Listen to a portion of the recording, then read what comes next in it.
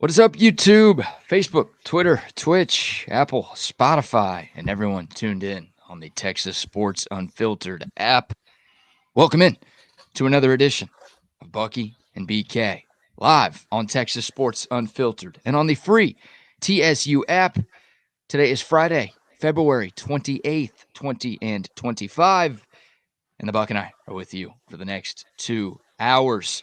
On today's show, Speedway Stu Myrick will join us at 7:30 to preview the NASCAR weekend out at COTA, plus some NFL Combine conversation, some Texas basketball chatter, big win for the women last night, and a big weekend coming up for both the Texas men and women. We've got some Texas baseball to get into.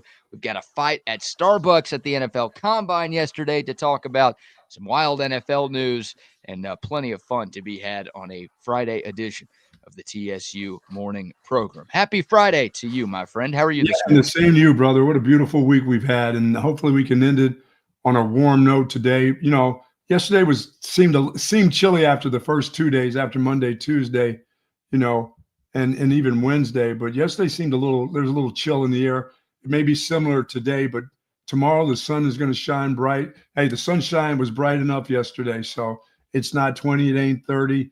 And it's just life just goes on as we head towards spring here in Central Texas. I love it. I love it. This is a great time. This is outdoorsy time. This is garden time for me. That's where I get my exercise, run around still with a wheelbarrow. Refused, got rid of my little John Deere after having that thing for like 25 years with my little cart on the back of it. I kept having to change batteries. So now it's just me and that wheelbarrow. Yes. I mean, I've got the bullseye gun for my wheel too. Those things that you see on TV that my wife says, that stuff ain't going to work. And if you get it, you're never going to use it. Well, I got the bullseye pump, the little plastic one that it's kind of, you plug it in and it pumps up like little wheels and things like that.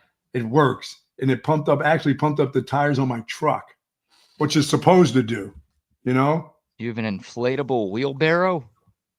There's a wheel on a wheelbarrow. That's why they call it a wheel. Oh, you've got an inflator to inflate the tire on your wheelbarrow. It's a thing called the bullseye pump that I saw on TV. If I see it on TV, I'm going to call 1-800. Let's go. Let's get it. And most of the times those things don't work, but this little pump works, which it probably should be, in my car. So if I get a flat, because I can't change a flat tire. Yeah, that's right. 70-year-old man. I can't change a tire. Never done it? I've never changed a tire. I've had AAA since since I first learned how to drive, and I will call on them. For one thing, with my back, when my back got screwed up, going down there and doing jacks and even lifting extra tires out of there and bouncing around. If I get down there, I can't get back up sometimes. So yes, the girl that I dated for, who did it to me on Christmas Day, we had a flat. Guess who changed the tire? She did. Wow, that's embarrassing. It was kind of embarrassing, but it was like, hey, I said, your daddy taught you how to change a tire. My daddy never taught me how to change a tire. My old man wasn't around enough to teach me. And first thing you probably should learn when you start to drive or whatever it is as a kid, even if the tire's not flat, just change it and then change it back. Just so you know, I never did that. I mean, I didn't have a car in high school. I didn't have a car until I got out of college. Well, I hate to say it to you, Buck, but that's probably why she broke up with you on Christmas Day. No, it isn't. No, it isn't. This happened way before. She still hung in there. She still got all the goods from me. Everything was good for her. In the back of her mind, like, this guy can't even change a tire. Is this the guy I want to spend the rest of my life with? I don't know. Yeah, but I can do some gardening work. I did that for her, so. Oh, that's masculine of you. Oh, come on, man. Come on, man. Yeah, that could have been. I mean, it would have been in the back of my mind if she couldn't have changed it. Oh, yeah? She can't change it, so that's a problem, even though you can't change it? Hey, give me all that daddy talk about how her dad taught her this, change the oil and all this stuff. Okay, let's put it to use. I'm not even going to mess around with you. If that thing's flat, I'm calling somebody. Well, so we won't see you in the pit crews at COTA this weekend is what you're telling me? Hell no. Only in the sweet life. There it is. But it's all right. There. Certain things are meant to be. Sometimes I don't like to take other people's jobs either. So other people have jobs too. Sure. Hey, those people, what if nobody called on them for flat tires and things like that? There wouldn't be a AAA, right? You're right. Why So take thank you. big? Yeah, thank you for keeping AAA in business. No problem. No problem. Gold card member. Like that. Gold member. Good morning to soldiers at Fort Cavazos, Texas, the soldiers in the state of Texas, and all those that fight for us each and every day. Thank you so very much. I know you guys can change tires. I mean, you can change tracks on tanks if you had to. I know you can do that. We do appreciate it. To you and your families, have a wonderful weekend and do be safe out there. Yes, indeed. Happy Friday to each and every one of you tuned in this morning. We appreciate you tuning in this morning, and a lot to get to on this show and a lot to get to all day long on Texas Sports Unfiltered. We're going to have plenty of fun talking sports and all that implies throughout today's programming. Start with a little combine talk. It continues in Indianapolis. Of course, the first day of on-field workouts was yesterday, and you had a few Longhorns participating in those. Again, 14 Texas Longhorns in Indianapolis this week for the combine. So you'll see a lot of burnt orange and white over these next couple of days at the Underwear Olympics. Yesterday was the defensive line and the linebackers. And for Texas, that meant Alfred Collins, Vernon Broughton, and Barron Sorrell participating in the festivities at Lucas Oil. Vernon Broughton did not participate. He's still nursing a bit of an injury, so he did not do any of the on-field workouts yesterday, but he is in Indianapolis, and he did measure out, Buck. Vernon Broughton, 6'5", 311. He has 35-inch arms, which is tied for the longest of any defensive lineman at the combine this year. Wow. So that's good for him. Yes, it is. The measurables matter. Sucks that Vernon Broughton couldn't work out. Hopefully he's good to go for Texas's Pro Day, which will be on March 25th. We have an actual date for that now, so a little less than a month away. Is that autograph signing day? No, that's the fan day that's coming up after spring ball. Yeah. I don't think the general public will be allowed to attend any event where you can watch your favorite football players play football. I don't think that's going to happen. Okay, so. or your former Longhorns do anything. This is a big day. That's a big day back here. Yeah, it is. Yeah, that's Pro Day coming up in less than a month. And again, hopefully Vernon Broughton will be healthy enough to do some on-field stuff at that point. But yeah, he could not participate in anything that happened yesterday. But again, still a good day. He's been meeting with teams up there in Indy. And yeah, just measuring out with 35-inch arms. Might not sound like a whole lot to us, but it means a lot to somebody out there. So that's the good news for Vernon Broughton. Two guys who did actually get on the field and work out yesterday. Alfred Collins, we'll start with him. 6'6", 332. Yeah, and he was listed at 320 this past season at Texas. So either the folks who make the Texas roster were lying or he put on a few LBs since the season. They kind of shorten up on those weight deals. That's the thing. Oh, yeah. When Sweat was here, he was 40 pounds more than he really was. So that's all right. That's good for him. He needs to be bigger. Yeah. Yeah, they really undersold T'Vondre Sweat. I don't think the difference between Collins' fake weight and actual weight was anywhere close to the difference between Sweat's fake weight and actual weight. That was a massive difference for that guy. But Collins, 34 and 5/8 inch arms, which was top 5 for defensive linemen at the combine. So good for him as well. How about an 85-inch wingspan for a guy who's 6'6"? Yeah, he just looks good. I mean, he looks like a pro prospect. I said since he was in 8th grade, he looked like a pro guy right away. Great. First guy should come off the bus is that dude every game. Bingo. He did not run the 40-yard dash, but he did most of the other on-field drills. So he did some shuttles and things like that for him? Yeah, I thought he looked good. I thought he moved really well for a guy his size. And of note, Daniel Jeremiah, who, of course, is on the telecast of the NFL Network's coverage of the Combine, when Alfred Collins was doing one of his drills, DJ called him a top 2-round player. So I don't think that means a top 1-round player, but sounds like Alfred Collins, at least in NFL circles, has a very good chance to be a 2nd-round pick when we get to April.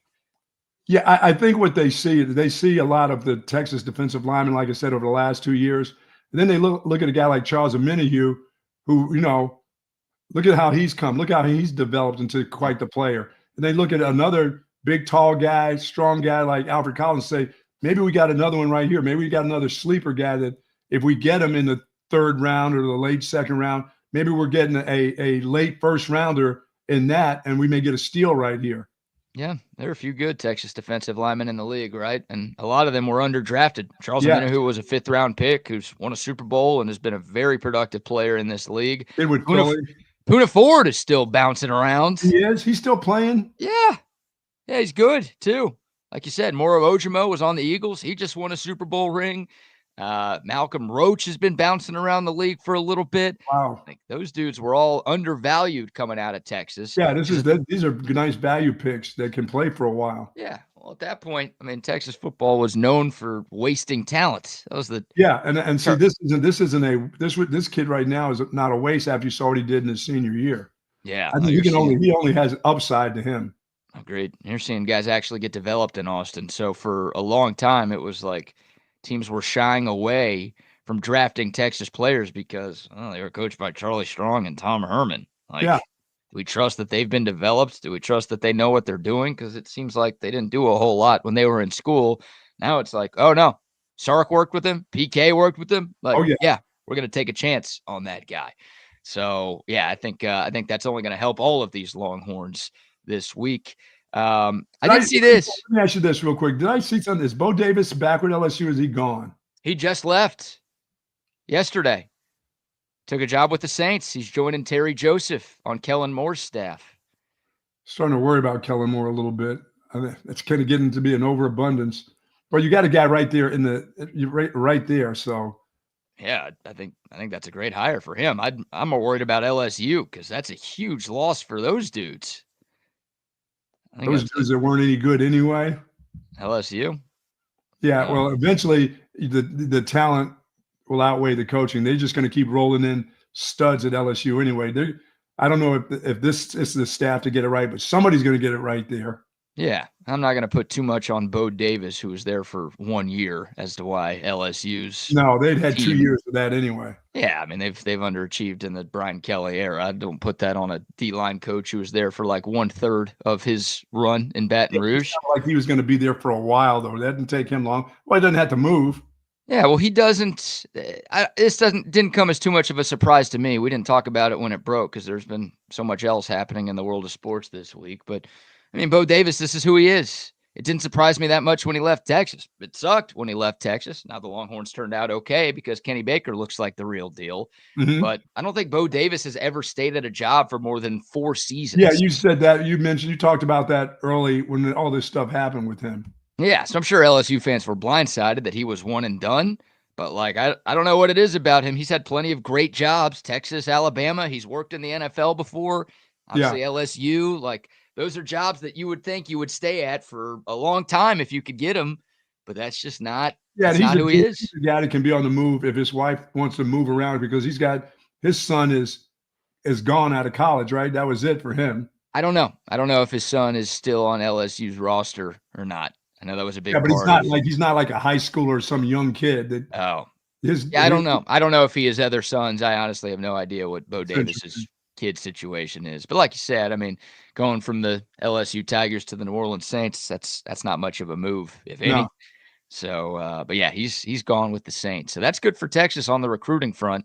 Certainly is. Obviously recruit well with LSU, and LSU took a couple of D linemen from Texas in the last cycle. I wonder what those kids are thinking right now. Yeah, no kidding. Could have gone to Texas with Kenny Baker. Now I'm at LSU with who knows who the hell is going to be my coach. I will say this about Alfred Collins, and look, it's almost silly season right now with the NFL, and everybody's got an opinion on every single draft prospect that's out there. My guy Lance Zerline, who covers the draft for NFL.com, worked with him in Houston at ESPN for a couple of years. Good dude. He tweeted this about Alfred Collins. He said, quote, coming in at 334 pounds and putting up a 26-inch vertical and 8-foot broad jump could be an issue for UTDT Alfred Collins. Those are not favorable numbers for a guy projected in the first 2 rounds, end quote. So I thought Alfred Collins looked great in the on-field drills that they showed on TV. They didn't show his broad jump. They didn't show his vertical. I don't really know anything about what those numbers mean. That's not my level of expertise. That is Lance Zierlein's level of expertise. So, again, it only takes one team to fall in love with you. But based on that tweet, like it seems like there might be some teams who are like, those aren't the numbers that we want because there's not a great history of guys at that size with those numbers who produce in the league. So it wasn't a perfect showing for Alfred Collins, I guess. The vertical wasn't good enough. The broad jump wasn't good enough, at least. I like to just know how he did in his shuttle, what people thought. Did you get a chance to see him move change directions and move? That's what's important, I would think, too. Yeah. He looked good. He looked good to me in those drills. Showed some good bend. They've got the drill with the two giant like hula hoop circles on the ground. They got to pick up the towel, run around, put it down, pick up another towel, run around, put it down.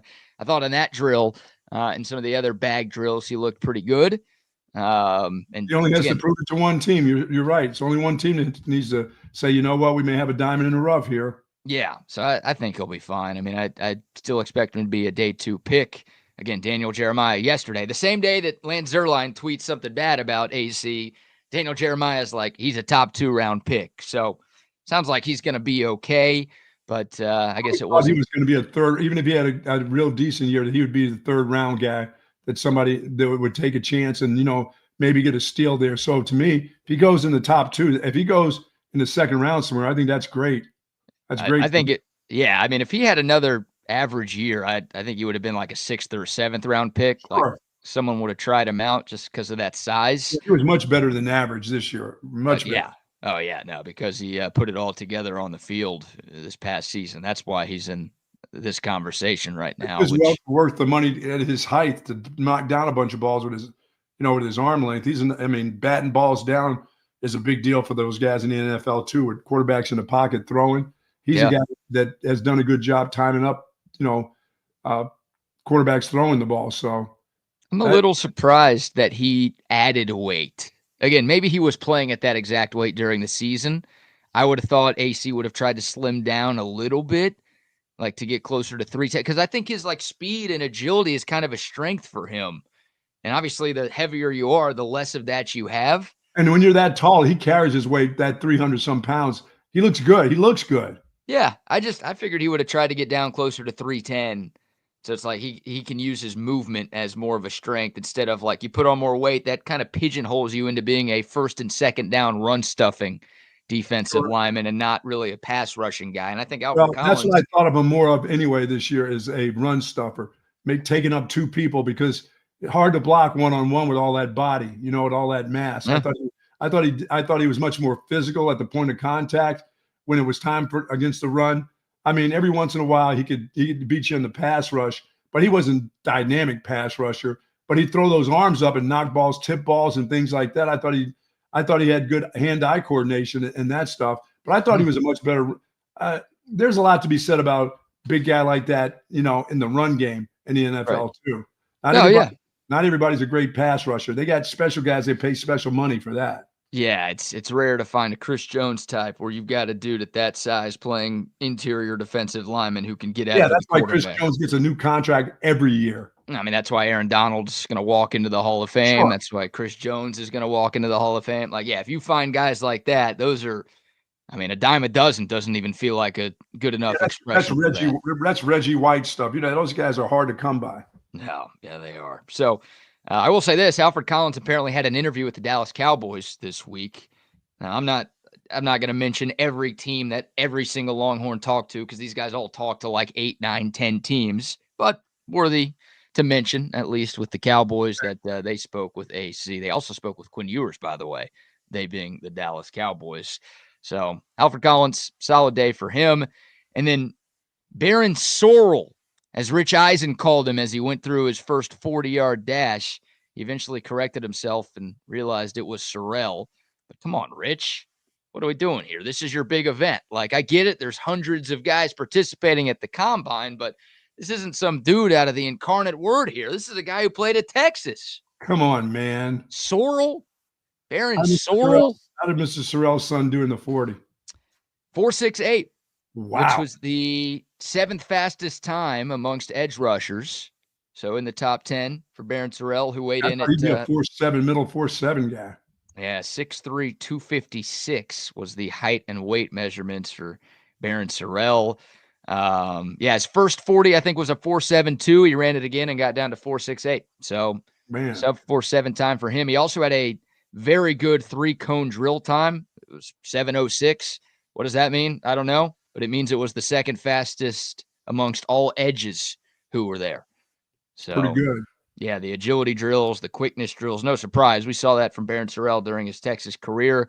Also had a 34-inch vertical. I thought he picked up where he left off. That's what you and I talked about, right? Yeah. Had a great showing at the Senior Bowl a few weeks ago in Mobile, and I think he had another great showing in Indianapolis yesterday. Making himself some money.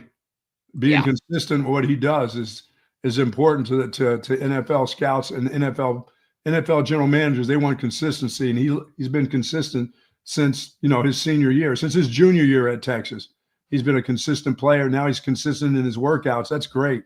That's great. Yep, I think he's really improved his stock. And well, that shows you why you show up at the Senior Bowl. That's why you don't pass that kind of stuff up and say, no, I'm not going to go, or have your mom call and say, no, I can't make it. That's why you go do those things. He needed it. Some of these other guys didn't need it. Like Gunnar Helm is a guy who skipped out on the Senior Bowl. That guy is going to get drafted, no problem. Sure. Barron Sorrell was like flirting with late day 3 UDFA status. Yes. So when you're at that level, you've got to do everything that you possibly can to make sure that somebody calls your name. And then during the draft. So he needed it more than just about any other Texas Longhorn that got invited to any of those events, I think. Yeah, so. he's been on that list of here's what you got to do. This is what you need to do. This is how consistent you have to be. And he hasn't taken a step. He's only gone forward. He hadn't gone backwards. He really hasn't stayed the same. It sounds like he's just gotten better with each workout. Yeah, I think he's locked himself in as a draft pick. And that's great. Sounds like an earlier day 3 draft pick, which is great. Yeah, I mean, Texas, look, the Longhorns have a chance to make history at this year's NFL draft, right? They had 11 guys drafted last year. The record for the most players from one school drafted in a 2-year span is 25, set by Georgia in the 2022 and 2023 NFL drafts. Again, Texas had 11 drafted last year. They have 14 at the combine this year. I think all 14 of those guys get drafted, which would tie the record. If they get, a Bill Norton or a Silas Bolden or somebody else who's not there this week who also gets drafted, they could set the record here. Yeah, I agree. That would be fantastic. That's different than what it's been. It's a lot different. Oh my God, there have been years where Texas has had like 1 or 2 people at the combine. Now they're getting 11 and 14 in back-to-back seasons. It's insane. It's insane. So great to see there. Good day for Barron Sorrell. I always warn people, be careful. If you follow Texas people on Twitter, that's great. You should. But they're going to suck every Texas player off at the combine over the next few days, which, hey, if that's the content you're looking for, go ahead, be my guest. But look around a little bit, do some research on these guys because, you actually want to know where they're going to get drafted and what NFL teams talk about or think about them. Go look around and see what NFL people are saying. All right, today you get the DBs and the tight ends working. So Jahdae Barron, Andrew Makuma, and Gunnar Helm will be on field working out. Tomorrow, the quarterbacks, the running backs, and the wide receivers. So Quinn Ewers will be throwing. He's actually about to interview right now in Indianapolis this morning. But Jaden Blue will be out there. Matthew Golden will be out there. Isaiah Bond as well.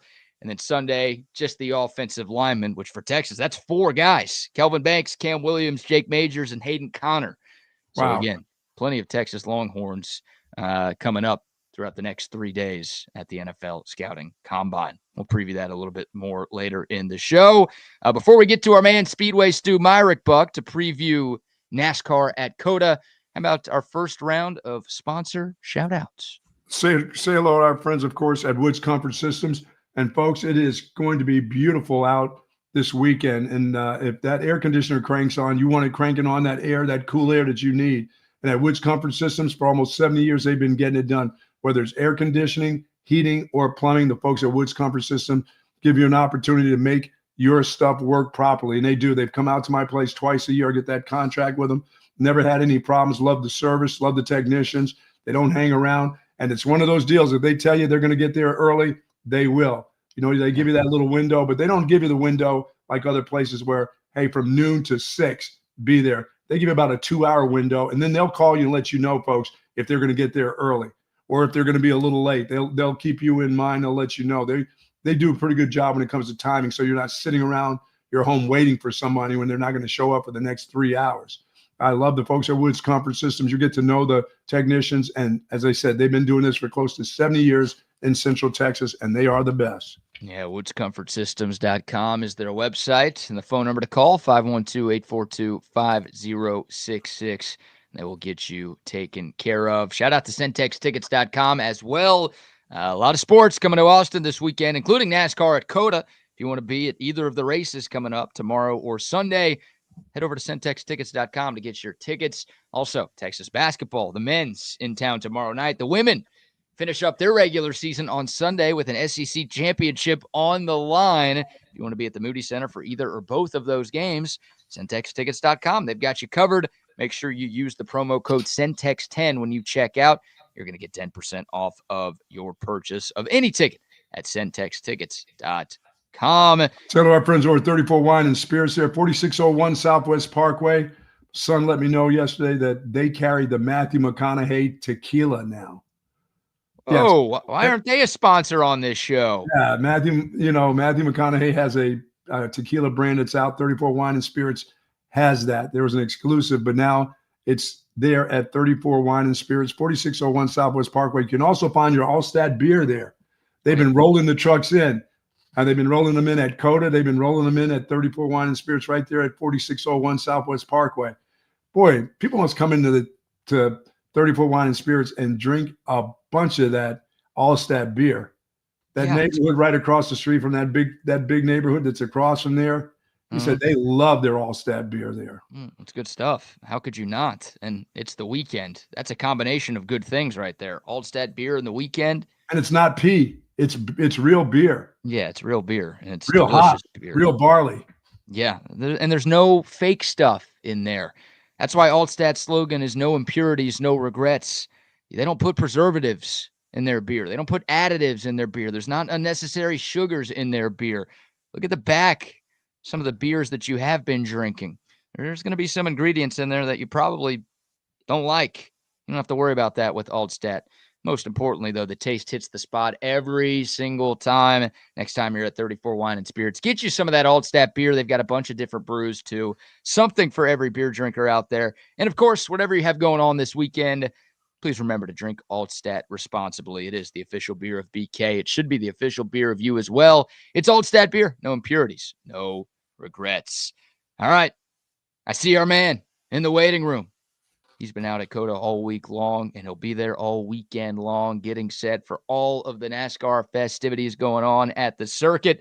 The man, the myth, the legend, Speedway, Stu Myrick, joins us this morning on Bucky and BK. What's up, Stu? What's up, fellas? How you doing? I'm doing fantastic. We're doing great. Stu, what is the vibe from the NASCAR folks out at COTA after a couple of years of racing out at COTA? Are they settled into it? Is there something that still missing at COTA for them, or is this just part of is this one of the places they really enjoy getting off their regular track to this? Well, there's a couple things to think about.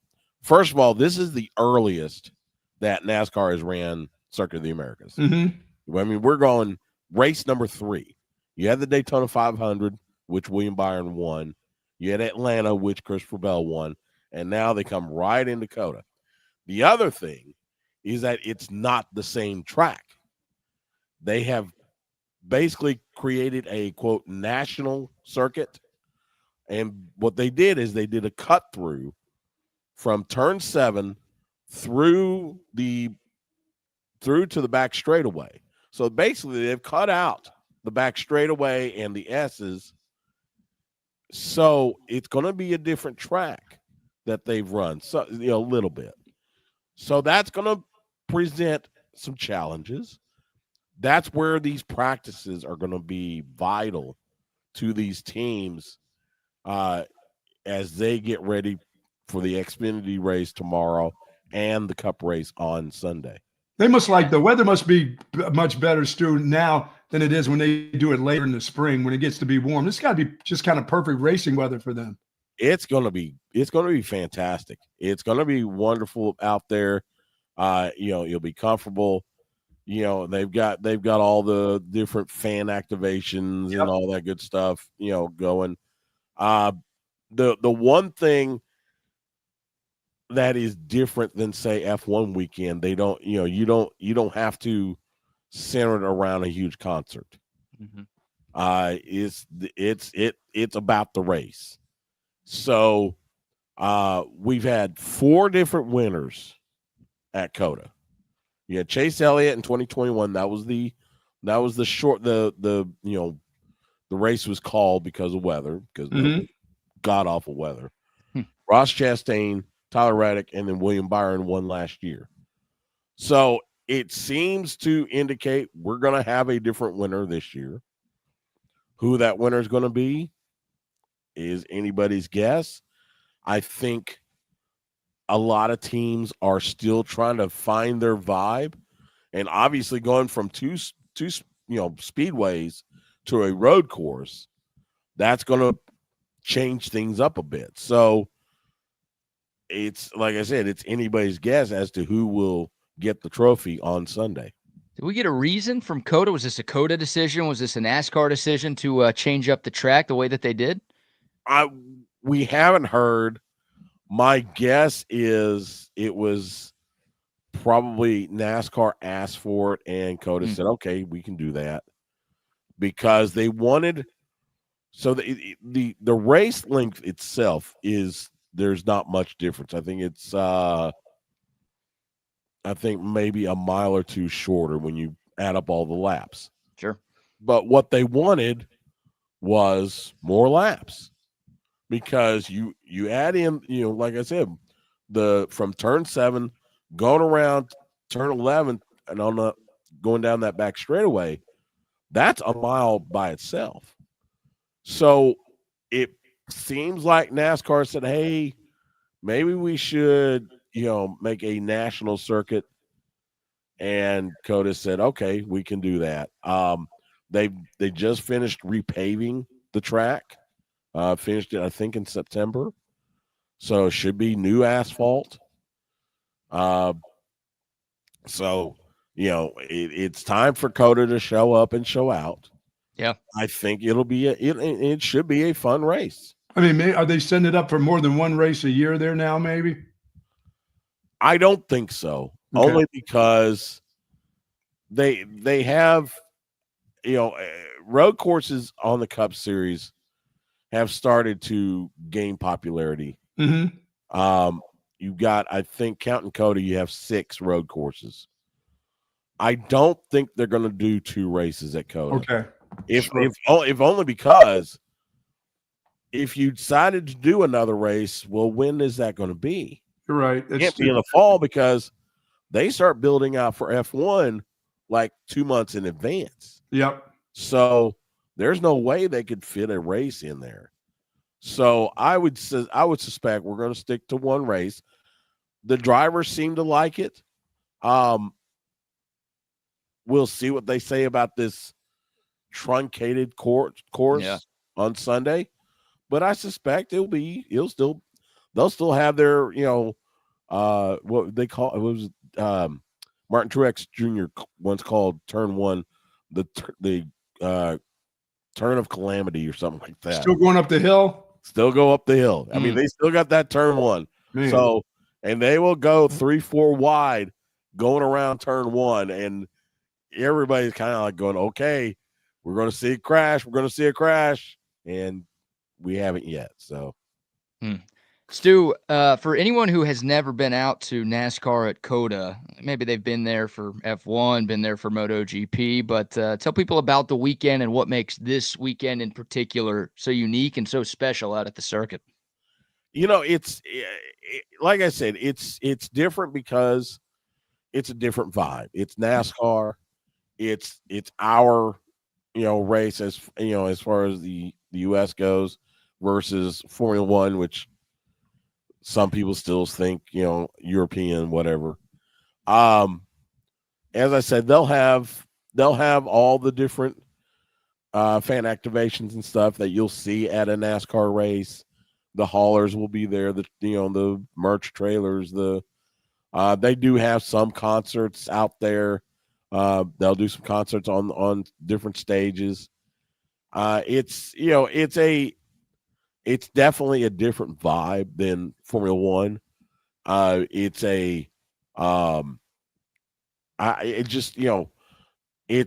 like I said, it's like going to Texas Motor Speedway, but instead of going round and round and round, you're doing, I guess, 15 turns instead of 20.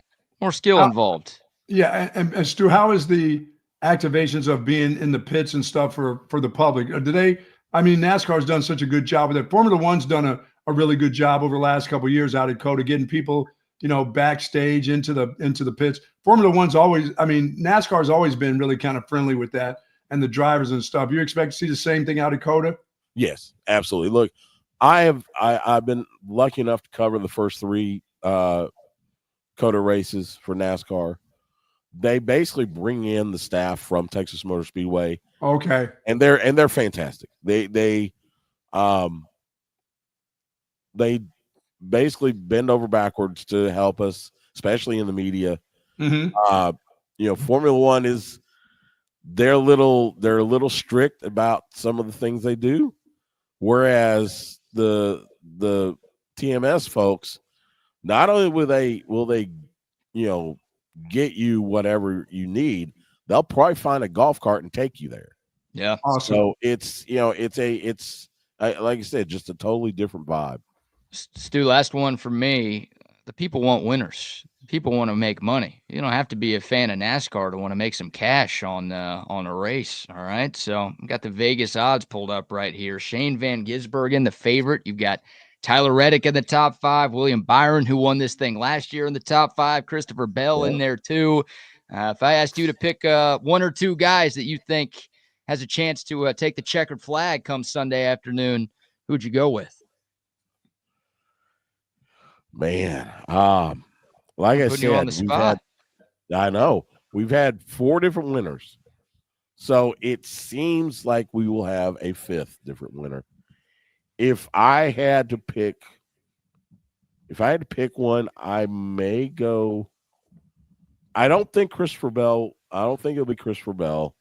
I'm looking at Shane Van Gisbergen is an intriguing individual. He did really well the Chicago race, and seems like he's starting to kind of get into the vibe. He's getting his feet wet. I think I may pick Van Gisbergen. Going with the favorite usually works. I like that. All right, Stu. Thanks for joining us, man. Appreciate all your great coverage out there at the circuit. Austin FC, by the way, you're doing Austin FC coverage for TSU as well. Any quick preview for tomorrow's game at Portland? Any thoughts on that? It's this will be the first road trip for Austin FC. It's a new era there with Nico Estevez, the new head coach. You don't have Sebastian Driussi anymore. I kind of get a feeling that this could end up a win for the Verde. It feels like maybe they can pull this one out. It'll be tomorrow night at 9:30 p.m. Central, because of course they're playing in Portland. Yeah. So it'll be 9:30 p.m. Central start. I think the Verde can win this one. Historic franchise, Portland. They've been around for a while, since the beginning. They're one of those originals. Oh, they chop all those tree stumps on the sideline during the game. It's like, what are we doing here? You're not lumberjacks. You're soccer players. What's going on? Weirdos. All right, Stu, enjoy the weekend. Thanks for spending a few minutes with us this morning. All right, fellas. Thanks a lot. Buddy. Appreciate it. There you go. Speedway Stu Myrick. He'll be out at NASCAR at COTA. If you want to be there, again, centextickets.com or circuitoftheamericas.com. You got events today, tomorrow, and Sunday. Gorgeous weekend here in Central Texas. If you've never been out to the circuit, this is a great excuse to get there. If you've never been to a NASCAR race, it's awesome. Yeah, and this one's kind of cool because it's it's on that kind of track, so it's spread out there a little bit. It's not the oval that you're used to. Yeah, the biggest knock for a lot of people on NASCAR is, you just drive and turn left. You actually have to turn right this time around. Yes. These road courses are unique. They provide some different challenges for the drivers. I think they provide a little bit more entertainment for the spectators. And look, the best part about the circuit, Buck, let's call a spade here. It's the people watching. Oh, yeah, it's awesome. Like each of the 3 giant races. I mean, look, you go out there for a concert, you're going to see some crazies and some interesting folk.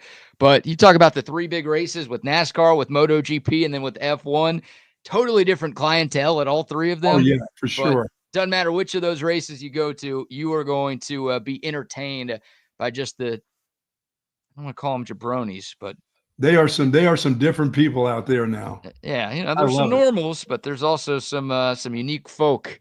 And NASCAR's got some hilarious people. Some rednecks, you'll see cutoff jeans, you'll see a lot of tank tops, you'll see a lot of shirtless dudes. I don't know if that's a great sell.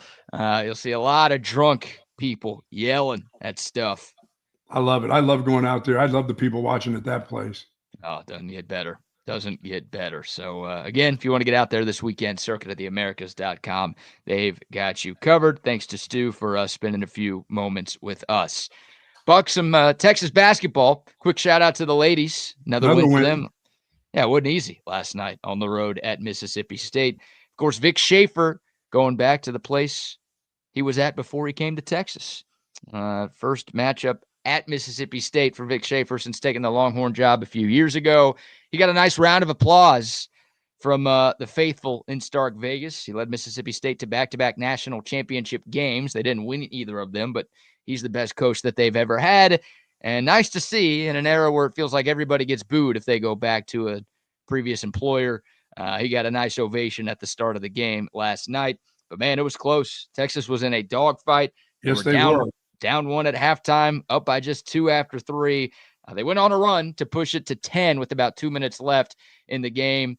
That was the largest lead of the game for the Longhorns, and they hold on to win 68-64. The final, Texas gets the win. The big story, Shea Holly, Austin's own, Westlake's own, tied a career high with 16 points. All of them came in the second half. She made 4 threes. Texas, as a team, only averages 3 3-pointers. Yeah, she sat per game. Stopped them last night. Yeah, she was money. Hit 4 threes herself. Texas, as a team, hit 7 threes. They needed all of them. Mississippi State was playing like this very saggy zone. Yeah, they didn't want that ball to go inside. No, yeah. Taylor Jones, who's been dominating down low, she didn't do much. Kyla Oldacre, the other Texas big, she didn't do much. It was tough to get into the paint for Maddie Booker. Their goal was to make Texas shoot the ball, and Texas doesn't shoot a lot of threes. They had to last night, and thankfully, again, they made them last night, especially Shea Holly. Big win for Texas. Mississippi State had a good game plan that slowed Texas down offensively. The Longhorns still find a way to get it done in a pretty raucous road atmosphere. So Texas is 1 win away from an SEC championship in year 1, Buck. Yeah, that happens at places. Here, Aggies. Yeah, I was about to say, it doesn't happen at places, plural. It happens at place, this one. This place, yes. Doesn't happen at Texas A&M. But now the Texas women, if they win on Sunday against Florida at home, and Florida sucks, they're 14-15 this year. So Texas will be a huge favorite. They should take care of business. They will take care of business. If they win, they'll clinch at least a share of the conference title. If they want to win it outright, they're going to need some help. South Carolina has to lose for Texas to win this thing by itself. The Lady Cocks host Kentucky. Kentucky's ranked. They're pretty good. Yeah. But Kentucky's got to pull off a road upset at South Carolina, for Texas to win this thing outright. But still, kind of hard. That's hard. They're not giving up a championship. No, I think it'll be a shared title, but no one's going to complain about that. No. Toughest league in women's college basketball. Beating South Carolina a couple of weeks ago was a tremendous accomplishment for this Texas women's team. I mean, hell, they're the number 1 team in the country right now. So they've pulled off a lot of great things this year. But yeah, to cap it all off with an SEC regular season title, that would be big time. And then the SEC tournament, that's how you really top it off. Oh, yeah. Right? You prove who's the real winner if you win the conference tournament after sharing the conference title. So we might get a part 3 of Texas, South Carolina. Hell, we might get 4 Texas fake USC games this year in women's hoops if they meet in the real tournament as well. Texas is 28-2, Buck. That's the best start for the Longhorn women's basketball team since 87-88. The Jody Conrad era, the best era of Texas women's hoops. Yep. It's been a long time since Texas has had a team this good. They've been good. They had a couple of good teams with Karen Aston. They've had some very good teams with Vic Schaefer, but they're doing things that they haven't done, again, since the late 80s and the heyday of this program. So, congrats to the Texas women's team. One more in the regular season. Hopefully they get it done. Go out and support them. I think it's already a sellout crowd at Moody Center on Sunday afternoon. It should be. They've earned it. They are awesome.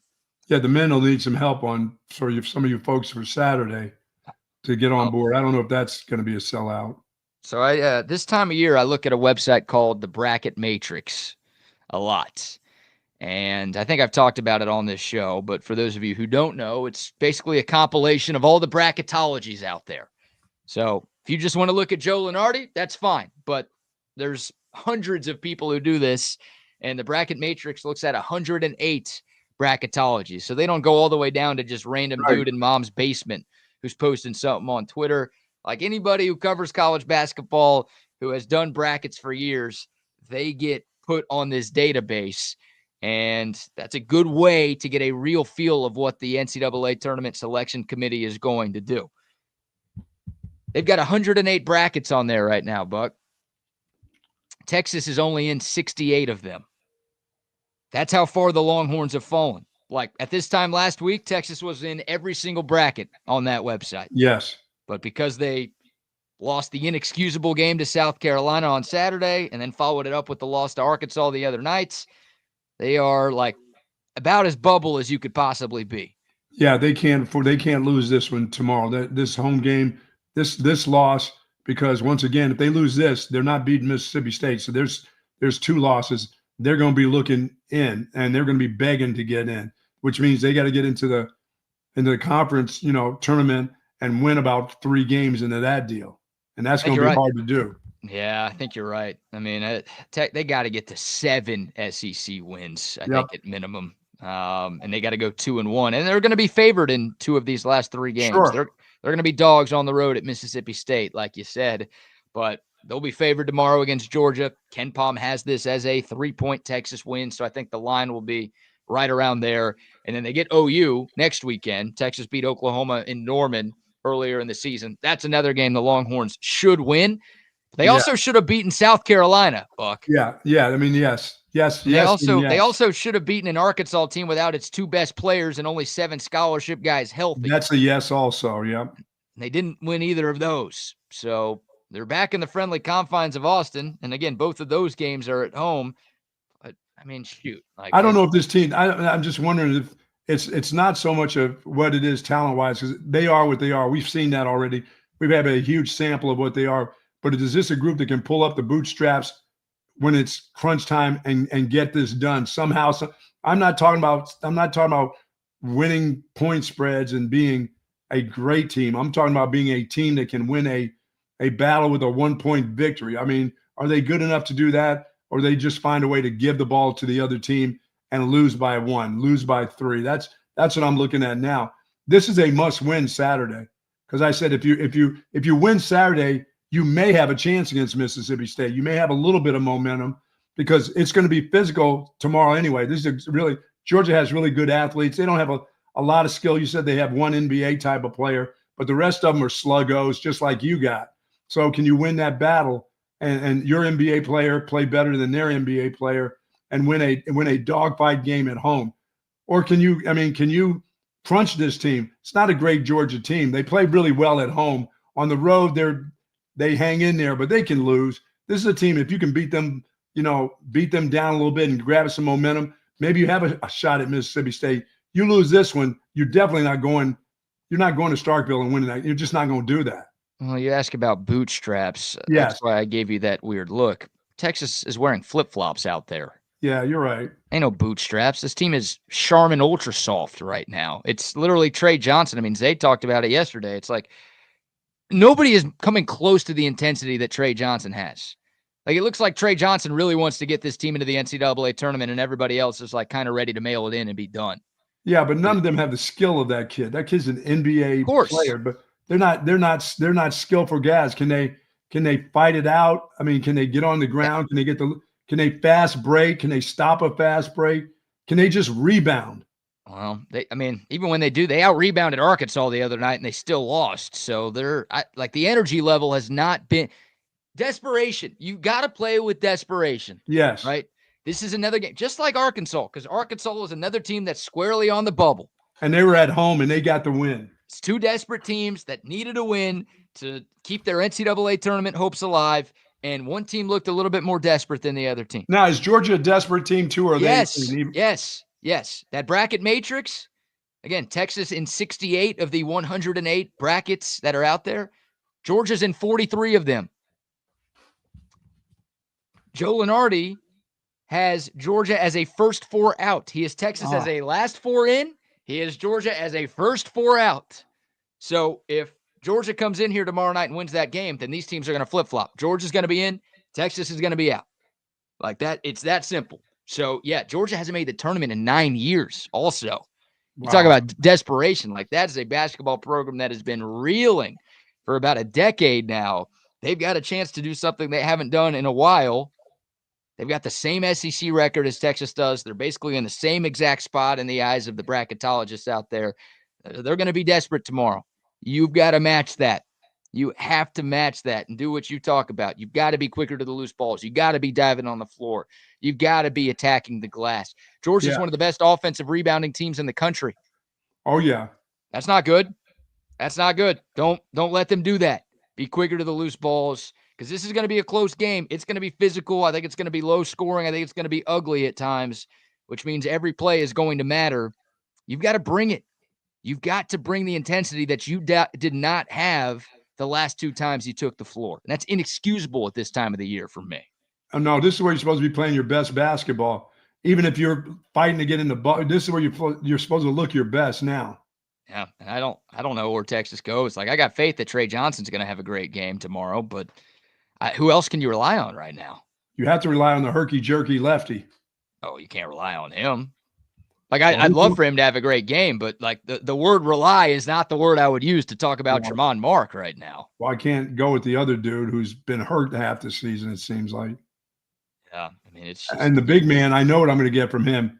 This group right here is physical at Georgia. They got a bunch of 6'7", 6'8" guys that like to rebound and run and everything else. So I expect for Shedrick to be thrown all over the court. I mean, just pushed around.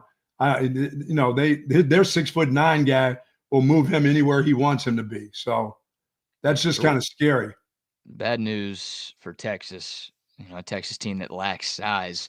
Georgia is the 11th tallest team in the country, according to Ken Palm. Yeah. Now, it is weird. I mentioned how they are one of the best offensive rebounding teams in America. They're one of the worst defensive rebounding teams in America, which doesn't quite make sense for a number of reasons. So an opportunity for Texas maybe to get some second chances on the offensive glass, which would help. And also Georgia turns it over a lot. So I'd love to see Texas get out and run, because I can't watch much more of this half-court offense. No, that's not Trey good. Johnson doesn't have the ball. The half-court offense is cheeks. Yeah. So, like, get out and run. You can force turnovers against this Georgia team. That's how you do what you talked about. Maybe turn this into a bit of a blowout. Maybe win this game going away. Yes, run the ball, run. Get some momentum going into the final week of the regular season. That's how you do this. Hopefully Texas can do that tomorrow. I think Texas is going to win. I do. I know, like, picking them to win right now feels ridiculous to a lot of people out there because of what this team has done the last 2 times. I just see Georgia being a little bit different on the road than they are. They're really decent at home. They put up a good battle at home, but I don't know about on the road how they'll do. If you start to send them in one direction, they may stay in that direction too. You get that snowball going downhill for them.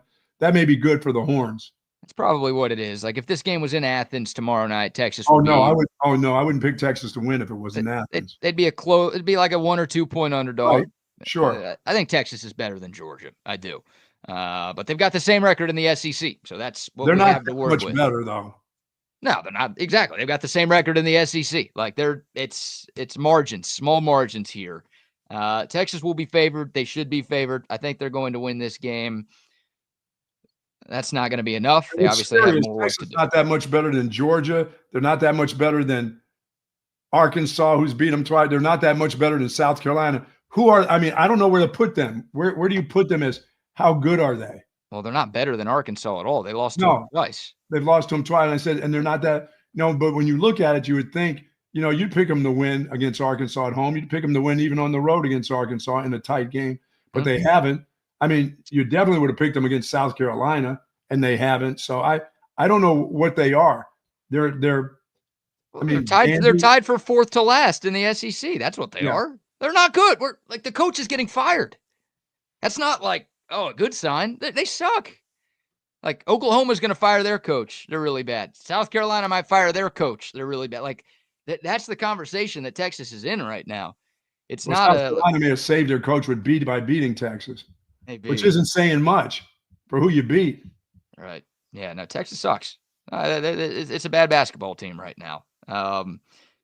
And if they win tomorrow, I'm still going to feel like they're a bad basketball team because they're just beating another bad basketball team. That's what it comes down to. So Georgia's 1-7 on the road this year. You can't lose. You can't lose to them at home. You can't. No, this is a must win. You lose this one, you might as well count another one coming up, and then that's it. Yeah, you can't. I don't think you can lose 2 of these last 3. If you do, you've got to make a deep run in the SEC tournament. Yes, and that deep run might mean making it all the way to the final, if not winning and getting the automatic bid in the conference tournament. Yeah, this team's not good enough for that. They're not good enough to make a run in the SEC tournament and win the tournament. No, because you've got to beat like multiple of Auburn, Alabama, Florida, Tennessee, Missouri, A&M, like all these teams that have beaten you this year to make a deep run. You don't only have to beat one of them. You've got to beat 2, 3, 4 of them. Yes. So that ain't going to happen. Yeah, you don't want to put yourself in a spot where you are relying on your conference tournament to make the NCAA tournament. Especially in this league this year, because this is maybe the best individual season a conference in this sport has ever had. Yeah, I'm trying to find out who he's going to roll out there as the starting guard, but it doesn't matter between the two. It really doesn't. Is one guy a scorer? No. Is the other guy a scorer? No. Who's going to turn the ball over the least amount of times of the 2 guys? That's what I look at. Yeah, you don't have a true point guard. It's February 28th, and you don't know who your point guard is. Like, when it really matters, this is the time where it matters. Jordan Pope is not a point guard. I could have told you that before he got to Texas. He's small, but he's a 2. He's just a great shooter. He should not be on the ball like he has been this season. Zay compared him to A.J. Abrams. That's a great comp. Now, a very poor man's A.J. Abrams. Yeah, no kidding. He doesn't score like that, right? But a great shooter who, hey, penetrate, kick it out to him. He's going to make it more often than not. He's not a creator. He's not a facilitator. And yet, because they've made him try to create his shot, which makes him look so terrible, trying to jump over 6'4" guys, at his height, not getting any help. No. So and he doesn't facilitate that much. I mean, he can bring the ball past half court and then just give it to Trey Johnson, then get the hell out of the way. It's kind of the game plan right now. If Texas did that more against Arkansas, I think they would have won that game on Wednesday nights. But yeah, and Julian Larry, it's just too big for him. It's too big for him. Like, some guys can make the jump from a school like Indiana State to a school like Texas and be fine. No, he has not. You're right. But Larry Moe and Clark Kent have had a tough time doing that this year. They have. They really have. That's it's just bad. It's bad all the way. There's no reason Texas should be ever in this situation that they're in right now. Well, you shouldn't be in this situation when you got an NBA player on your team and you're trying to make the tournament. You should be in the tournament. Yeah, and it's the best freshman you've had. This is the best player you've had in a while. And this ain't like, look, wasting Jared Allen or Jackson Hayes or Mo Bamba, like that hurt. That all hurt. You wish you did more with those guys. But Trey Johnson is like this otherworld talent in college basketball. And it's a crime to America. I might start calling Rodney Terry a terrorist here if Texas doesn't make the tournament. It is a crime to America if Trey Johnson doesn't play in a tournament game. Like, the country deserves to watch Trey Johnson play in a tournament. That's not just like Texas fans.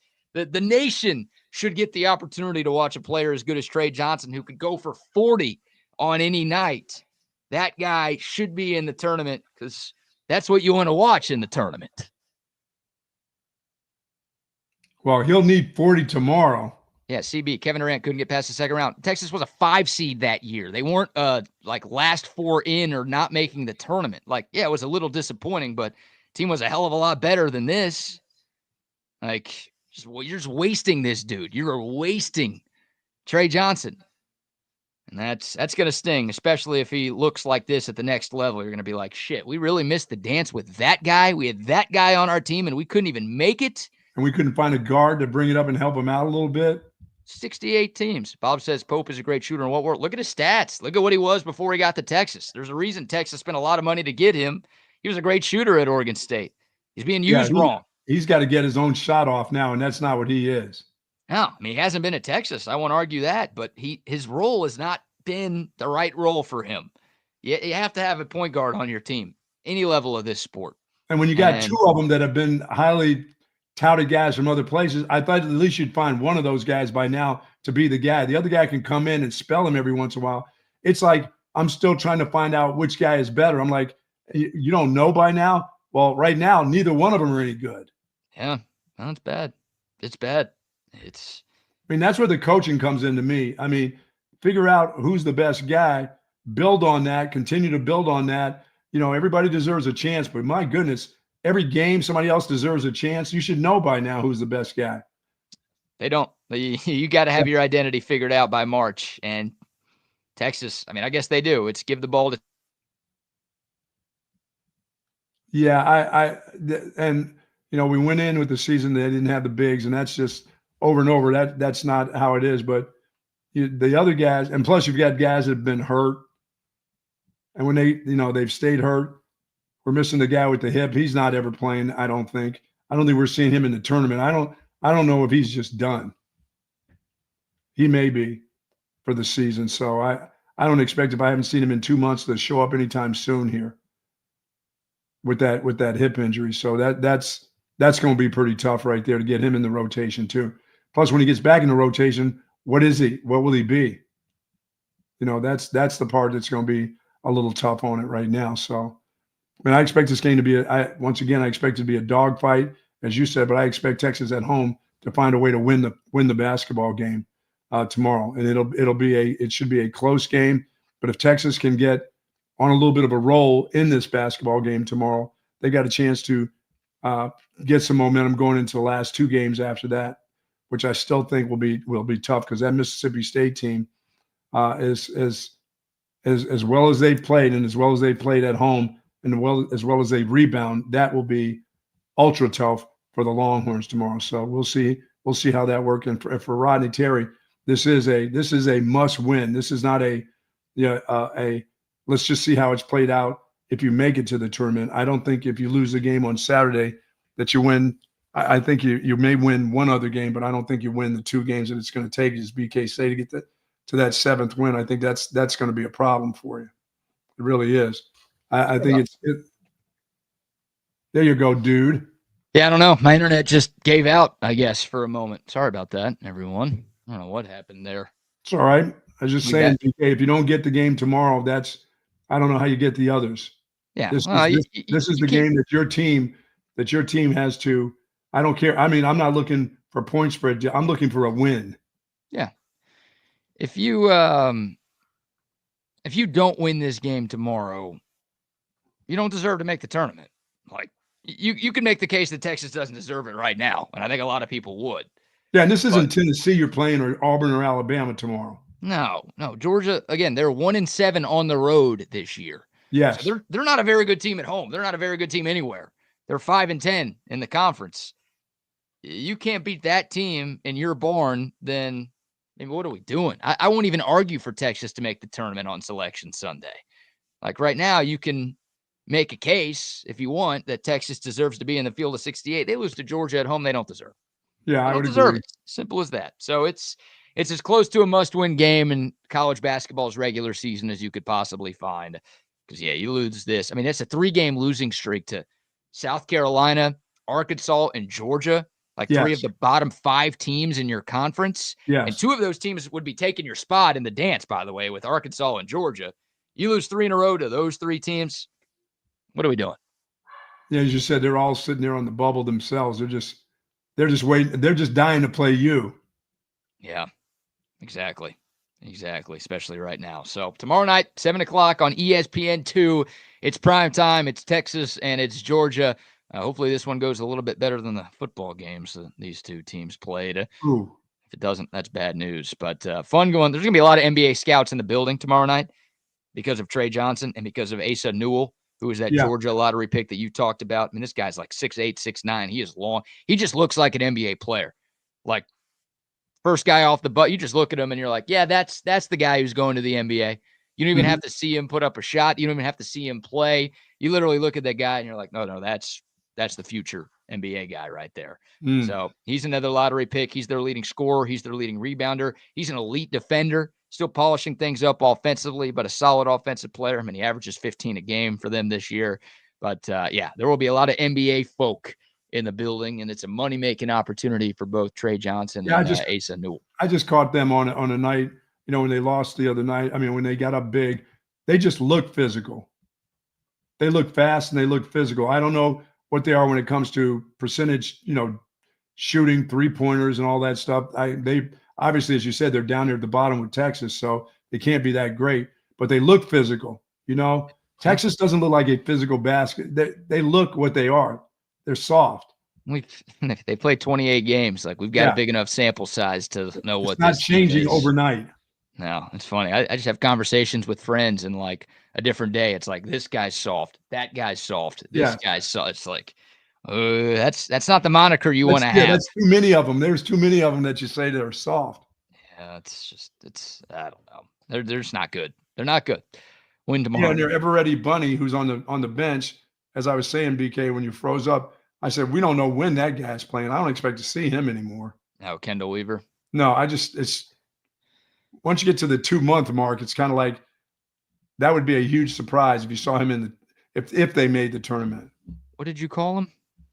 The ever ready Bunny? Is that what it is? I don't know. I've never heard that before. What is that? What bunny is it? Is that an expression or something? No, it's the battery. What's that battery? Playboy Bunny? No, not Playboy Bunny. What do you want to do to Kendall Weaver? Goes around with the the Energizer Bunny? Energizer Bunny. What did I call him? Ever ready? What is ever ready? What is that? Is that a battery? Oh, you just said. Did I make up something? You said Kendall Weaver's going to be in Playboy or something, I think. No, he's the Energizer that they need. He's the Energizer Bunny, but I haven't seen him hop around at all. No, I think it's 12 games in a row that he's missed. Man, I don't care. Rodney Terry for 3 weeks has said he's like a game time decision. So you giving up on that? No, he's not. I've given up on that. Would be nice to have him. Be a great surprise tomorrow night if all of a sudden Kendall Weaver's the first guy off the bench. How cool would that be for him? That would help him out a little bit. And they need it. They need everything that they can get right now. They should be able to win this game without him. They should have been able to win a lot of the games that they've played without him. The Arkansas game. Yeah, but they had more guys injured than Texas did, and they found a way. Yeah. All right, we'll take your thoughts. The Dakota text line 512-222-9328. Apologies for the technical difficulties. A little freak out from the internet at my place. That's on me, but it seems like we are back and squared away.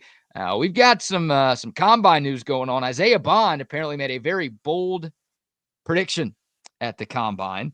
We also have some just general NFL news to get into. It's been a pretty wild couple of days in the NFL world. We'll talk about that. But before any of that, Buck, how about another quick round of sponsor shout-outs? Hello, our friends over at Sue Patrick, 5222 Burner Road. I got my Sue Patrick gear on today. I went all Sue Patrick on them this morning. Head on over to 5222 where you'll find there you go. That's sweet. All your Longhorn items, men's and women's clothing. They've got it all. The polos for golf. They're there. All the caps. All the baseball caps, you name it, they've got it at Sue Patrick's. They also got the snow globe, and you don't need it. You can use that at any time of the year where it shows all the sites and historic spots in the city of Austin. Love Jay and the gang over there. As I said, if you put that online, you go online, get your order over $49 free shipping just for you, and it'll get there quick. But go by the store. Plenty of parking at 5222 Burnett Road. You don't have to walk from blocks to blocks. You only have to walk a few feet, and you're right there in front of the store. Love the folks at Sue Patrick. For more information, go to SuePatrick.com. And the Jelly Cats are there. That's right. The Easter Jelly Cats have arrived. They won't be there long. So if you're interested in Jelly Cats, if you're one of the collectors, which some people are, I'm not one of them, but I do like to get a Jelly Cat here and there for my grandkids, of course. But they've got tons of those. They've got those. How are those collector's items? That's unbelievable. I was never a Beanie Baby, but I do love the Jelly Cats. You were never a Beanie Baby. I was never one of those collectors of Beanie Babies or those kind of little things. Yeah. I shouldn't be a Jelly Cats collector, but I do that for my grandkids because I'm a good grandfather. It's weird. All of those Jelly Cats are on your side of the bed at your house, yet you say they're for your grandkids. I don't know how that works. They are so cute. As long as you don't let the dog get a hold of them. Oh, that'll be God. it. I bought my sister a Jelly Cat a few weeks ago and brought it to my parents' place first. And the dog was staring it down. Oh, the dogs will stare that thing down. She was jumping for it too. It was like a little what is it? Capybara is the name of the animal. Capybara Jelly Cat. And my sister, for some reason, loves those things. And I brought it home, and I was just messing with the dog. She was jumping for it. She was like staring it down the entire weekend. Don't leave that by accident near a place where the dog can get to it. That dog will tear that thing up. Yeah, they will. They're fine woven products, so you got to be careful. That thing will come apart in a hurry, especially with a dog. Yeah, and the dogs will be after it in a hurry. They like it too. The people like it. Albert Turtle or whatever his name is. Alex the Mad Turtle. Who knows? Sue Patrick, they got you covered. Love him. You know who else has you covered? McCall Custom Homes.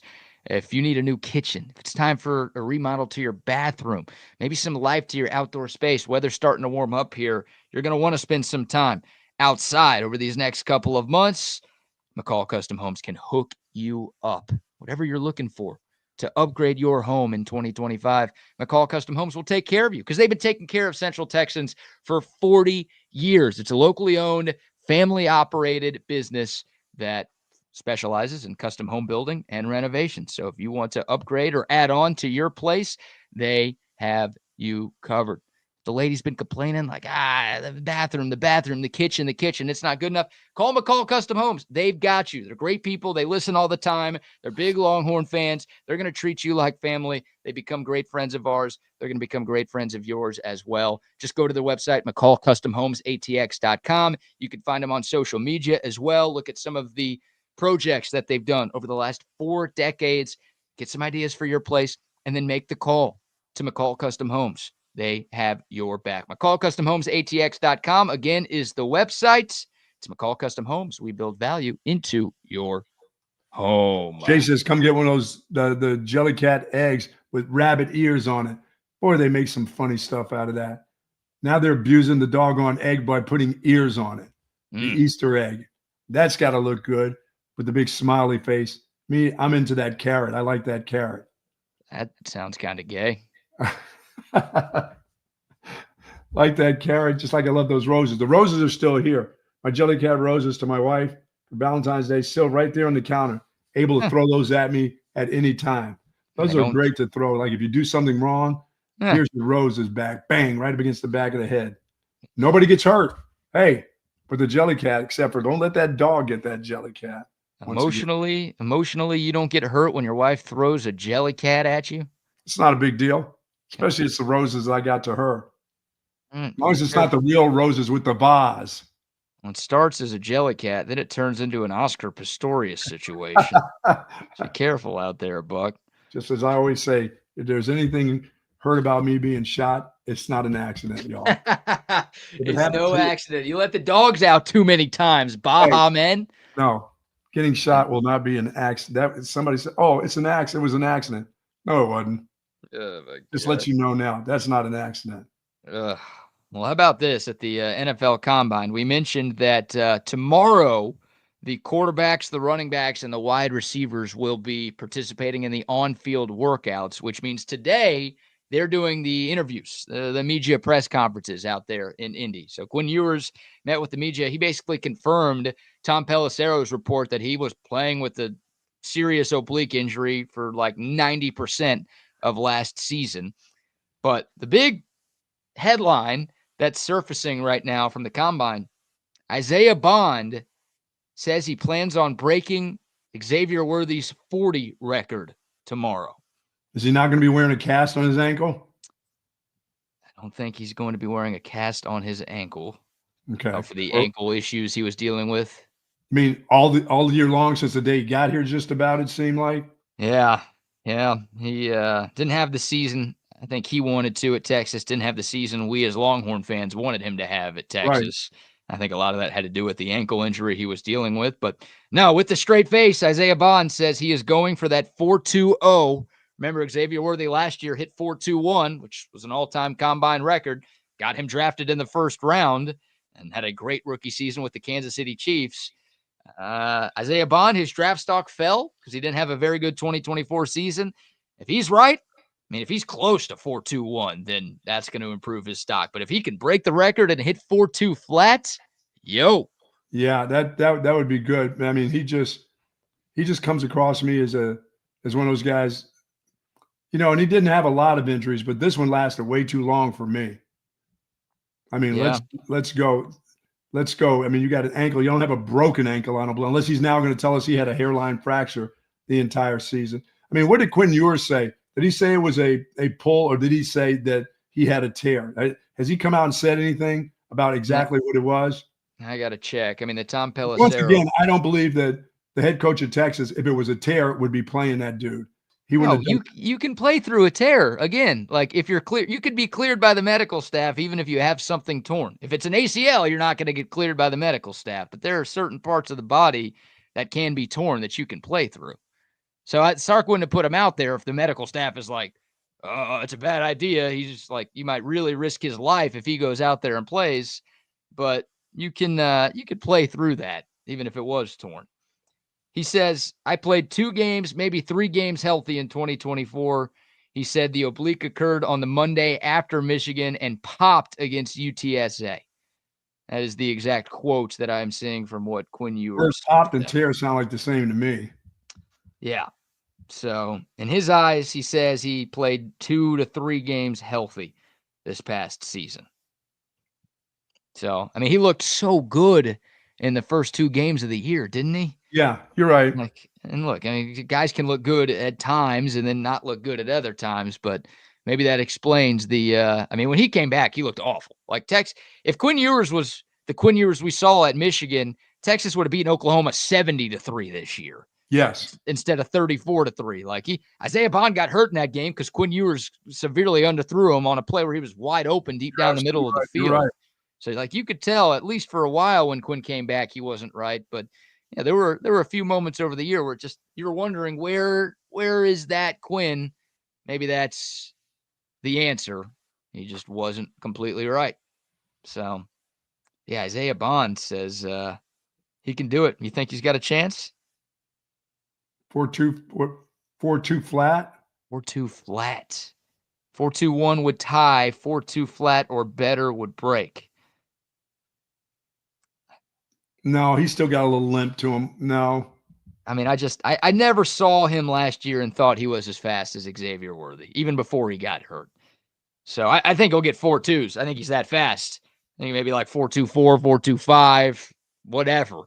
But I mean, predicting that, I can't go on a limb and say he's going to go 4.2. That's nuts. I mean, I didn't think Xavier Worthy was going to break it last year, and he did. But I didn't see enough from Isaiah Bond. And if that's the case, I'm going to be pissed. Like Xavier Worthy is one of the most productive receivers in Texas history. That guy was open a lot. Isaiah Bond wasn't open very often. If you could run that fast, dude, why the hell were you not open more? Well, he caught a couple screen passes early when he was healthy that showed you his flat out speed from a dead stop. You know what I mean? From a dead catch and then take off. Nobody could catch him. But once he got the ankle, BK, he never, ever came back to, what you thought of even a scrubby guy who was a 4.5 guy. He looked like guys that ran 4.6. He never got better. There's always some little limp to it, or it just, his hands weren't consistent enough after that. He looks like a guy that has to be 100% in order to play well enough. And in the NFL, how often will you be 100% after about the third game? Yeah, you're right. Xavier Worthy was a consistent receiver at Texas, and he was also pretty close to a complete receiver. Like, is he going to go up and win a lot of 50-50 balls? No, because his size won't allow him to do that. But I kind of scoffed at the notion of a lot of NFL people that were down on Xavier Worthy, who were like, nah, he's only a fast guy. Like, he's John Ross. He's super fast, but he can't actually run routes. He can't get open, the hands, this, that, and the other. I'm like, you didn't watch him. And no, I thought he's one of the best scoring zone route runners that you've seen in college in a while. I mean, he comes in and out of breaks. It makes it easy for a quarterback. For that guy, made it easy down in the scoring zone. In the year he had drop issues, he was playing with like a broken thumb for most of the year. So it's like, I don't know. Like, people were just like, he's fast. He's not anything else. And I'm like, turn on the tape. Look at the numbers if you don't want to turn on the tape. Like, he's not that. Yeah, Isaiah Bond, to the ground. He'll go make low catches, high catches. Yeah. Like I said, he's not going to win 50-50 balls because he's not physical enough to do that. But he will dead smack run past you. And he doesn't get hit the way, a lot of little guys get hit. He understands the game. He knows he's not taking on certain, he knows how to take a hit. He knows how to go down. I don't feel that way about Isaiah Bond. Everything you just said is not how I feel about Isaiah Bond. And not just at Texas. Like, at Alabama, I don't think he was doing that stuff enough. And that's why, like, I don't think Isaiah Bond's going to be a first-round pick, even if he is low 4.2s tomorrow. I think he's a day 2 guy, and I think there are a lot of questions about his ability to be a productive receiver in the NFL because he wasn't in college. Yeah, and I believe Mitchell, with the Colts eventually, once he gets with the right quarterback, the young quarterback today, I think he's going to be fine too. I just thought that combination of young quarterback, first-year wide receiver, it's hard to get on the same page. It was bad. Yeah, I mean, it's NFL football. It's your quarterback who's not had that many starts. You threw him in there, and then you expected him to do something with which I still think is a fantastic young wide receiver that's going to be good. If he was on a veteran team with veteran quarterback, I think he'd have been special still. But not with that particular quarterback, no. No, it was a bad year for A.D. Mitchell. And, I think a lot of it has to do with Anthony Richardson just being bad. The Colts came out earlier this week and said they're going to have an open competition at quarterback next year. And you're like, Anthony Richardson and who? They're like, we don't know. We're going to bring somebody in to have a competition with Anthony Richardson. And it's like, yo. That was the number 4 overall pick in the draft 3 years ago. He was C.J. Stroud's draft. Put him up for grabs someplace. Somebody will take him and fix him. I don't know if he's fixable, dude. But the Colts have to try. They've got to try. But that's bad. That's bad for A.D. Mitchell because he doesn't have a good quarterback to throw him the ball. Like, there were times where he was open last year and AR-15 just missed him by like 5 yards, and it's like, it's not even close. Yeah, it's just hard. It's almost like rookie with rookie playing the position. It was just too tough for him. If it was C.J. Stroud rookie, Jaden Daniels rookie, then it wouldn't have been an issue. Oh yeah, for sure. He would have had a fantastic year because that guy hasn't missed a step as a wide receiver. It's just the quarterback. Well, he will help you look bad. Yeah, he will make you look bad. Yeah, so don't give up. On neither one of them you can give up because you can't give up on, especially the quarterback that you spent all that you spent that draft pick on. You're gonna find out about him. It's gonna take you 3 years to find out. This is another full year coming up of finding out, and it may take you another. Because what do you got? Right.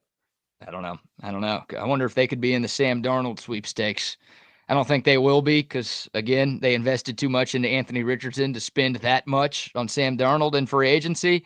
But maybe like a Justin Fields, maybe a Russell Wilson, a Mac Jones who's a free agent. I mean, I know these.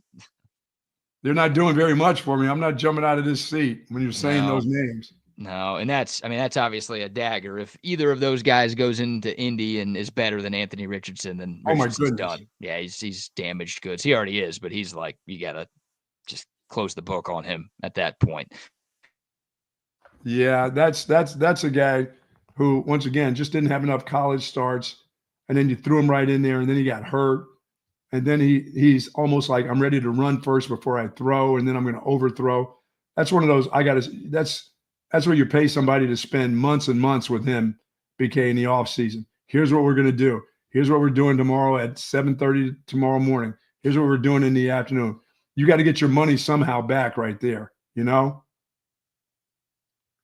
And the NFL guys don't care. They don't care to wait for you to get better. But in this case, when you do it with a quarterback, they have to wait. They got nobody else. Nobody else. All right. Can you hear me? Can you see me? I got you. All right. My internet's starting to crap out again. Maybe we're off the hook. Maybe we're back in. Tell me about the Starbucks incident. He's gone. He will return, y'all. He's going to take a little sabbatical, get his internet back, and get us all set. He's back again. Am I? Yeah, you are. I got you. All right, dude. Rectum. A pain in the rectum. That's all right. It happens. It happens. I What do paid you too got? much Dogs? money for. Huh? You got dogs loose? Hey, call somebody at the apartment.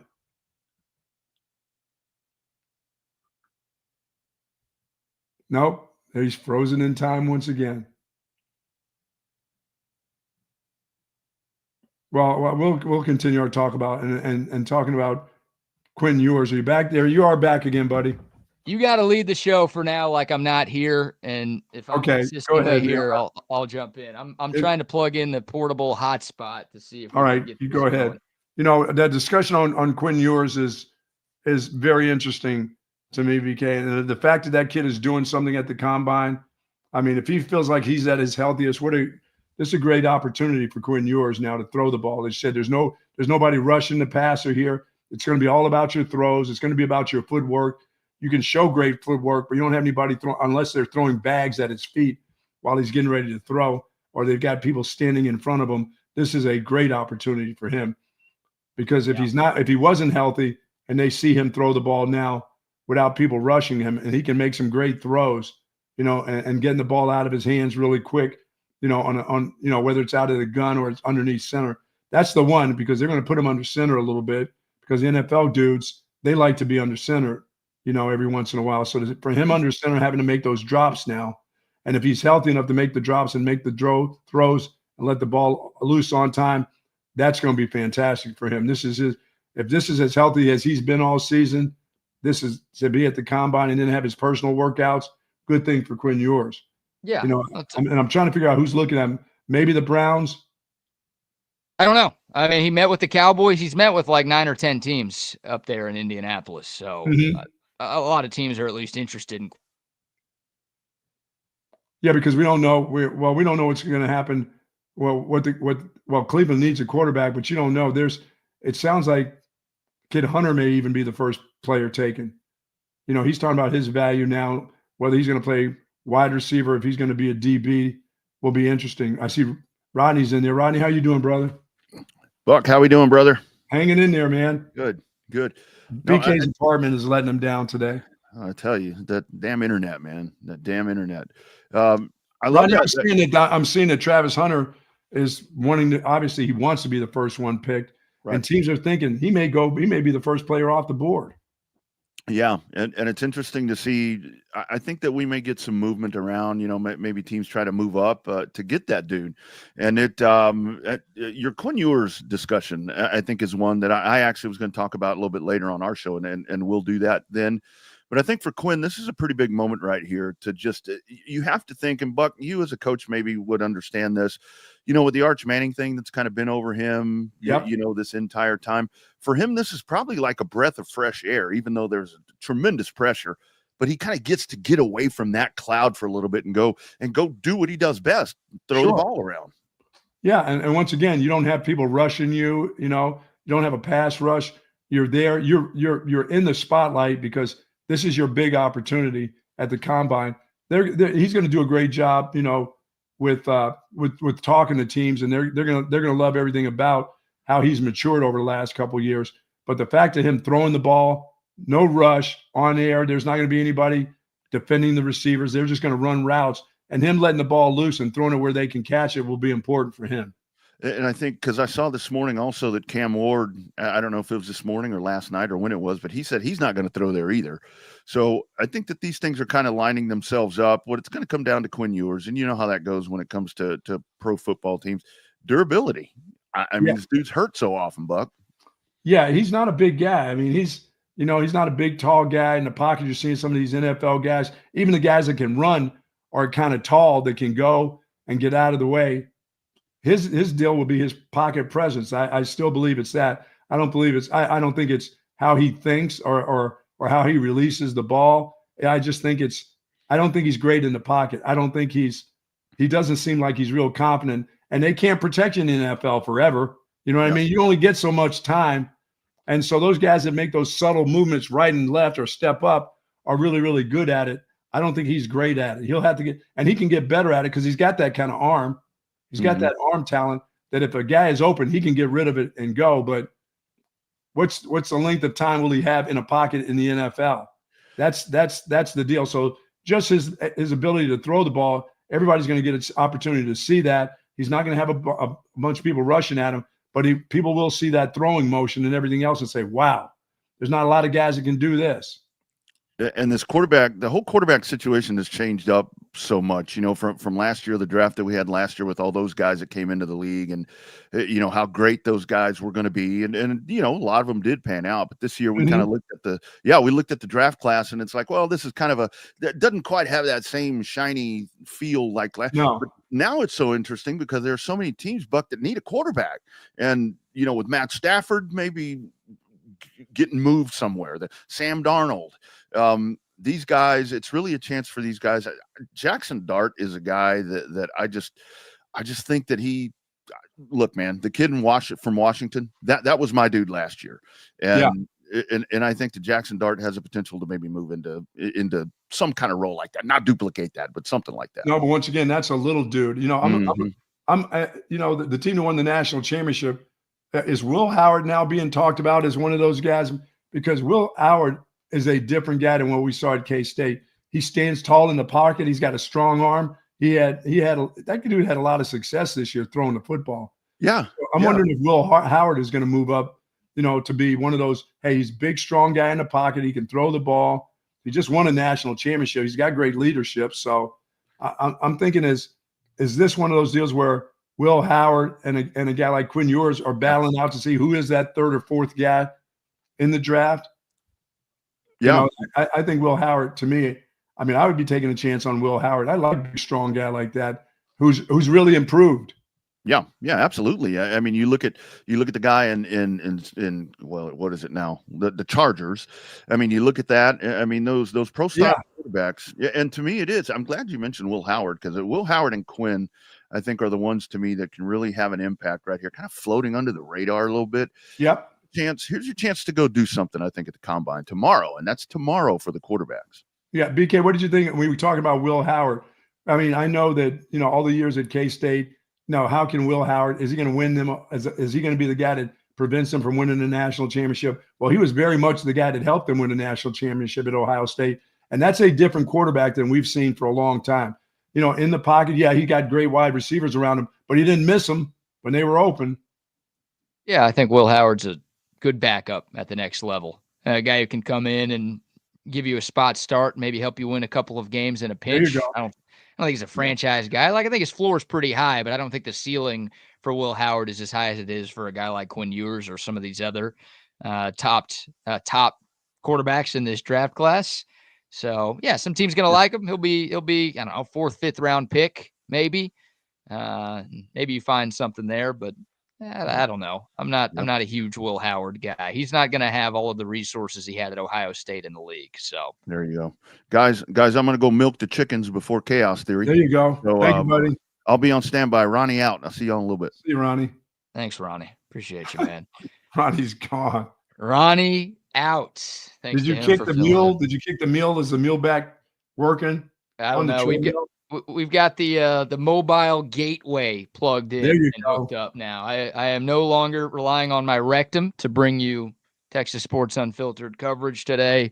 We're on to Verizon, so hopefully the Can You Hear Me Now guy has our back for the rest of the show. I don't know. We'll see. All right. I do want to get into the source off and the Starbucks altercation that took place at the combine. Okay, but now when I was talking to Rodney just now and Ronnie, both of those guys are the same. I was talking about Travis Hunter, BK, as being the number one pick. Is this a possibility that the team, there are people move up to get this guy? And he's talking about, he still hasn't given us what he thinks is the position that he will play. I don't think anyone's going to trade up for Travis Hunter. You don't think so? I think he could be the number one pick. Like, I think Tennessee could stick and pick him at 1. So, like, yeah, you don't trade up that high in the draft unless you're taking a quarterback. Okay. And it's very rare because you got to give up like multiple first-round picks to get the number one. Yeah, you're right. To get number one, you're right. Yeah. So I like Tennessee again. Like most mock drafts you look at now actually have Tennessee not taking a quarterback. Like in the eyes of a lot of NFL mockers, it's either Abdul Carter out of Penn State or Travis Hunter.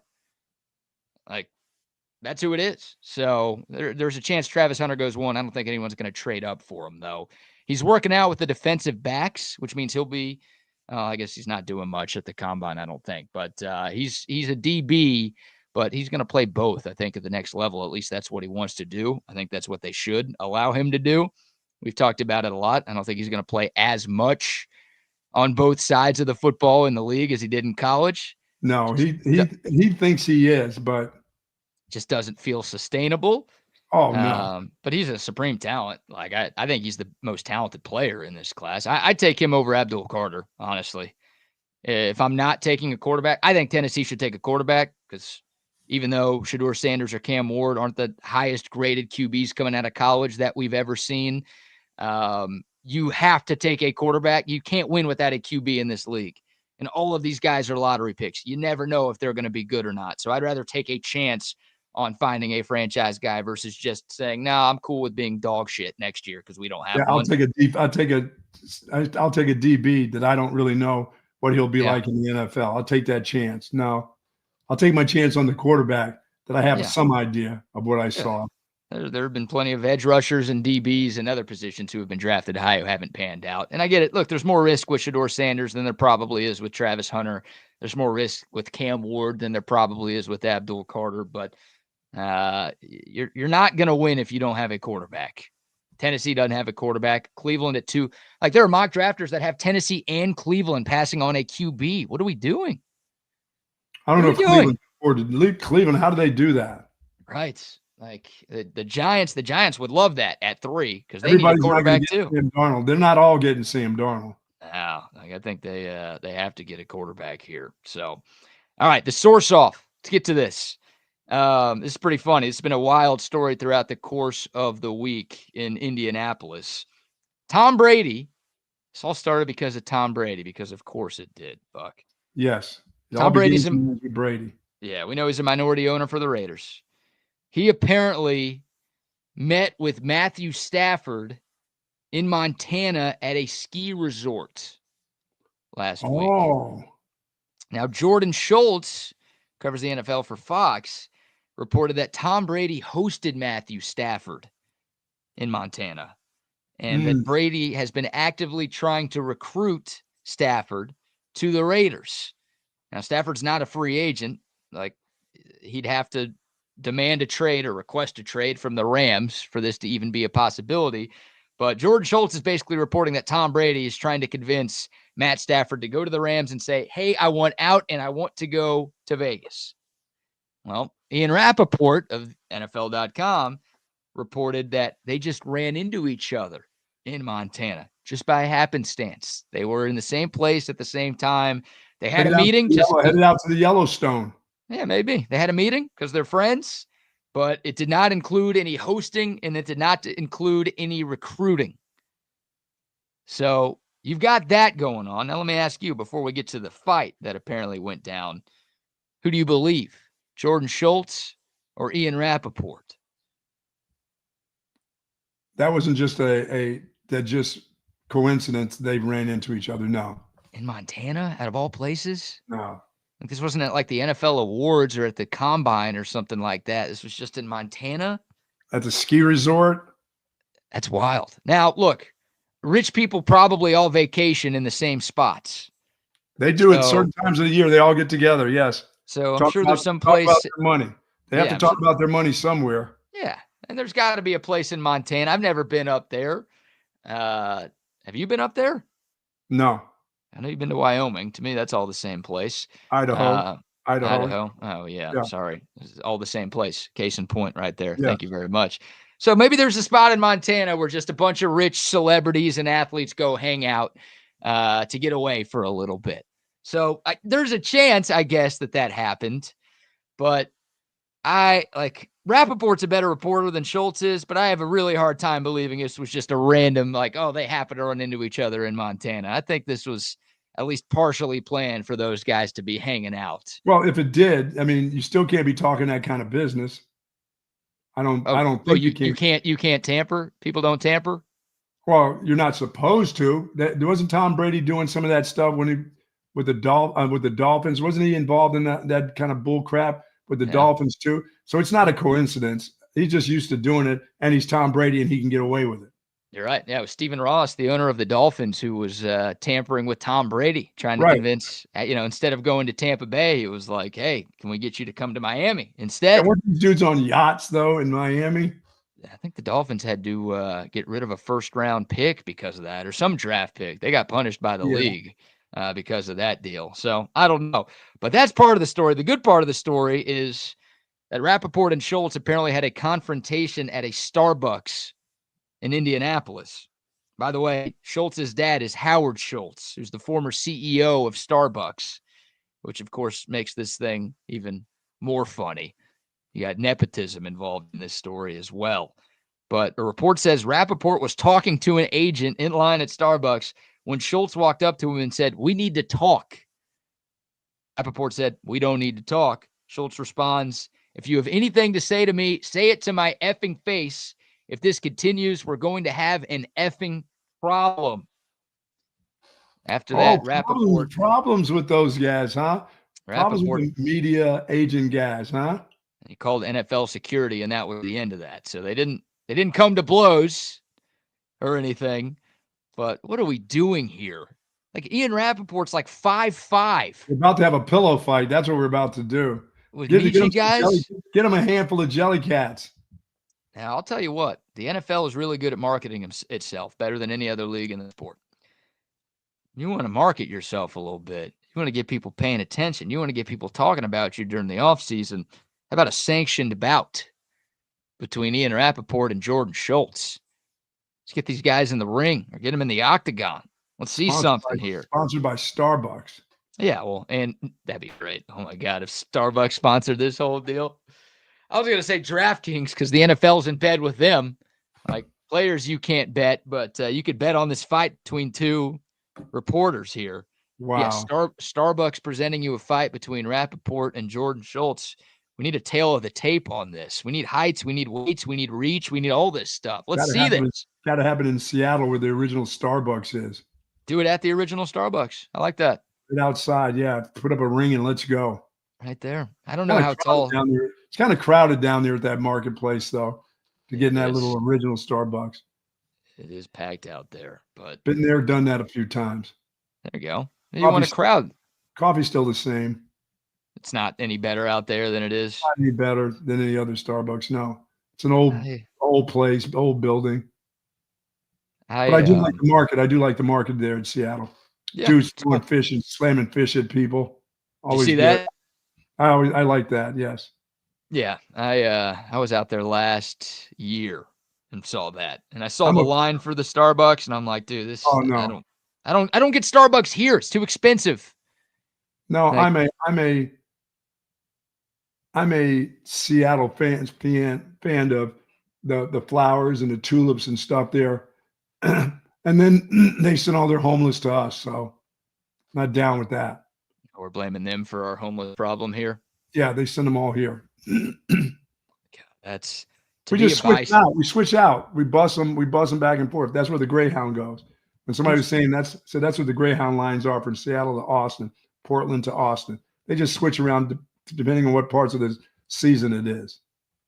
Who's paying for those bus passes? You are. Like the money I donate to the homeless when they're begging for change, or it's like my tax dollars are going to that? Your tax dollars goes into shipping them back and forth. Okay. That's But that was a I nice like that. city. That was a nice city. I enjoyed it because I took a couple of trips there and traveled, doing those cruises. I enjoyed Seattle, but then just got to be overwhelming with people, at your ankles for money and stuff. And then, Austin would like to be like them. So it just drives me nuts. Yeah. But I did like the marketplace because I do like, as I said, the scenery around there, the vegetation around in that Seattle, Portland area is beautiful. Because me, I'm a flower guy. You are a flower Flower guy. child. Yeah, you are. Yeah, rains a lot up there. You get different stuff than you get down here. I never got to that part of where I was there where it was disgustingly rainy because that way I would be jumping off of bridges. I can't take too much of it. Whoa. I can't do the rain. I can't do a lot of the rain. I forecast it, but I don't like a lot of rain. Okay. Yeah, that's fair. That's why I don't live there. That's exactly right. You're exactly right. By the way, here is the cup that Ian Rappaport was handed after he ordered his coffee at Starbucks. Yeah, that's a real picture right there. They instead of writing Ian or rap sheet, they put "You're a snitch" instead. Oh my God! Yeah, don't be getting Starbucks. I don't know if Ian Rappaport's allowed to get Starbucks ever again now. He could be banned. Yeah, messed with the guy's son. He might get a lifetime ban from Starbucks. He might have to find a new place to get his coffee. Yeah, and our guy from Quad is right about this. The Rams did get Stafford permission to talk to other teams, right? Yeah, they did. They did. Which I still think he's going to stay in Los Angeles. Like, it just makes too much sense. It's a young team that needs a quarterback, and they almost beat the Eagles last year. Why would you be getting rid of Matthew Stafford? Why would the contract be? He must be asking for obviously his final contract of his life in the NFL, and it must be outrageous money. But you've got a pretty outrageous team. Well, he's asking for about $50 million a year, if you believe the reports. So I think the Rams should pay it, like I do, because I'm with you. They gave the Eagles a hell of a fight in the divisional round this past season. They've got a good team. They've got some young pieces. Yes. They've done a great job. Makes me so mad as a Cowboys fan. Because I remember a few years ago, like the Rams went all in. They really went all in. They traded like 3 years worth of draft picks to get a bunch of star players to try to win a Super Bowl, and they won a Super Bowl. And Stephen Jones is like, yeah, we're not going to do that here because we don't want to mortgage our entire future. We're not going to be trading picks to be good for 1 year and then suck for the next 10 years. No, if you're a good franchise, you can do that and still bounce back pretty quickly. That's what the Rams did. Like, they went all in. They got their ring. Everyone's thinking, all right, they're going to be bad for a few years. No, then you make a couple of good decisions, then you could compete. And that's where the Rams are right now. You're fine with the sacrifices of winning a Super Bowl and then being okay for the next 5 years. I mean, getting into playoffs that's fine, right? For that Super Bowl. Hell yeah, I would think. Dude, I'm fine. I'm fine with winning a Super Bowl and winning 0 games for the next 5 years. So you're asking me if I'm fine winning a Super Bowl and still contending for a Super Bowl a couple years later, like the Rams? Yes. Yes, everyone should say yes to that. Okay, then you should pay that guy his $50 million. Yeah. Yeah, like I don't know what dude. Jimmy G is the backup with the Rams. You gonna run it back with him? No, you're not going to. No, I think this happens all the time. Players and teams go back and forth. Guys want their money. It's negotiations. So, hey, yeah, you want to see a trade? You think the Bills would give up that opportunity to be that with Josh Allen to win and then just be hanging around for 5 years? Yeah. The Bills fans, yeah, they would. Like Kansas City would maybe say no to that. Yes, they would say no. The Eagles would probably say no to that. The Eagles would maybe until like 5 years ago, they would have said yes to that in a heartbeat because they had never won a Super Bowl before. Yeah, there are a few teams that are like, nah, we'll take our chances with what we've got, but a majority of fan bases out there would Cowboys wouldn't. They wouldn't sacrifice that. Cowboys fans would, but not the Cowboys. There are a lot of owners that won't make that decision. But yeah, the Cowboys obviously won't because that involves winning a Super Bowl. That's the hard part for them. Yeah, see, I never thought I would think 6 or 7 years, but not being over, but just being competitive. If you gave up and you won the Super Bowl and you gave up a bunch of, you gave a bunch of stock up, you gave a bunch of players up, but you were just okay for the next 4 or 5 years, I would do that. If I was an owner, I'd say, hell yeah, I'm doing that. That's That's insane to think otherwise, right? Because what are you, Kansas? You're not going to be there every year. Now, where do I sign? Please let me Yeah. know. CB says Dallas should trade Dak. If Dak is not on the Cowboys next year, the Cowboys still owe him $100 million. They're not. Wow. They're not. They should not do that. It's a bad business decision right there. All right, let's give a couple more sponsor shout outs here. We'll wrap the show up with some fun stories. Well, one's not so fun. Hooters is apparently filing for bankruptcy. You and I have not talked about that, but that's some devastating news here. So we can get to that. But haven't been there in a while. So I haven't donated to them. I haven't had that chili in a long time. It's been 20 some years since I've been in one. They have Chili's at Hooters? They have chili. Hooters has some of the best chili there. Well, they used to. I used to go in for the chili, if you know what I mean. No, do tell. Yeah, better than Wendy's. Or maybe it was the same stuff. I don't think I would order chili at Hooters. No? Why not the wings, man? Their wings are actually good. You know, I don't touch wings with my hands. No, you don't touch wings. I don't. Yeah, I don't you could still fork and knife it if you want, and still have all the other amenities that they have there. Amenities. Let me talk to you about my good friends over at Relax the Back. They embrace a holistic approach for a healthier lifestyle. And once again, folks, my back feeling good. I'm in my chair, my office chair. I love this chair. And they can help you out too, whether you got lumbar problems, thoracic back problems, shoulder problems, hip problems. There is a recliner there for you. There is a Tempur-Pedic pillow or mattress just made for you over at Relax the Back. And if you've got somebody that's suffering from back and neck pain, please send them over. They have all the accessories that you need. They've got the vibrating ball, of course, BK. I still use that under my hamstring. So any accessory that you need, that you've got soreness, they have it at Relax the Back. Believe me, 2 great locations at the Hill Country Galleria across from Whole Foods, and in North Austin at the Gateway Shopping Center across from the Container Store. Live pain-free like the Buck at Relax the Back. I love those people. Yes, indeed. Love to Olipop as well. Oh, yeah. Great tasting soda that's actually good for you. I was drinking the cream soda on the show yesterday. You're getting creamed early in the morning. I've got a grape in the fridge that I'll be drinking today. Olipop tastes great. They've got 19 different flavors too, something for everybody out there.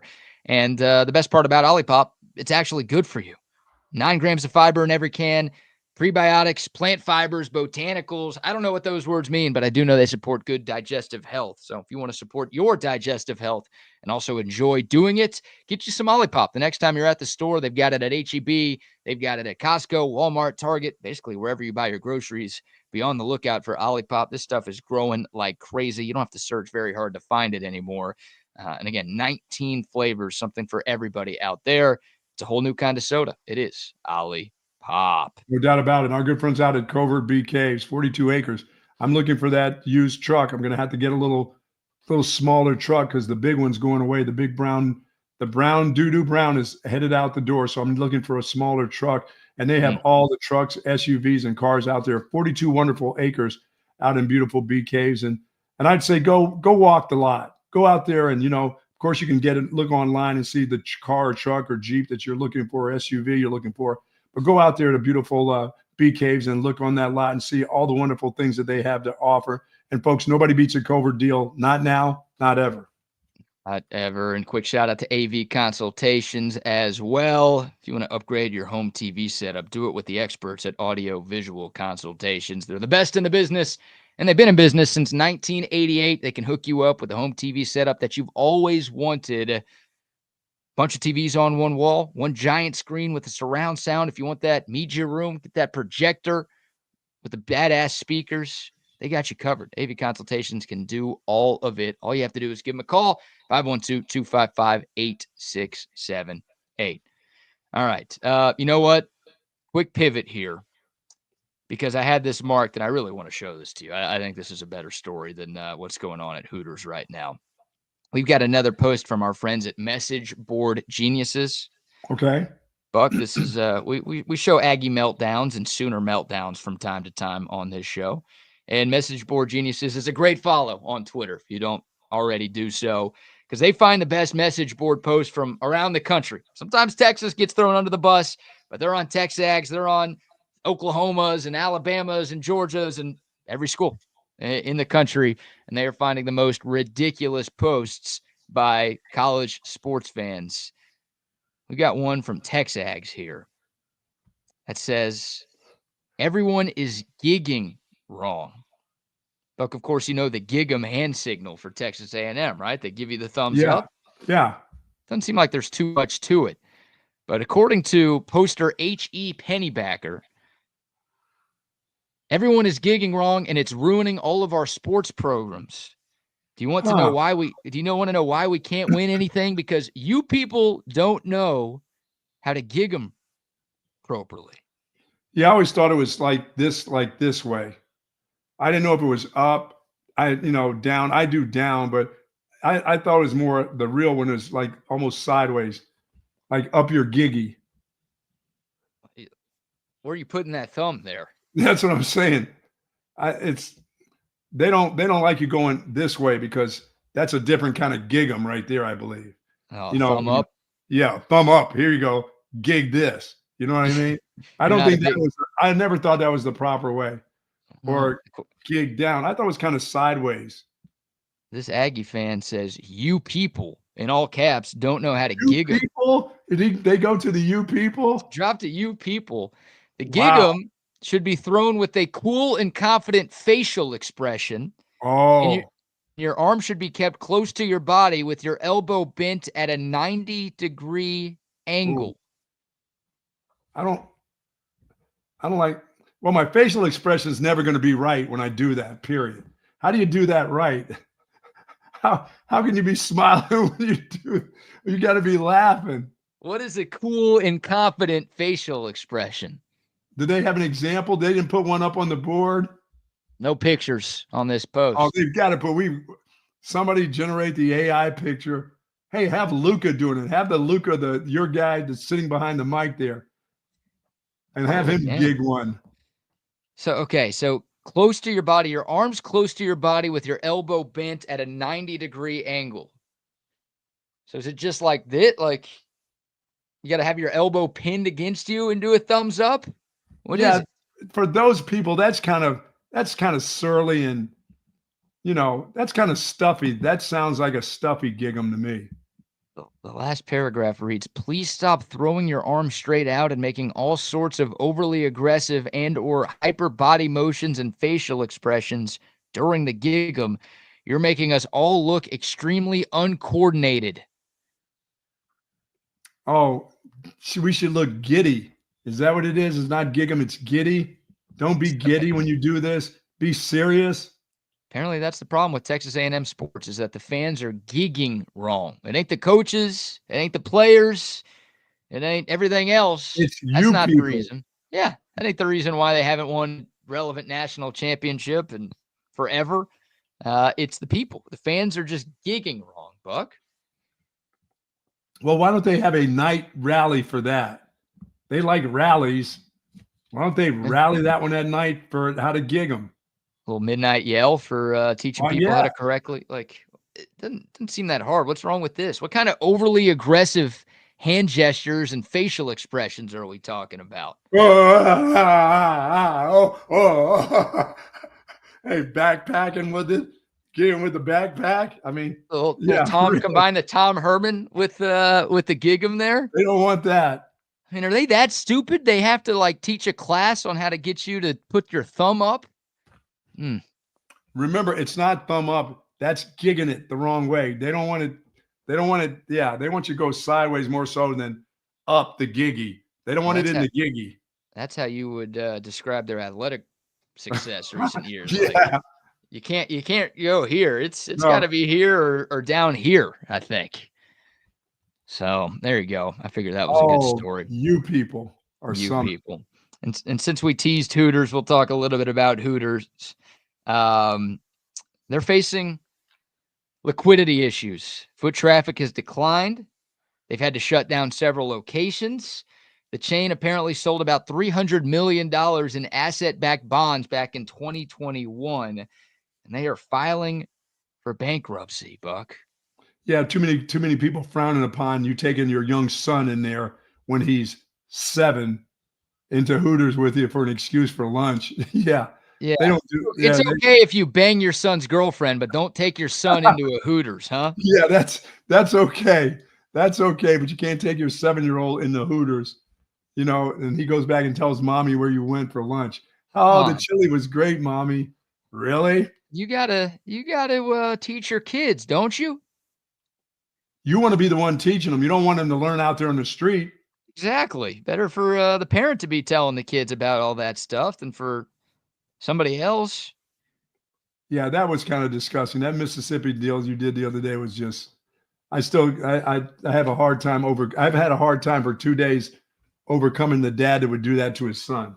Yeah, it's a huge story. I was out last night with some friends, and that was the first thing that got talked about was the Ole Miss story. Mary Kate Cornett is like a household name for people now, and it's crossing generations. It's not just like the youths who know who this is. Like everybody knows who this is now.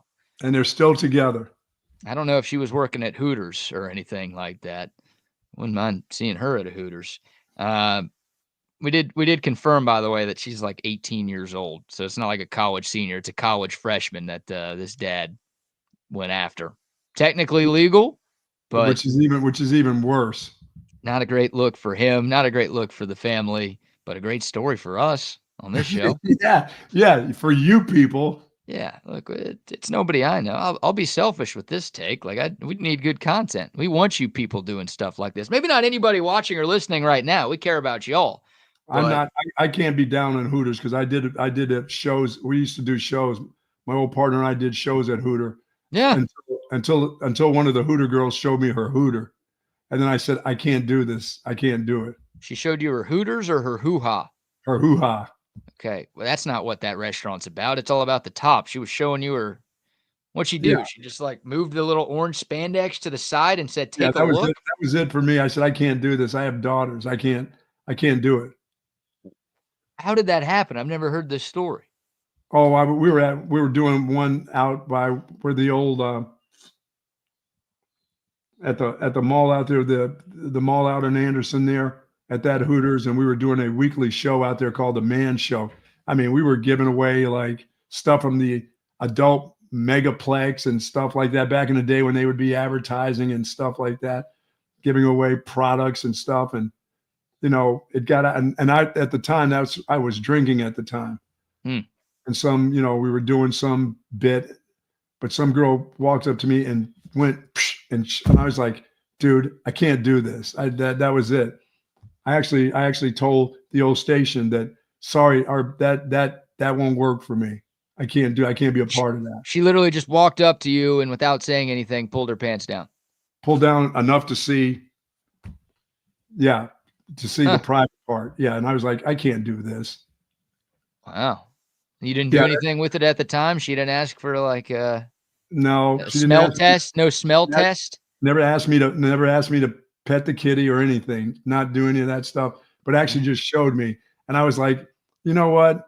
I'm getting kind of old for this. I've got some daughters and I don't think this is good. This isn't good for me. That was back in the day when OU Mark was asking me to blow into this thing in his car so he could drive his car away. To start the car. Oh my God. The car breathalyzer. Oh, the breathalyzer. Oh yeah. Can you blow into this? Cause I need to get home. Yeah. You took a wrong turn. You didn't go to Hooters. You went to Cooters. Yeah. I was like weird.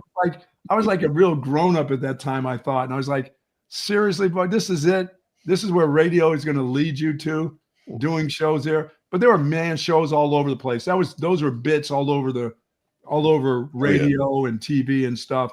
But I was like, no. Were you on the air? Like this is during a segment when this happens, or you're just like at the bar after a show? This was a nighttime show. We were doing mornings, but in the evenings we would do that. That was a remote for money. Yeah. But what did you say? What did you say on the air? Like literally you're talking about sports and then this happens. Like what do you say in that moment? Wow, what a big cat you've got. Oh my God. Oh Lord. I'll order the burger, please. After that one particular show, that was it for me. I said, can't do this.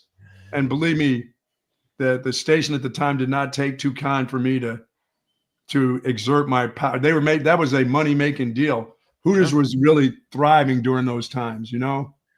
Yeah. Yeah. And I'd have been like, can we come back tomorrow? you were going in there for chili and bringing your kid for lunch in there and stuff. I went Well, through yeah. like 3 Hooters girls in a row during that era. There you go. Serious, Yeah. I'm serious. I had a thing for like Hooters girls, Oh my God. and We got I think their self-esteem was so low, right? I mean, they're working in a restaurant already. You know what I mean? It was kind of easy, and I was a sleaze bag right out of high school. You know what I mean? Like it was easy to take home a Hooters girl. I felt like, hey, listen. Well, I felt like a 40-year-old grown man sleaze, but I wasn't right out of high school. I was a grown ass man feeling like a sleaze bag with some girl showing me the cat, and I've got 2 daughters at the house. I'm like, this, and you know, those girls were young there, and Oh, I have yeah. nothing against. I got nothing to say bad about Hooters girls. Some of those people are my best friends even today that I met back in that time. That's the start of the chain. If you really want to break it down, like they start at Hooters, then they go to the Gentleman's Club, then you got to catch them first where they're starting out. No, some of those people I'm become. messing around, just messing around. I know you're messing around, yeah, because some of them become druggists and things like that, and Druggists. and go on to make a living. But that was just their gig. They had, you know, some of them had nice bodies, some of them didn't, but that was the thing. Guys would go in there, and you weren't going home with a Hooters girl. It's like going to the strip club thinking, "Hey, I'm actually going home with her." No, you're not. You can pull it. You can pull it. Yes, you can. Yeah. It sounds like you easily could have, Buck. Like- Yeah, back in the day, yeah. Back in the day, Buck, I guarantee you could have walked out with the entire staff on your arm. I'm guaranteed. Believe me, I will not kiss and tell on those parts, but I won't.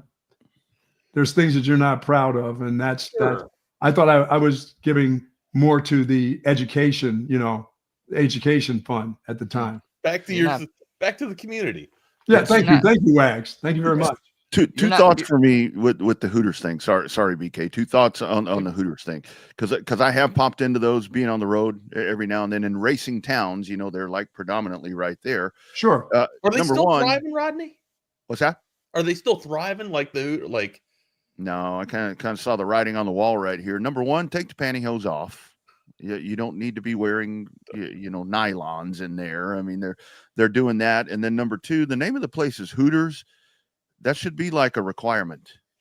Yeah. You know what I mean? It is a restaurant. Where are the breasts? Yeah. Where are they? It's like Hmm. so a couple of places. One in Mobile that I went into. Hell, I was more well endowed than they were. Oh my God. Mobile. I can only imagine what that was. Oof. Ooh. Yeah. I think after that I had, because during that time, that was the times where I'd be on the road recruiting, and they had those, what are those things called? Something Last Resort, that had those monster beers in the Yeah. those Dick's.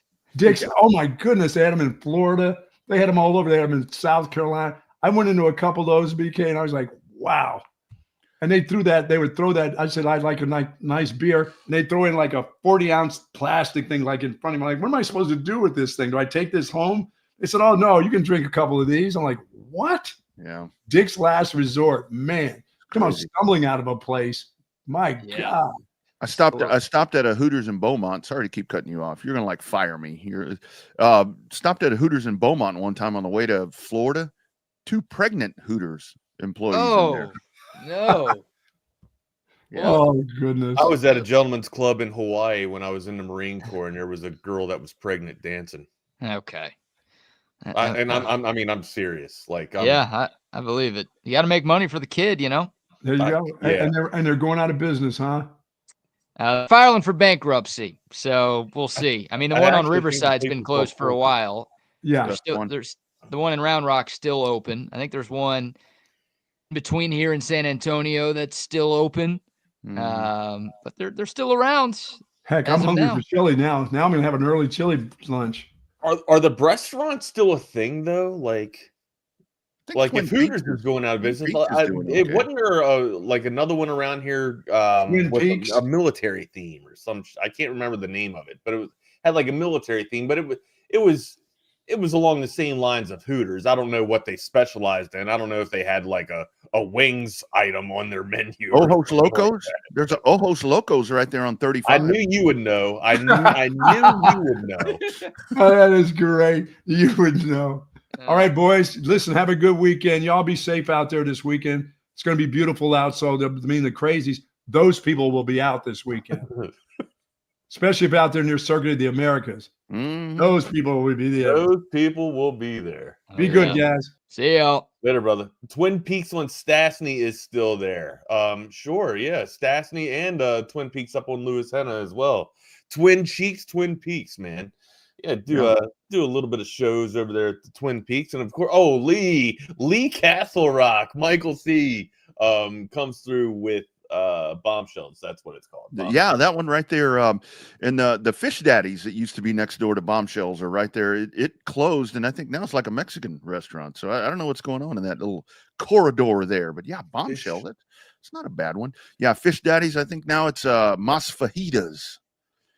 Yeah, it was like right there. Lots of fajitas. Mas Fajitas. Yeah, Mas Fajitas. Another Lots one. of Yeah, fajitas. Bone Daddies. Jake Bayless with the Bone Daddies. Daddies. Now, what's Bone Daddies is just a fish place, right?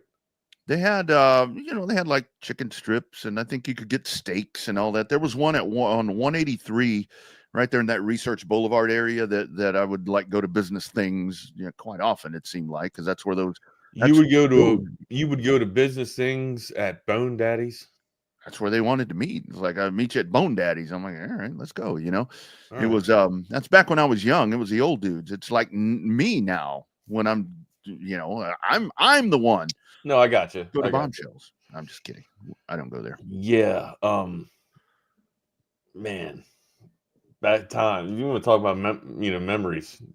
Times, huh? The times. All right, where are we going today, bud? Where do you want to go? First and foremost, welcome everybody into Chaos Theory on this wonderful Friday, February 28th, 2025. Hey, one more day and your boy turns 44 here. Oh, birthday weekend, my man. Birthday weekend for me and PK and the boss man. Oh yeah. What are you doing? What does the nice wife have planned for you this weekend? I think I'm scraping the rest of my ceiling. I think I'm doing the rest of my ceiling. Yeah, there you go. So, that sounds like a good time. I don't think I'm actually getting a gift. Remember the two items I listed? She was just like, no. I'm really hoping that a drone shows up just at some point this weekend, and if that doesn't happen, then I get a desk. But Rodney, the things that I want are pretty expensive, so I don't know. I've been a really good boy, though. I think I've deserved some stuff. I think it's going to be up to our man Troy maybe to make your day special. I don't think Katie's going to do it, dude. Trust me. It is not up to Troy. If it was up to Troy, we'd already have it. I'm sure. It is. I'm sure it is not up to Troy. Yeah. It is up to the boss. So. That's the way that always worked with me, like buying race cars. It's like, I'd have guys where I'd go drive their car, and I'm like, man, I wouldn't mind having this, and they're like, man, we can make you a sweet deal.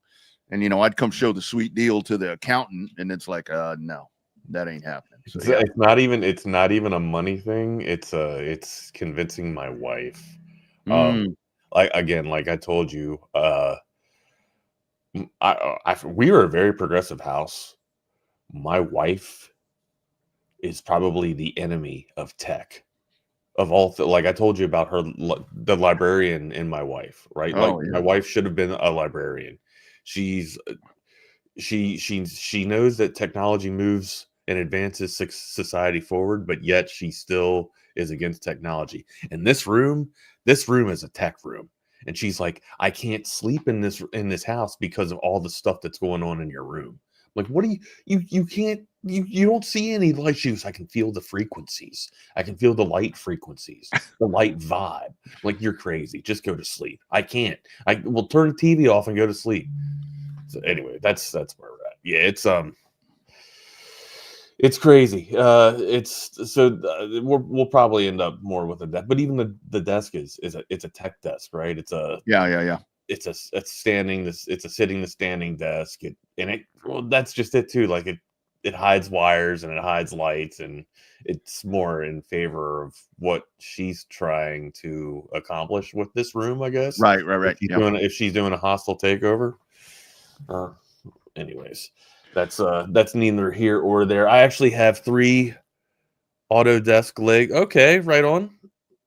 Nice, right on. So I mean, yeah, that's some convincing too that I'm gonna have to do with my wife. But I told her, I want something that I use every day, and I can also see like more outdoor adventures, of course, with the drone too, right? So Yeah.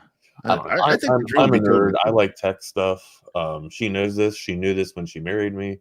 She wasn't just getting the dumb jock that played football anymore. She was actually getting the dude that plays video games and computers. So, and there we are. And then, Mr. Marine as well. So, my dude, where you want to go first, man? I kind of want to piggyback on what you're talking about right there. Like, so what I did at our house is, and again, this ongoing thing that's going on, McCall Custom Homes, they're here right now working away on that bathroom. But I had an office downstairs, and I gave that, or actually Tracy took that, which she needed that. And then this became my room up here. She doesn't even like come up here. I mean, every now and then she'll open the door and she's like, okay, it smells like ass, dog, and booze in there. So she kind of gives me this spot. So that's the thing. You need to give Katie her own spot somewhere. Let her. I feel like she has that spot. I feel like she's got the bathroom. I feel like she's got the bedroom. I feel like she's got the living room. I feel like she's got the kitchen. Yeah. No, I get that. Totally. Man, I tell you, we were talking the other day about, the guys that Steph Curry is where I'm going. Just another masterful performance last night. It's so cool to go and watch this guy, just the brilliance of him. And it's like, as the years go by, and I think the Olympics for me was that moment to where I'm like, okay, having that dude on my team is really cool. This dude dropped 12 3-pointers last night, man. It's really cool to watch him play. I sit here and say that Jordan's the best I've ever seen, right? Mm-hmm. It's hard to deny what you're seeing in the moment, right? Like of course I'll always probably pick Jordan number 1 if I'm going through and picking, the greatest of all time. But this is clearly the greatest shooter we've ever seen in our lifetime. It just is. Like, you can have an argument of Jordan and LeBron, Jordan and Kobe, your big 3, whatever. You're the best shooter you've ever seen play the game. If you lived in the same time that I did, it was Steph Curry. I think that has to be bar none at this point. The guy's an assassin. This is Jordan didn't have his range. Jordan didn't. I'll have to go to stats and look at accuracy, but Jordan clearly did not have his range. It sets the tone. Hell, it changed the game, Rodney. It changed the game. So. Yeah. And this dude, in spite of age and father time, he's still doing it. So, and just when you think Golden State's going to be done with this thing, they bring an added piece like Jimmy Butler, and when Jimmy Butler's head's in the game, he makes the team better. Now it usually starts to get sour a little bit, and wherever Jimmy goes, it usually gets a little stale, right? Yeah. But when it's good, man, it's championship good, right? I don't know if Butler is enough to get this mixed bag of Golden State Warriors to the championship again, but when Steph goes off like this, anything is possible with that added mix of Jimmy, and then hell, even Draymond. Like, Draymond's acumen on the court is it's like an extension of the coach, right? Now, his antics is another thing too, but if this all comes together, Golden State might have something special here. Yeah, and the thing is with Steph, I think to where it's now that it's really going to help him now is that the game has changed so much to where, when we talk about the NBA softening up a little bit, I mean, the lack of defense or whatever, what does Steph do well? Shoot the ball. And so I think that this has opened this thing up to where we're going to see this for quite a while. I mean, but you have to just sit back and appreciate this, as NASCAR comes into town this week. A lot of people that frowned on the Jimmy Johnson thing with the run that he was on. I always sat there, and again, I was a fan of Jimmy Johnson where I wasn't a fan of Steph Curry, but you sit here and you watch things and it's like, you're watching history. You're watching brilliance. I mean, how can you not appreciate that? At some point, right. You kind of have to take the fandom out, just as a lover of the game. Yeah, you got to appreciate the just the overall shooting sensation of Just it. the Man. greatness. He is the greatest shooter of all time. He is. It's not a hot take. You can't deny straight what up you see, fact. man. You just can't deny it. Yeah, it's a straight up fact. I mean, if you don't want to admit it, that's fine. And that's where sometimes it does take that eye opening moment. And I do feel where a lot of times for me, like I said, the Olympic thing, I kind of feel bad that it took me that because he's been doing this for quite a while, So it's but it goes back to the whole thing, to the Mahomes, Andy Reid thing, to where it's like a lot of times you don't want to appreciate the winners as they're doing. I mean, like Brady, you don't want to appreciate that as they're achieving history. It got to a point where the Splash Brothers were almost villainized, right? Like, Yep. It started out like they were the diaper dandies. They were taking on the league by storm. Golden State was on the come up, trying to contend with the West, and then all of a sudden, 3 or 4 great draft years later, and they have one of the best backcourts, and they got a front court that's piecing together championships, right? So yeah.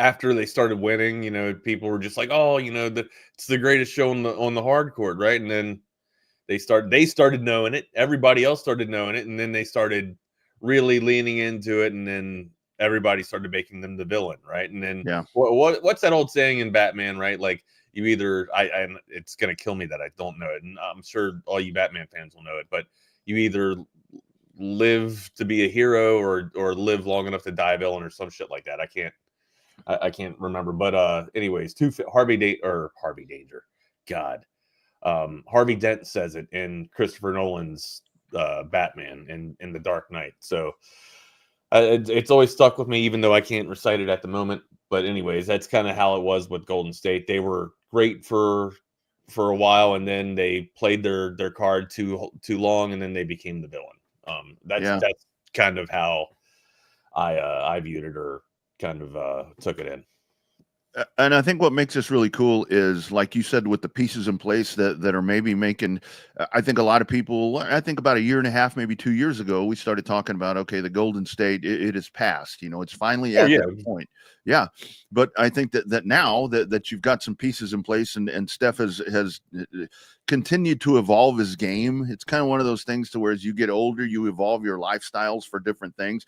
The game, I think the style of the game has helped Steph with that game to evolve. But here they are again. I mean, here's Golden State again, where they've put themselves in a position. And I mean, it not that it's going to bookend his career, because he's going to be around for a while, but it's just another stamp on how great he is, because his team is in position to do something that we didn't think that they were going to be able to do a couple of years ago. Thank you. You either die a hero or you live long enough to see yourself become a villain. Thank you very much. That's right. Thank you. And yes, Harvey Danger. Yes. It absolutely showing some age, but of course this grade shows the age already. Yeah, 44 this weekend, my dude. 44 years old, my man. Wags. That's I'm feeling it, right? Like a little bit of admission here.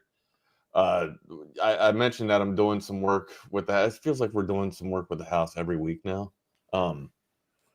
Dude, I was up on the ladder twisting and twerking and twisting and tweaking the dials, as Rodney says. Messing something up is what happened. I had to sleep in the guest bedroom last night just because I must have thrown my back all out. Now, I wasn't carrying anything crazy. I wasn't lifting anything. My lame ass was just walking up and down a ladder and taking a razor blade and scraping the damn caulk from the top of the ceiling just to remove like the corner pieces and stuff. And I must have twisted around the wrong way. Rodney, I can hardly walk up and down the damn stairs, man. Like, I knew I would get old. Everybody gets old, right? But I didn't know how it would feel. I didn't know what it would feel like. And of course, I'm not in the greatest shape that I used to be back in the day, like 20 years ago, hell, even 10 years ago, right? I look nothing like I looked when I got out of the Marine Corps. I don't, gravity is taken over. A little bit of weight has gathered around the waist. But still, I shouldn't be this bad, but or I shouldn't feel this bad. my dude walking up and down the ladder and twisting it and trying to get stuff. My wife's like, well, honey, you're not going to move like you used to. That doesn't explain the reason why my back is tied up in pretzels. You know what I mean? Just from crawling up and down the damn ladder. I don't know what I did. I don't know how I did it, but it was a struggle to sleep last night by myself. Like, that's how bad it was. I don't know if it was a sciatic nerve or whatever I did to it, man, but I am jacked up. And every time I go to reach for a drink, I wince because I'm jacking up my damn nerve here, man. I want to take some muscle relaxers, sit in the damn shower here, and just be off for the rest of the damn day. Yeah. Well, that's I tell you, man, those movements right there, man. It's not good, man. It's not good, dude. That's what I'm saying. We got to get back. We got to get this thing rocking and rolling here, man. Maybe we get up on the bicycle machine there, and we get rocking and rolling down Parmer. Get my fat ass down Parmer here. Get our asses in shape. Well, funny that you mentioned there about work around the house. Like I mentioned, our friends at McCall Custom Homes, they're here right now, and they are rocking and rolling, getting stuff done right here. And it is going to be a tremendous upgrade to this property right here. And they can do that for you. Check them out. You can call our man, 512-633-9580, McCallCustomHomesATX.com. They'll come out, whether it's a bathroom remodel like we're doing, a living room, an outside renovation, something that you're wanting to do along those lines. I mean, this is long time established Central Texas family owned company. They're going to come out, and I got to tell you, some of the most impressive things that have been that McCall Custom Homes has done for me. I've gotten 3 different texts or calls where it's like, hey, I think I found a way that we can save you some money. A lot of contractors aren't going to do that. It's usually the other way. Hey, I found an upgrade you need to have. That's not, they've got your best interest in mind. Check them out. It's McCallCustomHomesATX.com. We build value into your home. They support Texas Sports Unfiltered, so we support them. And they are doing amazing work right here at the at Ronnie's Ranch, at Rancho Ronnie. Rancho Ronnie. Rancho Ronnie, we got a top 5 to get into today. That's right, we do. That's right, we do, my man. Oh, number 5. Yeah, top 5 hockey movies. And I don't have any sounders here, but top 5 hockey movies. I guarantee, I would like to think that our number 1 is going to be the same hockey movie, but I don't know. That's why we do this thing. That we shall see. As usual, good sir. I mean, we do have a guest coming on quarter of the hour, correct? That's quarter of the hour. JJ still coming on? Yeah, JJ Gotch, Austin Gamblers will join us. They've got a car in the Xfinity race tomorrow. He'll kind of give us a little bit of lowdown on how all that's happening. So yeah, that's at the 45. We'll see JJ. The 45 mark. All right, we'll be doing that. So let's get into our top 5 right now. You got greens. I'll give you fresh ice here.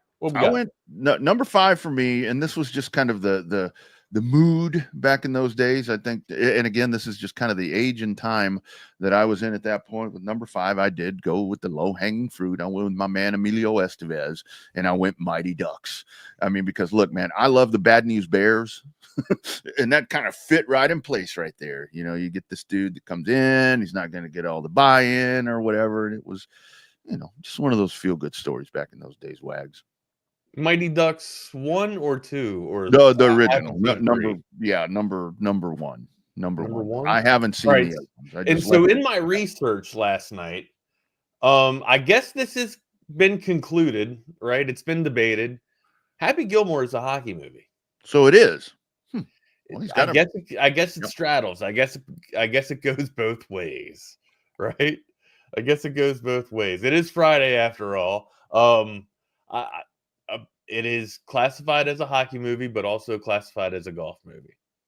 So I knew it would be unfair to throw that in here after we had that discussion. So I had to leave it off, right? Just because. I'm going with Mighty Ducks 2 as my 5th hockey, as number 5 for me. Again, this is where the team kind of, they are the Mighty Ducks, but they also have the National All-Stars. This is where you get an addition or an extension of the team. You meet Luis Mendoza, the speedster from Florida. You meet Dean Portman, another bruiser who becomes the Bash brother for Colton Reed. I think that's the dude's name. And then also you get Woo Penny Woo, the skater from I forget the state that he came from. And then you had Julie the Cat Gaffney from Bangor, Maine. But anyways, the extended Mighty Ducks were able to come in there, and they took on Gunner. God, I can't remember the dude's last name. The character that I guess the antagonist that's supposed to be there. But Wolf Samuelson is the coach, or Wolf the Dentist Samuelson is the damn Viking head coach, right, from Greenland, and that they're supposed to be taking on, the damn Scandinavians, or what used to be the Scandinavians, the Vikings or whatever. They're taking on the damn Vikings of the Greenlanders, the Icelanders, and they take on the junior championships, and Emilio Estevez gets the Ducks back to winning form, and they're able to help Hendricks Hockey take down their rival. I guess their international rivals would be Iceland at that time. That was a good franchise, man. That one lasted, and again, like I said, I only saw the original, but I know bits and pieces of the ones that followed. But that one had some good duration, to where a lot of times you get into sequels and all that, and they're stupid. But that one seemed to have lasted really well. I remember watching the Mighty Ducks, the second Mighty Ducks, more than I watched the first Mighty Ducks. And maybe it was just because it was a coming to age movie, Maybe it was just because I was coming to age at that time when Mighty Ducks 2 was coming out. But Mighty Ducks 1 was more when I was like a 10 or 11-year-old, right? And then Mighty Ducks 2, I'm like 12 and 13, and thinking that I'm Adam Banks, going through, puberty and everything, and then growing into a damn monster like that dude did in episode 2, not episode 2, but in movie 2. But anyways, Mighty Ducks 2 for me, that's number 5.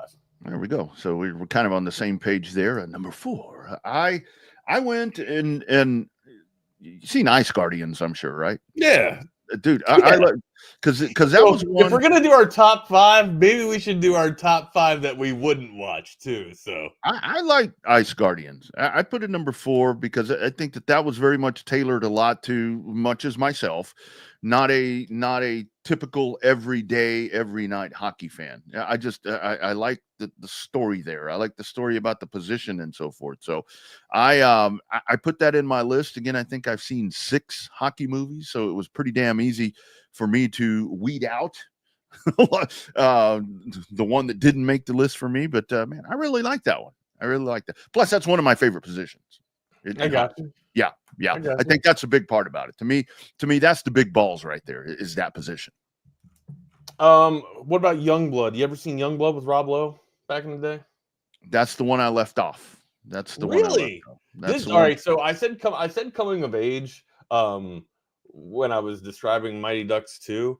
So Youngblood was probably one of the first times I was ever kind of like moved by the opposite sex. Just be like, wow, okay, that's what this feels like. All right, okay, they kind of give you a special feeling. All right, cool.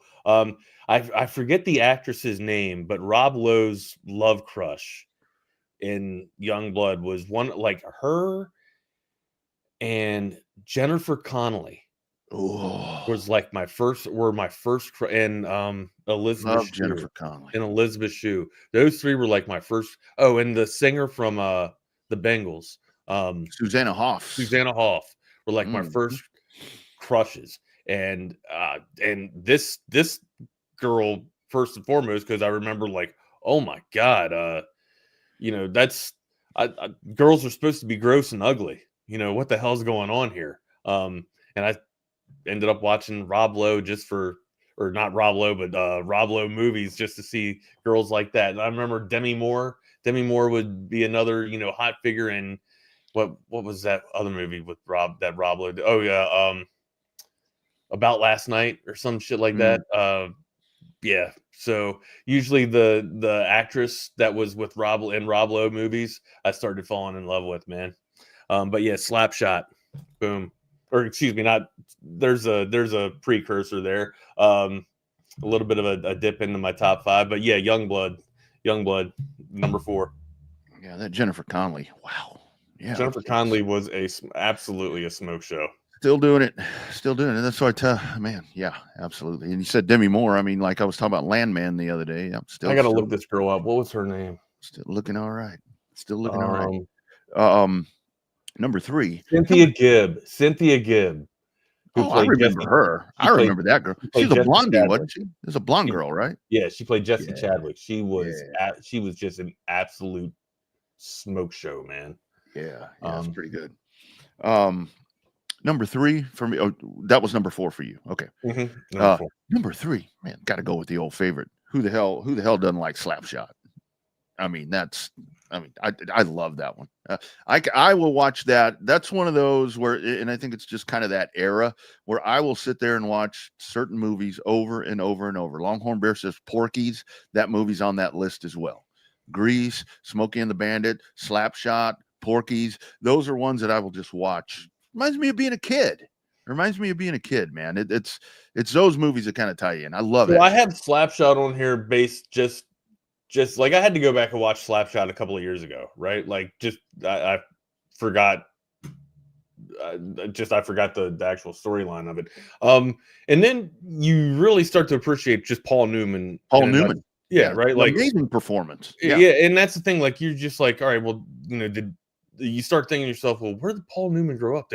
Did Paul Newman actually play hockey before? Because I mean, the guy, he wears and one that's a testament to Paul Newman's catalog or his damn pedigree, right? Like the dude, it doesn't matter what role is in front of him. He is convincing enough in his performance that he can pull off a hockey player, right? Of course, he can be suave, he can be slick, and then he can be a rugged, tough son of a bitch like he is in Slapshot here. Yeah, Slapshot is number 3 for me as well, amigo. And it's funny that we had this conversation yesterday and decided that this was going to be our top 5 because when we talked about that Gene Hackman had passed, and I mean, to me, Gene Hackman, I immediately go to the 2 sports movies, so that's where it's like and that's Paul Newman in that movie to where he just, it's got that vibe, right? That old school gritty vibe. Yep. Like an old football coach. I mean, like the football coaches we talk about all the time. That's exactly what that was to me. Number 2, the Russian 5. The Russian 5, brother. This is not in my top 5. Really? Yeah. No, this is, and I'm very shocked that because you named this that you excluded another movie. I'm very shocked, and maybe it's an unsung hockey movie. It's probably one I haven't seen. it's that number 7 one that I haven't seen. But the Russian 5 and with what went on there in Detroit and again, it's a very turbulent time. And it's just a very turbulent time when all this is going on. And the fact that I feel kind of like a communist, and the fact that I'm putting anything Russian into a top 5 of mine, especially when dealing with hockey. But yeah, I like that one. The Russian 5, number 2 for me, buddy. I left Mighty Ducks off. Wow. Come on, man. Well, you had a number Mighty Ducks. I know. I had him at number 2. Two. Still, like Mighty Ducks 1 is an institution, right? Yeah, absolutely. I mean, that's it's hockey. If you want to, back in those days, I mean, think about it. Here in the U.S., I mean, it's a very much Canadian sport. So that comes out, and it's like Anaheim, whatever. Yeah, it is an institution for hockey, in my opinion. I think is a big reason. Some of that initial popularity of hockey in the United States, I think, was because of the Mighty Ducks. Very true. I mean, that could be a very good reason for that. Also, great marketing by Disney. Absolutely. And number 2 for me, Mystery Alaska. Have you ever seen Mystery Alaska? No. Haven't seen that one. I think this would be an instant top 5 for you. Russell Crowe, again, like, I wouldn't say that he's one of my top actors, but he puts in one hell of a performance up here. It's about a team that ends up playing the New York Rangers. And they're trying. I mean, they consider themselves one hell of a hockey team. Like, I don't know if this is the best pond hockey team in America, right? That's kind of what they, I guess, they pride themselves on.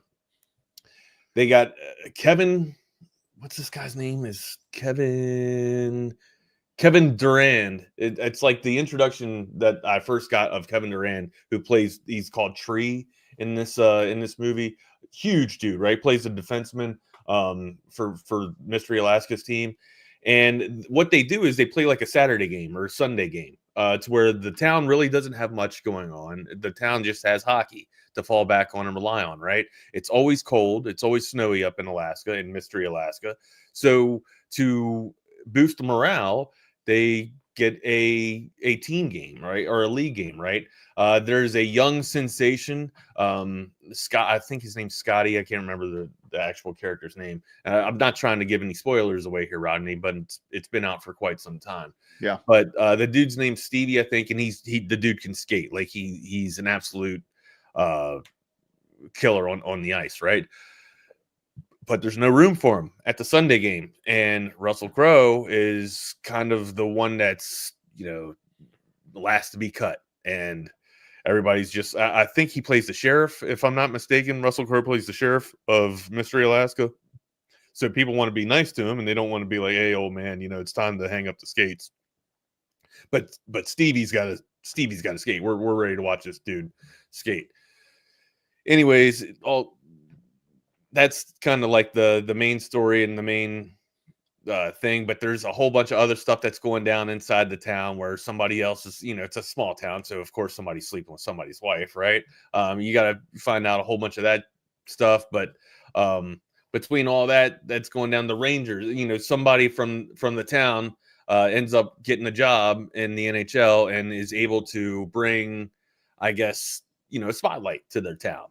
Right. Mm-hmm. To put a little bit of spotlight on Mystery Alaska and let them be known for what they feel is what has, gave them a pulse their entire lives, or since I guess the gestation of the town, which has been hockey. Right. And what way to do that? Test it against the New York Rangers. So the one dude that is from Mystery Alaska brings the Rangers to Mystery Alaska to have them play an outdoor game. And it's so cold in Mystery Alaska that the pond hockey team actually has a chance to skate against the NHL's best at the time, which is supposed to be, the New York Rangers. I don't know if they're the best hockey team at the time, but I mean, it's a symbol, right? It's a brand, yeah. It's a logo that people can recognize, the New York Rangers. Right. Might have been after the movie was probably written after the Rangers won their cup with Messier. After the curse was broken. But anyways, it's a fantastic movie. It's a wonderful movie, Rodney. And if you haven't seen it, which you clearly haven't, you should definitely watch it. It's a fun movie to watch. Oh, Mary McCormick. You want to talk about eye candy. I don't know if you've seen Private Parts. I have. Howard Stern. But Mary McCormick plays the wife of Howard Stern, and she's just beautiful. She's a fantastic actress. And the on-screen presence that she has with Russell Crowe is fantastic. It's fun to watch. But yeah. Mystery Alaska #2.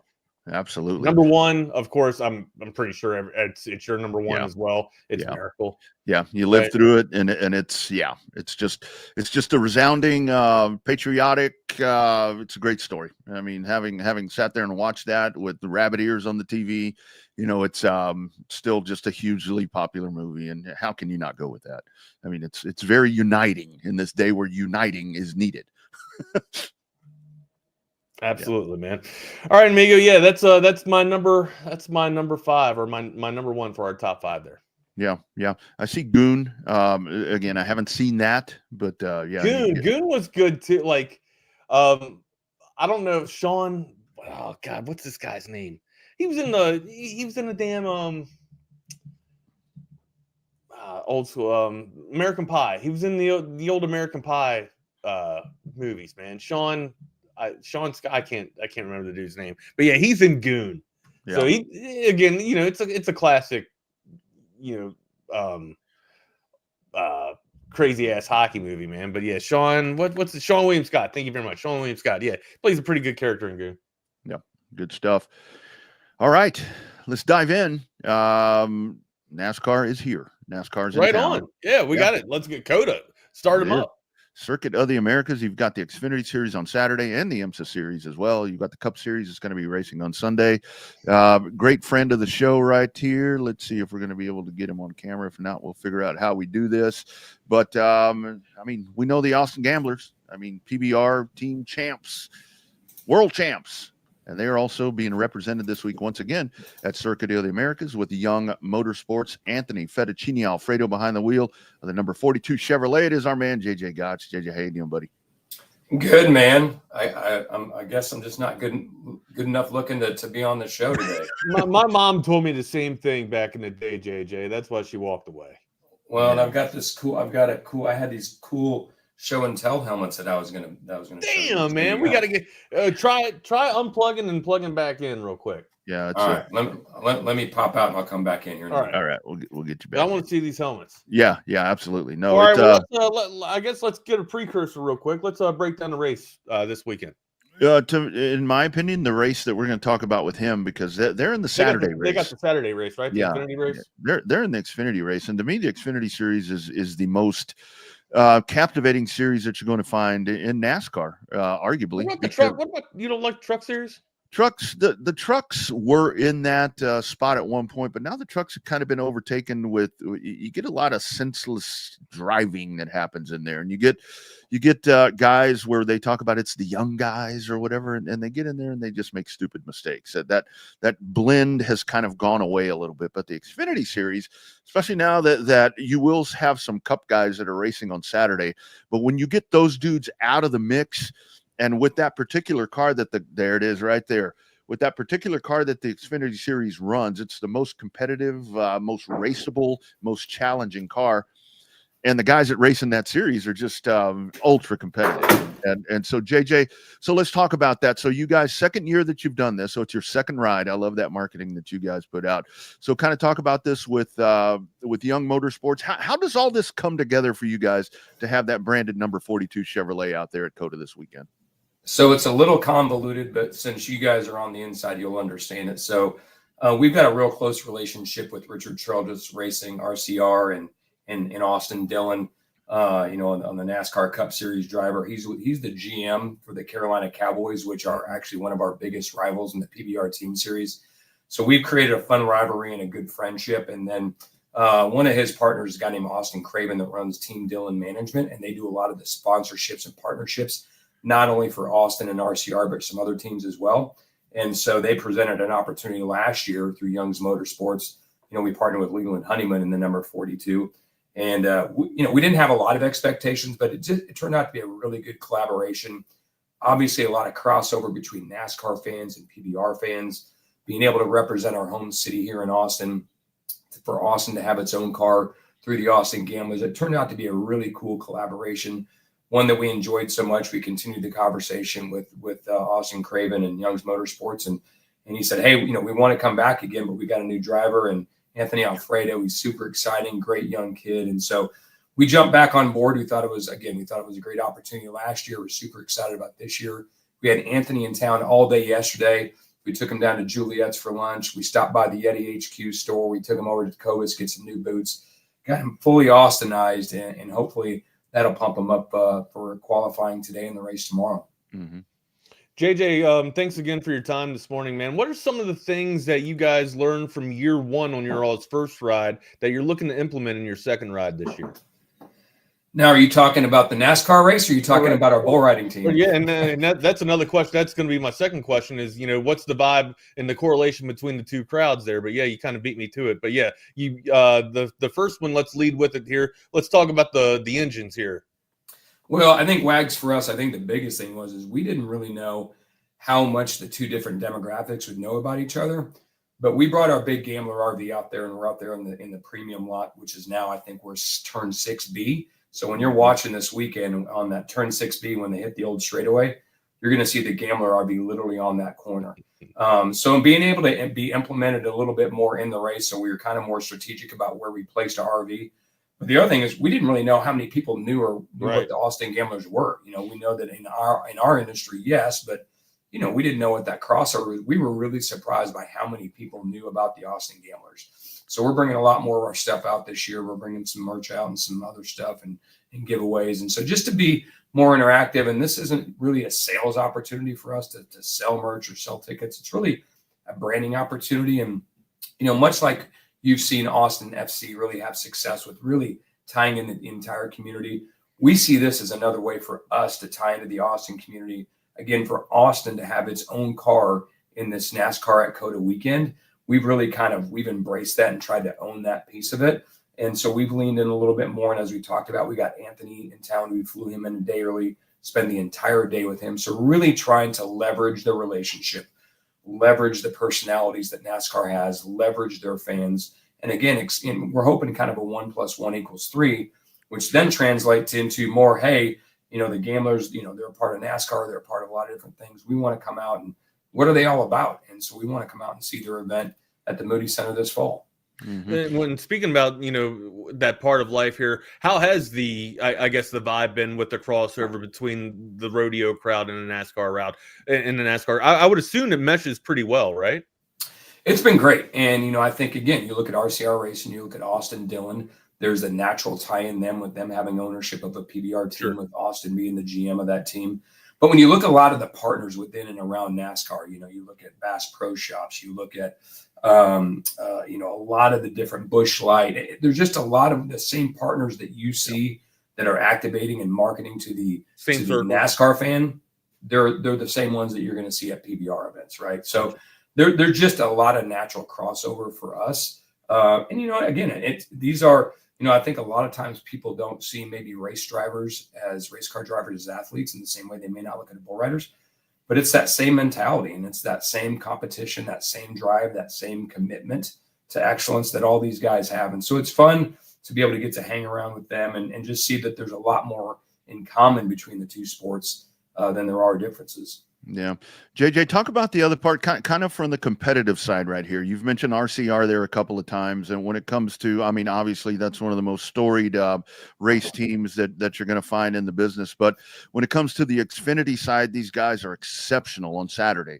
These RCR affiliated Chevrolets, I believe they're undefeated this season. They're that good. Kind of talk about from that point with Young's, that affiliation. And I really think that this year with Anthony Alfredo, that's a guy that's done a lot with not a lot in the past. Kind of talk about that part. This is going to be a competitive race team. It's funny you say that, Rodney, because again, I know just enough about racing to be dangerous. And most of what I've learned has been in the last 2 calendar years. But, you know, shortly after we kind of signed this deal, I probably should have done it the other way around, but I called Austin Dillon. I said, hey, man, I said, AD, well, you know, we got Anthony Alfredo. He's driving the number 42 for Young. He's like, what can you tell me about him? He's like, well, one, he's just a great human being. He's a great character. He goes, but this is what I can tell you. Anthony probably gets more out of his car than any other driver. Yep. He said, whatever that car is built to do, he's going to get that plus more. He goes, where some drivers, maybe they don't drive to the level of the car or anything else. He goes, one, he's going to drive beyond what the car is even built to do. And he said, two, he actually drives the sims for Hendricks Motorsports. Yep. During the week. He goes, so he's probably driven this new course at COTA for NASCAR. He goes, he's probably already driven it 1,000 times. He goes, so if anybody's going to give you a good opportunity this weekend, it's going to be because, you know, Anthony, again, over delivers on usually what he gets from a car standpoint. And then two, he's driven this course so many times and he hasn't even been here yet. So we're excited about that. And again, a lot of the work that we do around this event is the 48 hours to 72 hours leading up to it. And really whatever that 42 car does on Saturday is really just gravy for us. So yes, it'd be awesome if he got like a top 10 finish. Mm-hmm. But again, even if he didn't, you know, it'd be great. Last year, Leland, he had a great race, was competitive. Right. And I think he wrecked Rodney and correct me on, I think within the last 3-4 laps, right at the end, he wrecked out. Yeah. Yep. So Yep. It's exciting. And again, for us, you know, where our RV is parked this year, that new track configuration, when they come from 6A to 6B, that straightaway, you know, if they went straight through the wall, they'd hit our RV. So it's going to be a lot of fun for us. I think I think Austin Dillon said he may even place a spotter on top of our RV for Sunday's race. JJ, who'd you have to kill? What'd you have to pay for that spot? How'd you get that spot? We've been a part of the Austin scene for a long time, as you guys know, before becoming moving over to the Gamblers. Sure. I was with Ryan Sanders Baseball and the Express for 20 plus years. Been a part of the Austin Sports Commission for 15 or 20. Was the chairman of that board. Got a really good relationship with the folks at COTA, with Circuit of the Americas, and then the folks that put on the NASCAR event here, SMI. We got a separately good relationship with them. So we've been, before we even ever sponsored a car, we've been coming out to this event in Dakota really since the beginning. And so you guys have basically been consultants too, right? Yeah. And so actually my former company, we did the F&B out at Circuit of the Americas for, I think, 7 or 8 years. So really good relationship with not only the local folks here at the track at Circuit of the Americas, but also the NASCAR SMI folks. And so just by nature of being out there a long time and supporting them, I think they were able to work with us. Absolutely. JJ, we know you have a hard out at 10 o'clock, busy time, I'm sure, for you right now as we get ready for Saturday. But lastly, let's look at the rodeo side coming off of the championship right there. I know that there's a lot of momentum. There's a lot of momentum just for the team aspect now where you're seeing this brand really begin to grow. But how has that transformed the Gamblers after winning that championship, where people say, man, that is a world championship team that we have right here in our own backyard? Well, I don't know if it was as much joy as it was relief when we finally won the Team Series championship. We had won the regular season the first 2 years and then stumbled in Vegas. So to finally win, it was like we kind of finally realized our potential. We knew that we had a championship team. We just had to prove it. And fortunately, this year we did. So the expectations are still high. We made a bunch of moves in the offseason. We went out and got the highest rated free agent in the history of the sport. And then we got the second highest one. So, we're going all in again on this. The expectations are, we want to be the first team to win a regular season and the postseason in the same year, and the first team to go back to back. So expectations are high. The sport is on a high right now. I don't know if you guys saw a couple of days ago, it was announced the merger with PBR. We're going into the TKO Holdings Group, which is UFC, WWE. Mm-hmm. We just announced our first TKO takeover weekend, to where, over a 5-day span in Kansas City, there's going to be a PBR event on Thursday, UFC Fight Night on Saturday, and Monday Night Raw on Monday. Wow. So we're excited about that. We're working on one of those similar events for Austin. The league is expanding. We've gone from 8 teams to 10. We're probably going to go 10 to 12. So we're excited. We've got some preseason games later this spring that'll be on CBS Sunday. So a lot of positive momentum. We're just excited for this weekend, though. I told you guys. Here we go. Let's see these helmets. We've got the 2 helmets. We got our bull riding helmet, and we've got our racing helmet. So we're gonna meld the 2 this weekend. That is awesome, man. Love it. Hey, JJ, one more for me real quick. When do you think you see Taylor Sheridan out there at your events? It's interesting. Right? No, we've got a real close symbiotic relationship with a lot of the Yellowstone cast and characters. Cole Hauser is really the official voice for PBR last year and this year. Done a lot of different content for us. I think you're going to see us bring on somebody pretty soon.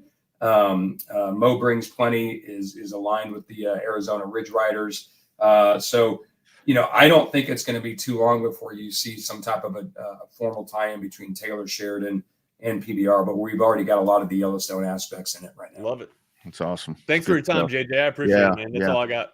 Yeah. You got it. Look forward to seeing you guys out there hopefully this weekend. Yeah, looking forward to the weekend, JJ. I'll be in another black and green tent not too far from you guys, so I'd love to shake your hand and say hello this weekend, man. Good luck with that 42 car. Good luck, JJ. All right, I got to get this helmet along with the other ones behind you, Rodney. There you go. Hey, there you go, man.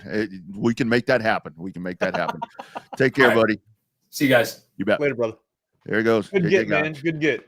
And that's such a great brand. I mean, everything that they do, I think that their logos and all of their social stuff is just like, it comes out and grabs you, I love how they're tied, how much they're tied into the community, man, and how much they give back. So yeah, I think that's really such a big thing, with the challenges here. I mean, and I think that the Gamblers and Austin FC and COTA have just done and the Round Rock Express have done a really great job, to where I've said it so many times, Wags, to where it's like people say, well, Austin's not a sports town. All you have is Texas. It's more than just a sports town, amigo. It is.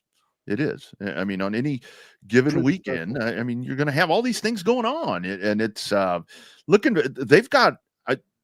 I'm telling you, Wags, they have got one hell of a wheelman behind the wheel of that number 42 car. That dude, he made the How Daytona do you have 500 so as an much open. experience to where you can push the car past its limits? Right. A lot of it is with him. A lot of it is when it comes to dudes like that they realize when to do it and when not to. They kind of have that extra sense.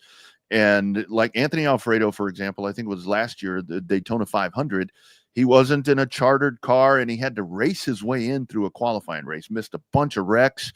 And right at the end, boom, there he was. And he got himself in the field. They got a hell of a driver right there. I'm pretty high on this effort from Young and the 42 team coming up on Saturday at COTA. Love it, man. Love it. Well, I guess we got a little bit more time here until the guys get on. They're running a little bit behind. What do you want to get into? What's on the slate left that we didn't touch? You know what I think I may do? I've got a buddy in town that I'm working with here for the weekend, and he's an avid Texas fan. He's over in Missouri, avid Texas sports fan, and he's like, "Hey, man, let's go to the Texas basketball game on Saturday night." I'm like, "Are you going to accompany him, or are you just going to give the tickets away?" He like wants me to go. I'm like, "Do I have to?" I'm like, he just wants to see the movie. That depends. It depends on how good of a friend is this guy. Well, and I think this kind of goes back to what I'm talking about with the Austin feel. Is this dude? He's like, I know that the basketball team is not doing well right now. I just want to see the Moody Center. You know, it's kind of that allure. I like it. So, yeah, maybe Texas gets them a win. You think, brother? You think Texas has this one in them? They better. I mean, if you can't beat Georgia, I don't know what the hell is going to happen. So look, I like I said yesterday, I kind of if it happens, it happens. If not, I'm cool with moving on to baseball, right? Like, and technically we're supposed to be on to baseball already because the season has started, but it's hard for me to pass off one sport to another until that sport's concluded. But I'm ready for basketball to be done. I'm too many emotional roller coasters already. Just with the start of the season, you know, thinking that the roster's been compiled to make some type of run, and then sitting here thinking, all right, well, we're leaving the Big 12 and going into the SEC, so we should have somewhat of a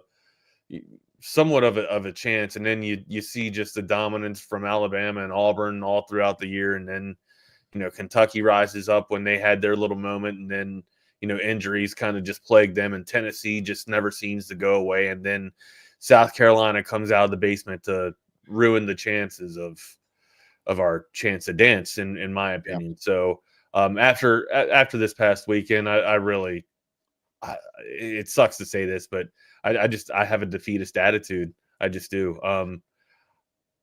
The Longhorns almost have to win, and it's not almost, in my opinion, if the Longhorns want to be in, because I don't think they're deserving of a team. If the Longhorns want to be into the, you know, to the final dance, they got to win the SEC championship, and that's not going to happen.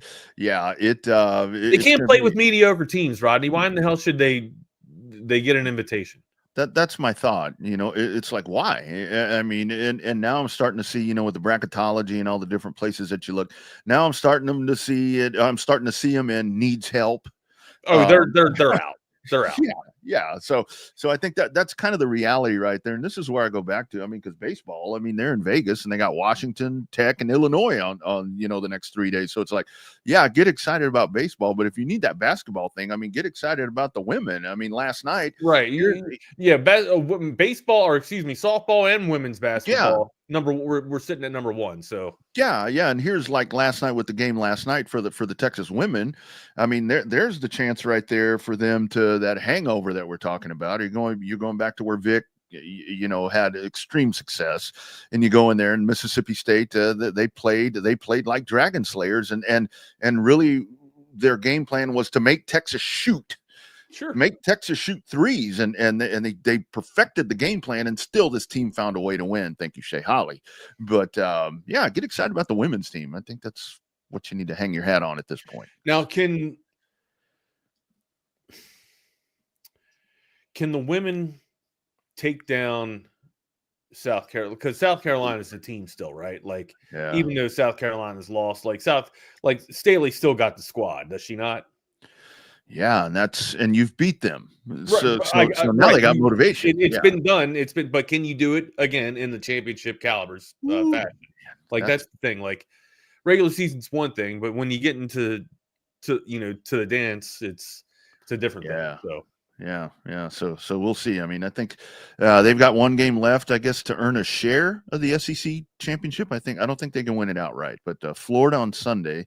So that's coming up, and then lots of baseball and all the other sports and basketball. Let's just play it out. Let's just. The ladies are more fun to watch than the men. Yes, let's just get right on down the road. Right on down the road. I told you this past weekend. I'm over it. No more emotional roller coaster for me. Yeah. Let's pack it in as a loss. The season's done. You wasted a NBA talent in Trey Johnson. So that's the worst part. That's the worst part. Right. Yep. The best part about Friday is seeing Will and Jordan, though. What's up, guys? How are we? How's it going, Wags? We're doing great. It's extra day for us. A little bit of combine news yesterday, and a little bit more. Isaiah Bond saying that he's going to break the record, and Jaden Blue saying he's going to do the same thing. So this will be real interesting. I just saw someone placed a bet plus 3,500 for Jaden Blue to have the fastest 40. I have no idea why. I don't even know why. I don't know if edge rushers are running 4.40s. What the hell, man? Yeah. Well. Yeah, good Right, showing. Get out here and take some painkillers, man, some muscle relaxers. You guys have a great Friday and enjoy your weekend. Y'all be good. All right. Yep. Be safe, guys. You have a good show. I'm sorry, Turbo. I just wanted to check. Someone put money on Jaden Blue breaking the combine record or just running the fastest 40 this year? It says 2025 NFL Combine fastest 40-yard dash overall. He wagered $7.14, and the payout is $257.04. I've never seen action on that. I didn't know that you could bet on the 40-yard dash. You could. I probably shouldn't be saying this, but I made a couple $100 last year because I knew an agent who had been out to Exos and had seen guys running 40s like 2 weeks before the combine. So he had a pretty good read of what they would run. And it was either on Underdog or Prize Picks. You could bet over or unders for 40 times. And I put together like a 3 or 4 legger and put a decent amount of money on it. But I haven't talked to enough agents or anyone this year to really do it. However, I did talk to someone yesterday, and I don't know how much I'm actually going to use this. But I talked to someone yesterday who said that they don't think, and they've been out there when he's trained, that they don't think Isaiah Bond is going to break into the 4.2s. They think he'll run 4.3 flat fastest. So we will see. Oh, the line on Underdog, I'm looking at it now, is 4.31 for Bond. For Bond, how about Blue? Let's see if they got one. Jadays is 4.46. Gunnar Helm 4.75. Drew Makuba 4.51. There's no Jaden Blue. Matt Golden 4.42. Jalen Milrow 4.4. Cam Scadaboo 4.55. That's an interesting one. Someone's there, but yeah, I don't think either Jaden Blue or Isaiah Bond is going to break that record. I don't either. I'm very curious what Jaden Blue will run and what he weighed in at, because I think he ran like his PR in high school in the 100 was like I think 10.61, and he did it at like 175. So we'll see what he's running now, because he's definitely put weight on, and he's also I think gotten faster, but that stuff balances out. So. Yeah. Chris said, for some reason, and I said it already, Bond thinks he can break 4.1. No one has done this before. No one has done it. So I'm not Bo Jackson. Yeah. Yeah. Well, literally, actual human beings and not, freak, whatever he was. There's just no way. If he does it, then I will personally apologize to him. but I mean, no one has done this before, and you didn't show off elite speed to finish your college career. So there's no part of his game that makes me feel like, or no part of what I've seen from Isaiah Bond that makes me feel like that's a possibility. But he could always surprise me. You never know. We say that a lot. It's kind of Scatabo presser was canceled this morning. But what did you take a look at the guys yesterday? I mean, I mainly just saw the Alfred Collins reps. I'm not even sure if anyone worked out other than him. Yeah, I was busy driving down from Dallas to Temple and then Temple to Austin, so I didn't get to watch any of it live. But when they reran it on NFL Network, I watched some of it. The James Pierce testing stuff is fascinating. Like he went, I think 4.5 or 4.4, maybe something ridiculous. But like his vert was like 31. You thought it'd be higher. His other stuff, and it's just like how is he this good at this one, but like average at how does this make any sense? In my eyes, it's an effort issue. It's what people have said for a few months now is that he doesn't really have a love of the game, and that even if he does, he's can tend to just have some general character issues, and that can show up in a combine like thing. I'm tired. I don't want to be here. I'm not going to play 100%, which is just the worst place to do that. Yeah, man, I don't know about it. I mean, those dudes are doing it for every dollar they can get. They're not going balls to the wall 110%. They're dumb as hell. So right. But I mean, 3-4 months ago, maybe a little bit longer, maybe in August, he was a projected number 1 overall pick. He was the guy. Him, Deion Walker out of Kentucky. I was looking at a few of the defensive linemen yesterday, thinking, man, these guys were projected top 10 picks to start the season. And now I'm not even hearing their name in first-round conversations. Was Deion Walker at the combine? He was, yeah. He ran. He did everything. You know who surprised me?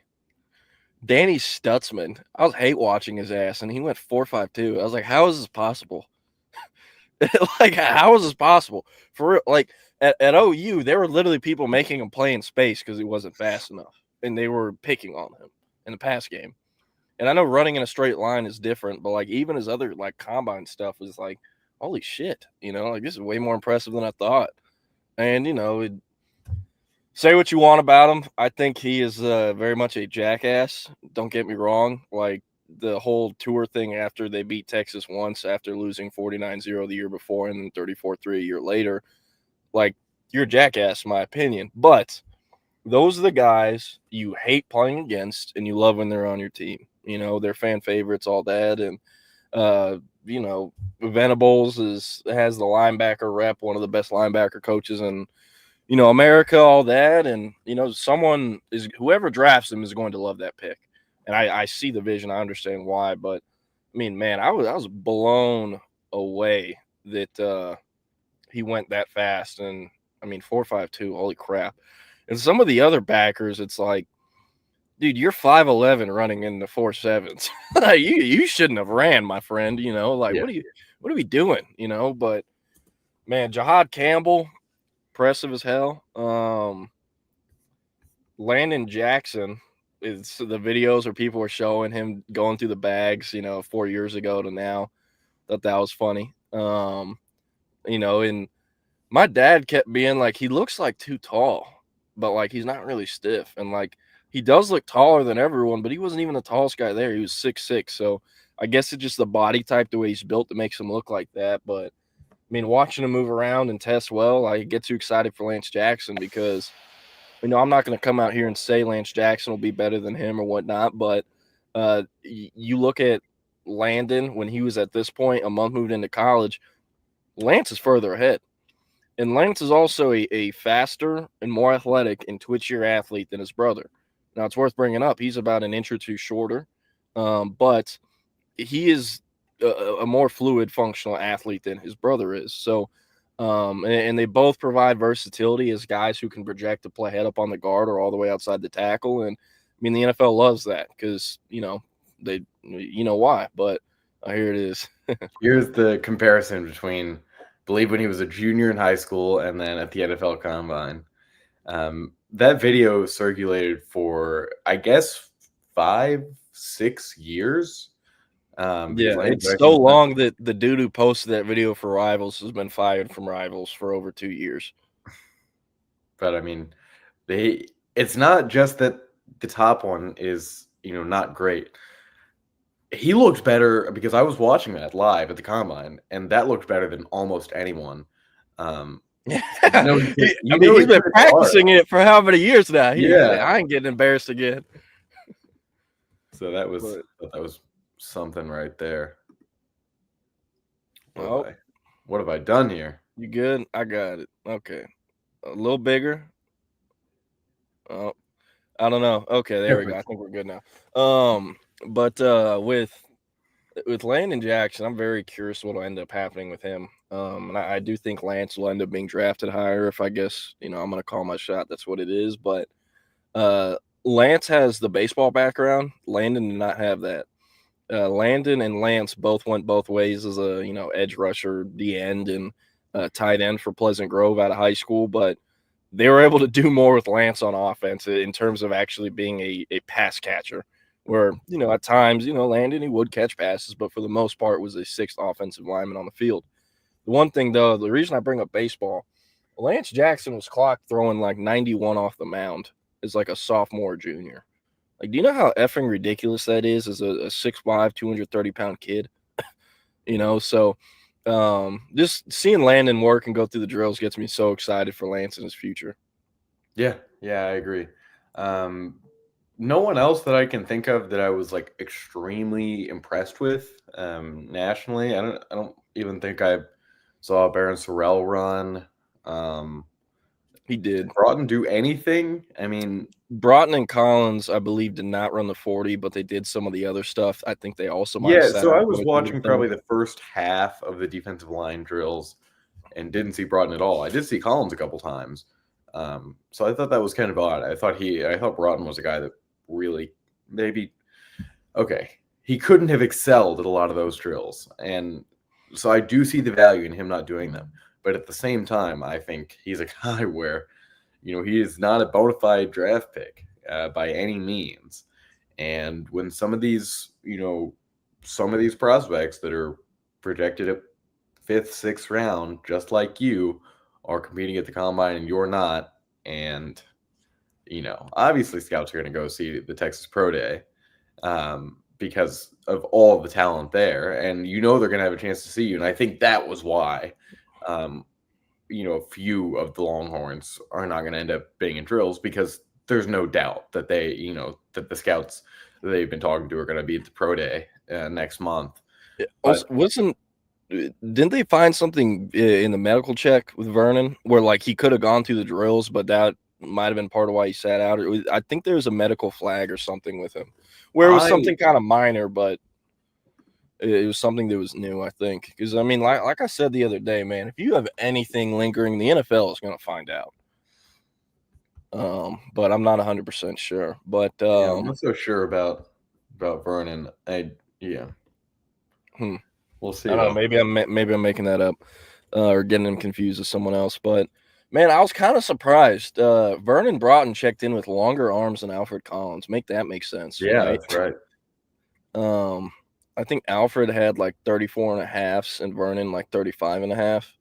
And you're probably like, well, what's the difference? But that shit matters. So, and it's interesting. They very different profiles as high school recruits. Alfred Collins was a 5-star. Vernon Broughton, he was a top 247 kid. But there's a difference between 5 stars and just top 247 kids. And Vernon was at Texas. I can't remember if he was the year before Alfred or the same cycle, but I know Alfred was there 5 seasons and Vernon was either there 5 or 6. But it's very interesting to compare and contrast them, body types, all the other stuff. But can we talk about a kid in high school right now who I think is going to light up the Combine one day? Sure. All right. So yesterday I'm at Temple. And Will, I would love if you could pull up the video I posted of Jamarian Carlton, just because I don't know how to do this when I don't have my monitor. But I'm at Temple High School yesterday. Went and checked them out during the athletic period. They're going through drills, drill stations, I should say, where some of them are like kind of combine stuff, like they're doing the shuttle and other stuff, stop and start, and the whatever it's called when you go under the hurdles and work on flexibility. They'd go about, I don't know, 8-10 minutes each station. Man, just seeing Jamarian Carlton. I mean, I've been covering this kid for years, but like every time I see him, I come away just so impressed. And I'd point him out, but you know which one he is. So 6'4.5". He was 232 in the beginning of January at All-American, 232 pounds. I asked him yesterday, I'm like, yo, you look bigger. Like, what are you weighing in at? And he's saying he's weighing himself about once a week. And he's, last few weeks been between 240, 245. So, love that. Retaining a lot of the athleticism as he continues to put on weight. Humongous wingspan. I think it's like 82 or 82 and a half. So 6'10", 6'10 and a half, about +6. And if I remember, or actually, I went and looked up these measurements the other day. He was 6'4.5", 232 and a half, 10.2 inch hand, 36 and a half arms, and 82 and a half wing. So, total freak show. If you want to check out that video we were showing, just go to my Twitter, go to Media. It was the second to last thing I posted. But I mean, man, just like genuinely one of the freakiest kids I've ever covered. Yes. Yeah. Pause. You know what I meant. And is a great basketball player. Been Temple's best basketball player since his sophomore year, and is everything you look for between the years. He's got his head on his shoulders. Wherever he goes, it's because he thought it out and made a very educated decision, and he fully believes that's the place that can take the most care of him, develop him, get him where he wants to go. So always love getting to see him work out and, getting to catch up with him after. As far as his recruitment goes, we did cover it a bit, but I do have some new stuff, from yesterday. The top 6, Texas, Texas A&M, LSU, USC, Baylor, SMU. So far, 3 official visits have been scheduled. SMU, June 6th through 8th, A&M, June 12th through 14th, and then Baylor, June 20th through 22nd. I feel pretty confident he's not going to Baylor. Just based off the conversations he's had and sources around this recruitment, I just think he wants to get out of the 254 area. And I mean, that's reasonable. The kids who grow up in or around Waco, they either want to stay home and they know that, or they want to get the hell out of there. And very rarely is it something between. It's usually one or the other. And the vibe I get from Carlton is that he wants to, get out of that area kind of. So I do know, comparing Baylor and Texas as far as proximity is similar, but Austin is different than Waco. And Texas is about an hour and a half from Temple, hour 20 compared to 40-minute drive. So has those 3 visits booked. I asked, like, what's kind of going on with Texas here? Why haven't they gotten a visit? I've been asked you about it or whatnot. And he's like, no, just the other schools kind of reached out and set it up first, and Texas kind of trying to get them to cancel one of them and swap it out instead so they can have them that weekend. He is also looking into potentially doing a midweek summer OV. Or he could wait till the season. Originally, he'd been wanting to commit in July or August going into his senior year, knock out the decision before, that last ride at Temple. But he told me yesterday he's now planning on making an in-season decision. So September, October is when he's looking to do it. Obviously, I think, oftentimes there will be kids who want to make decisions in the fall, and then they get on these summer OVs and they get tired of all these coaches calling them, blowing them up. And man, I know where I'm going. I'm going to just commit now in July or August. So I very much think that is possible. I'm not saying it'll happen, but it is possible. So I do think it would be very stupid of Texas if they don't get him on campus in June on an OV.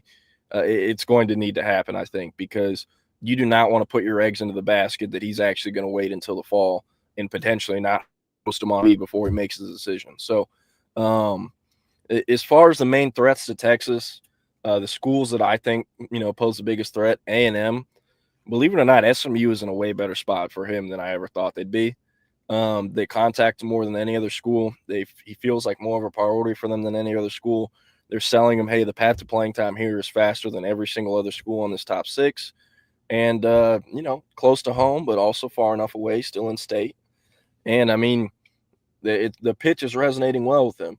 Now, I will say, I'm almost positive SMU, that staff, has yet to take a kid out of high school and turn him into an NFL draft pick. They had 3 guys at the combine this year. All 3 started their career at Miami. And the guys that have been drafted under that staff this far are past transfers. This was Rhett Lashley's 3rd year, right? Yes, it was. So, it's pretty hard to expect them, especially playing in the American Conference. Yeah, no doubt. I get what you're saying, but Will, you got to factor in Sark after 3 years. They got guys drafted. Other people got guys drafted at other schools, but also it's not just the players you recruited yourself. The high school players that SMU signed that were on that roster when he got there, they haven't put those guys in the draft. And I'm not – this isn't something that Jamarian Carlton brought up. It's not. But it's something I talked to the Temple staff about. And it's something that we both, were like, yeah, the other schools are going to negative recruit the shit out of SMU with that. Because every other school on that list has developed a guy out of high school into a draft pick. So I think that's something to watch.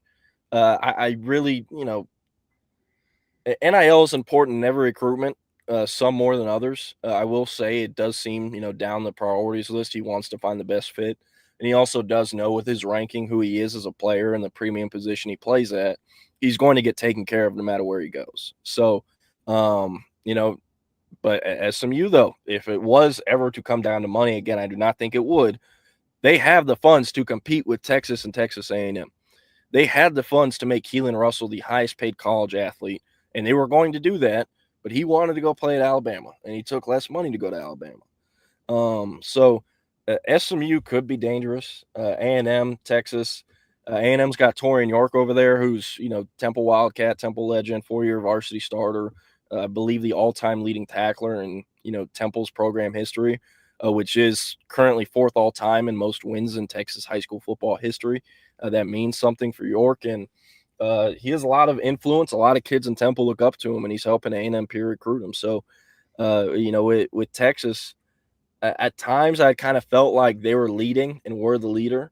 With Jamarian yesterday, I kind of told him that, and I kind of brought up, like, I don't really want to say they've dropped back, but it doesn't really feel like, based off what you're saying. And he's like, no, it's not really that, but I'm just like, I'm treating all the schools evenly, and we're going to see who hits me up the most, who recruits me the best, and, who I've meshed with the best this spring. And then, maybe I'll reorder it going into OVs. But I do think, with Alan Clark, he's talked pretty much every day with Carlton since he got to Texas. They had known each other previously. He went up to Ohio State, camped, ended up getting offered in June. And the main recruiter from Ohio State, or not main recruiter because it was Larry Johnson, but the main guy he actually talked to the most was the Alan Clark. So Texas, that helps. PK has kind of taken a step back in the recruitment as he's, lost the edge coach title, now just the DC. But PK and him, they're still having conversations every now and then. He's FaceTiming with Sark about, once every 1 or 2 weeks. I had him talk a little bit about that, but pretty even, I'd say, going into the spring, going into summer OVs. I do think, whoever wins this recruitment, it will be Texas, Texas A&M, or SMU.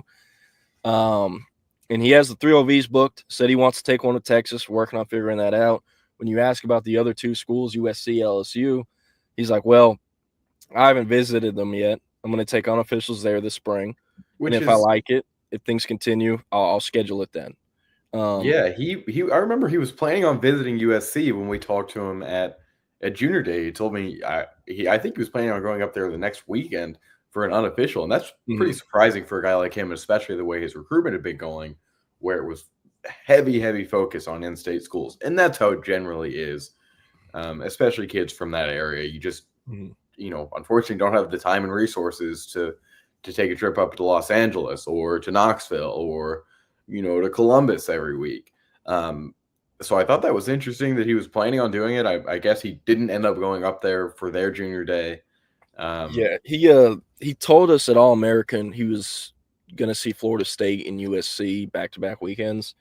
And I'm like, you never made it to those, did you? And he was like, nah, like logistics. And he ended up visiting, I think, Texas A&M and Baylor instead of those two. But he was at Baylor the day after he was at Texas, and then he was at A&M the week following. So instead of Florida State, he hit Texas and Baylor, and then instead of USC, he just went to College Station. So kind of trending the same way it had been the entire time of, yes, there are legitimate out-of-state options here, and I do like them.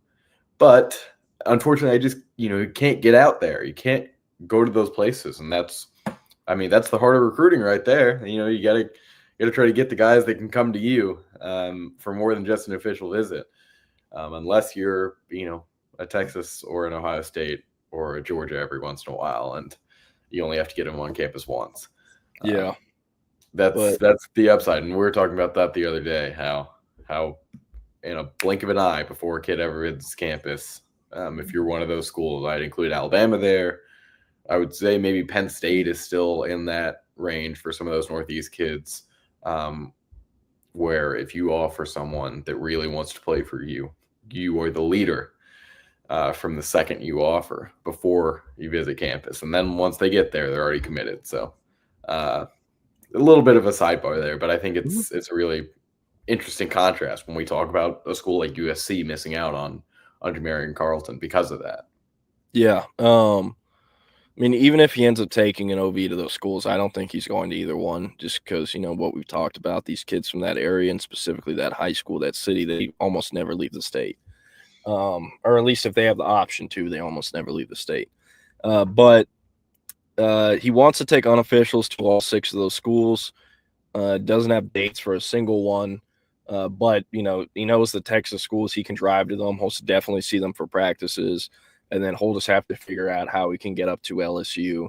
He could drive there just a little bit longer, and how he can get up to USC. And then once those are booked and he experiences that, he'll decide if he wants to OV there or not.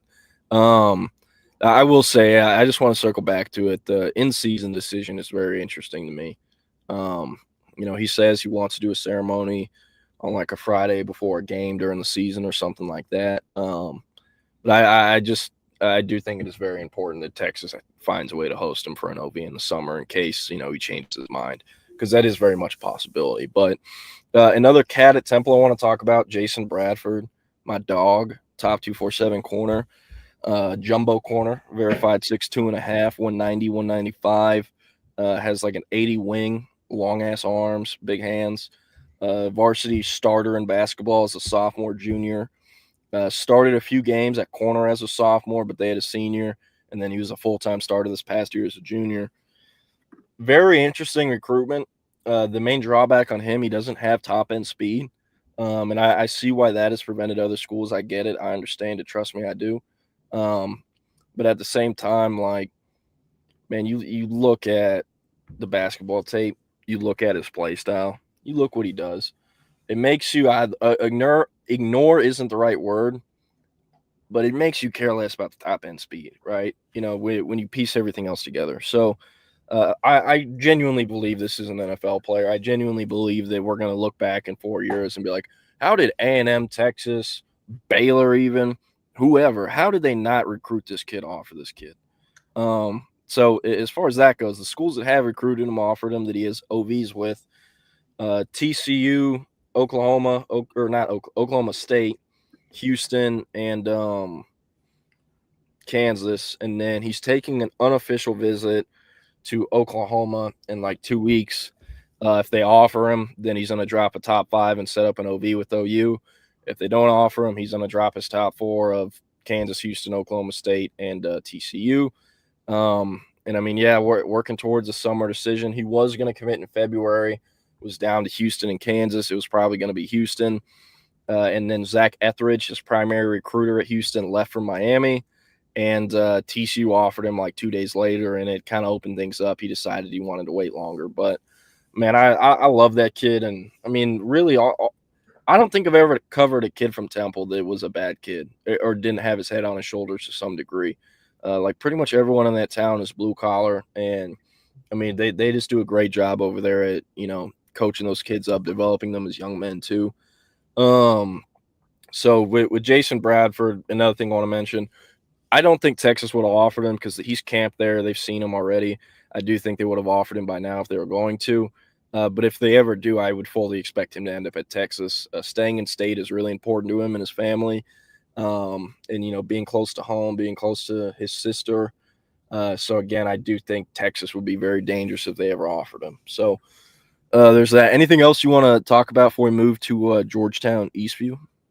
Actually, I do want to break it up at midway point here because we teased it yesterday, and I know there's some people that commented about it during yesterday's show. Let's go back to Wednesday's town hall where Chris Del Conte said that he is at the forefront of pushing for a 9th game in the SEC conference schedule. First of all, do you buy it? Secondly, what would you prefer? Third, do you want it? As someone who enjoys good football games, I want it. I love it. But if I was in any of these players or coaches' shoes, I'd be very against it. The SEC is a effing meat grinder, man. Look at all the injuries that Texas suffered this year. I know, they suffered the same amount of ones or similar amount of ones in the Big 12 or whatnot, but it's just a different level of competition, and especially in the trenches, like O-line, D-line. Again, if I was a player, I would not want to go from 8 to 9 SEC games. No way in hell. So, but I get both sides of it. But as someone who enjoys good college football games more than Texas playing UTEP or Rice, for crappy teams like that, 2 or 3 of the non-conference, and they have a really good team for one, I would enjoy a 9-game SEC schedule. I can say that. People are gonna, say the Big Ten plays 9. So what's the issue? And most people would say that the Big Ten is a more physical brand of football. In the trenches, it definitely is. And, you're not seeing as many receivers or running backs getting hurt because, it's just a not exciting brand of basketball, of football. So I see the argument there, and I do think that the SEC should play 9. But it seems like Chris Del Conte is not expecting that to happen immediately. Or if he is, he's really loading the schedule up because he's teased a big, non-conference game that's going to be announced pretty soon. I'm trying to think of teams that Texas has already scheduled: Ohio State, Michigan, Notre Dame. You are probably not going to take, a big non-conference, a home and home. I don't think is a team from the ACC unless it's Clemson. I think that's a very fair possibility. I don't see anyone in the big. Who? Miami.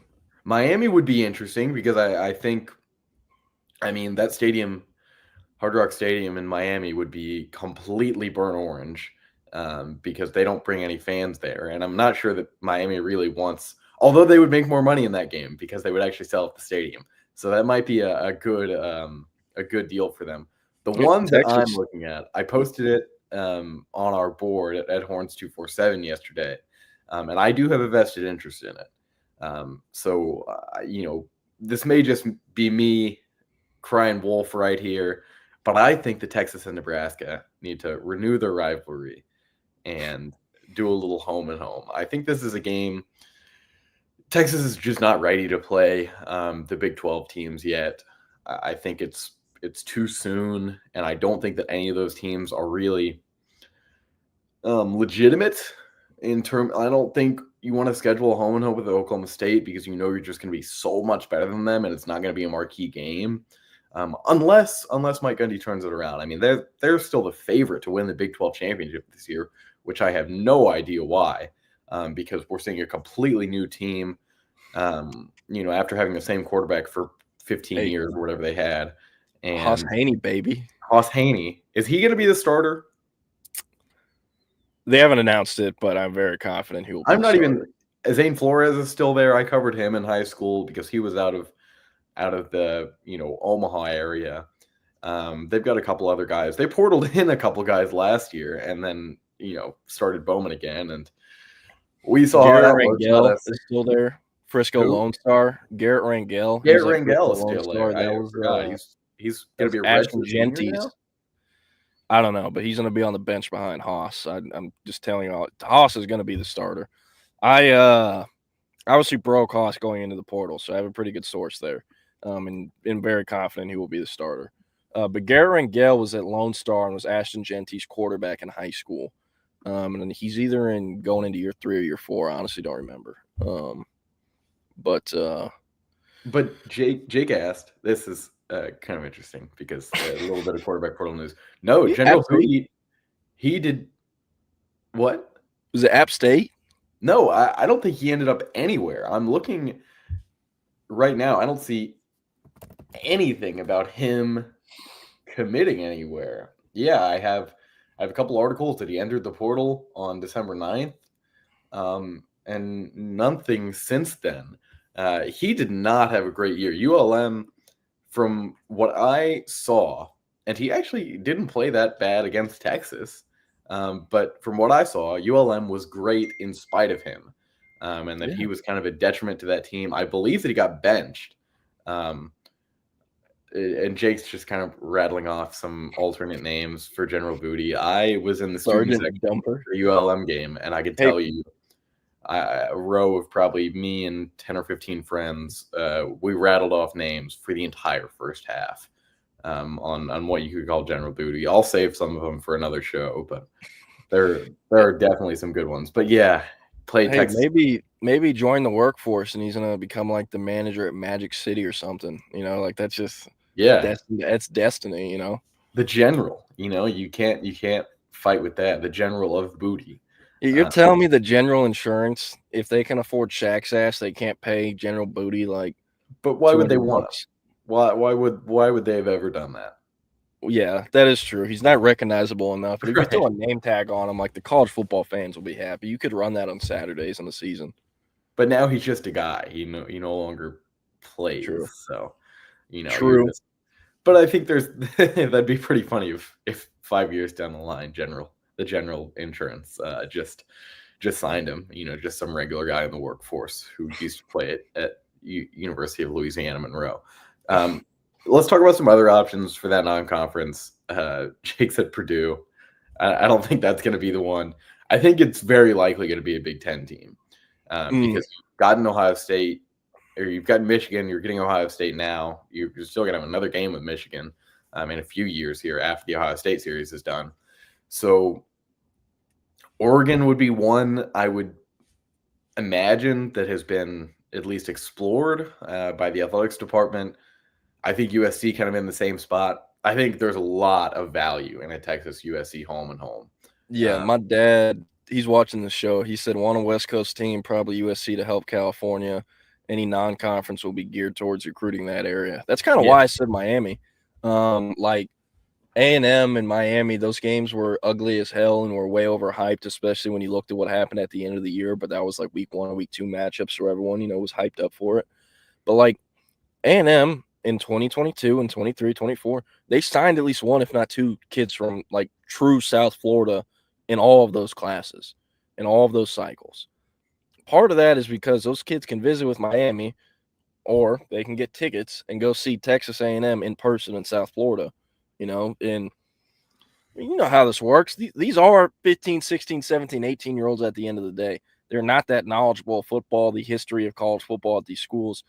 Like, they don't know that A&M has only played at Miami once ever or whatnot. They don't know that. So but they played there once, and that's it's all that matters. Mm-hmm. So USC would be interesting. They did that, in it was Sam Ehlinger era. They did a home and home then. They went to Cal Berkeley, had a home and home with them. A few different options, but I mean, hey, USC is a Big Ten school. It is. I would say the top 5 most likely. I would have USC at 1, and then I would say, I'm gonna say, Wisconsin is probably a good one too. I would add Florida State in there. I would also say Miami, like you did. and then Clemson. I also think North Carolina would be a team to watch out for. I don't think Bill Belichick would even be there by the time a home and home is scheduled. I don't know if he's going to last more than a year there. Hey, you know who UNC's first game is with Chapel Hill? It's TCU, right? Yeah, I believe in Chapel Hill too. I'm fascinated so, to see that. yeah.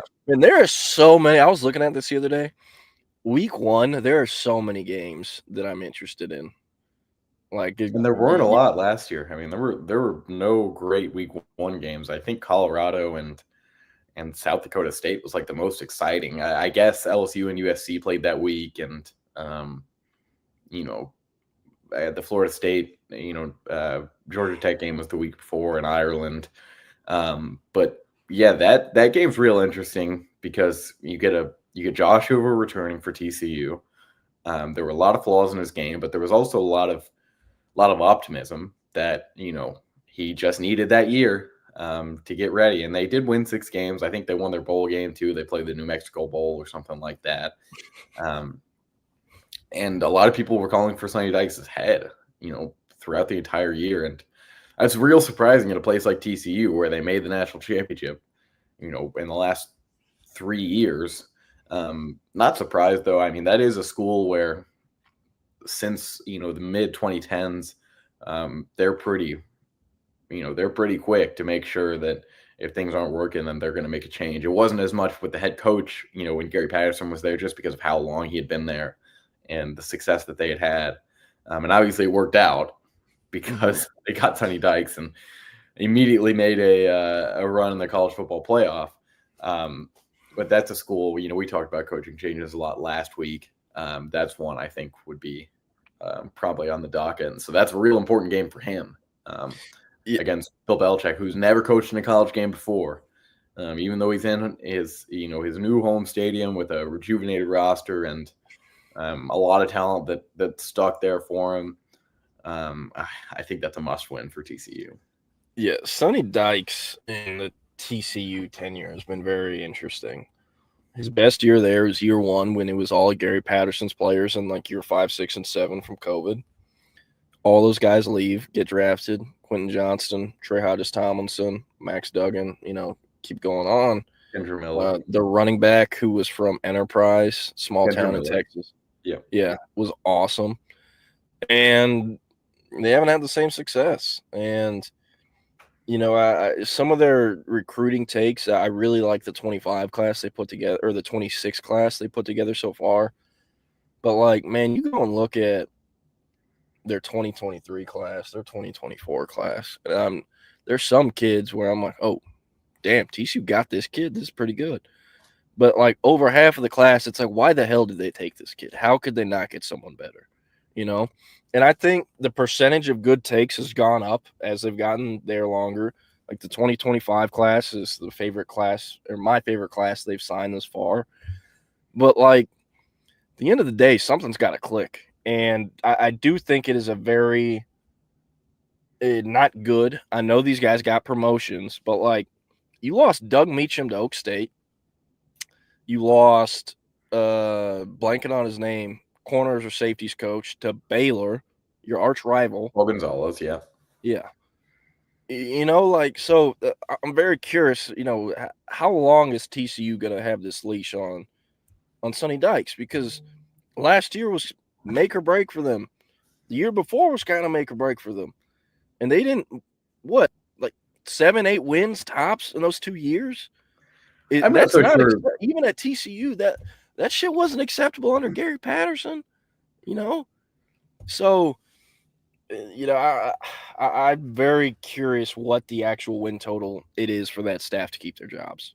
I would say 7 keeps them their jobs. We kind of look at Baylor over the last few years because I think they're at a very similar spot. More of a, pressure to win at TCU just because of what's happened. I would say in the last 15 years there, that, you have, and in any given year, you can win the Big 12, especially now that Texas and Oklahoma are gone. But even before, any year, they were going to be in the mix, and they were in a lot of those years.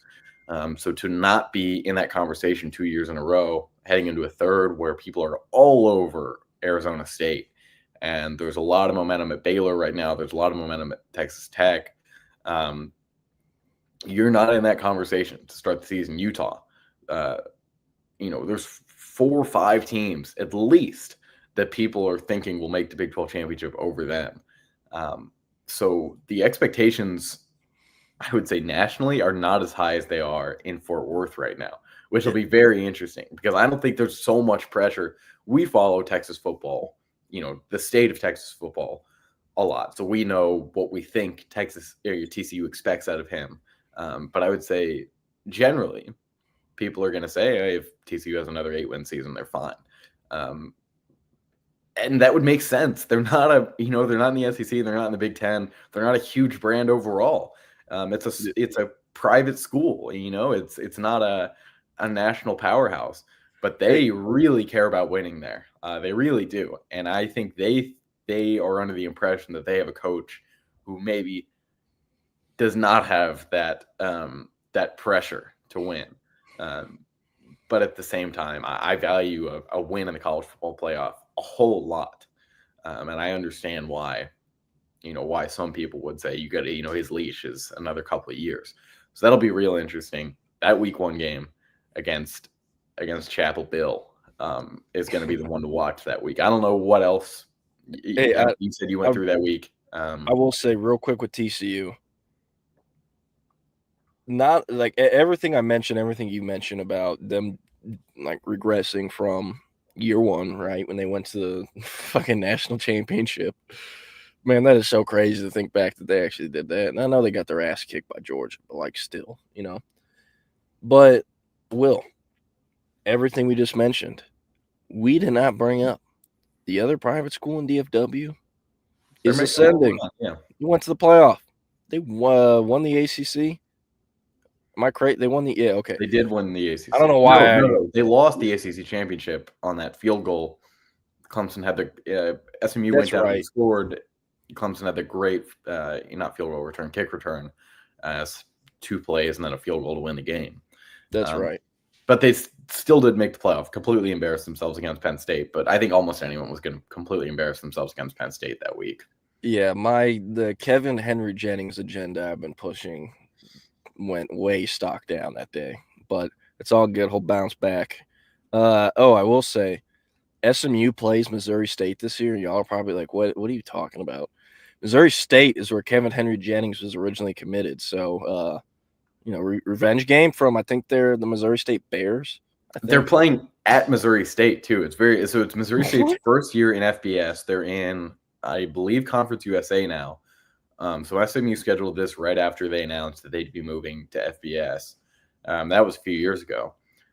So they get, I believe, Missouri State's first FBS game as an FBS team. I think they play an FCS team the week prior. So that, there's a lot of momentum there. And I know a couple of guys that play there, and that's a game they have scheduled, both from Texas, and, would think they think, it would be kind of a App State over Michigan win, and I'm not so sure it's that. But SMU will be ranked heading into that game. I don't think they have Actually, let's take a look at the SMU schedule because I'm not even sure who they play out of conference. I think they play TCU again. Yeah. But they do the Iron Skillet every year. I'm pretty sure.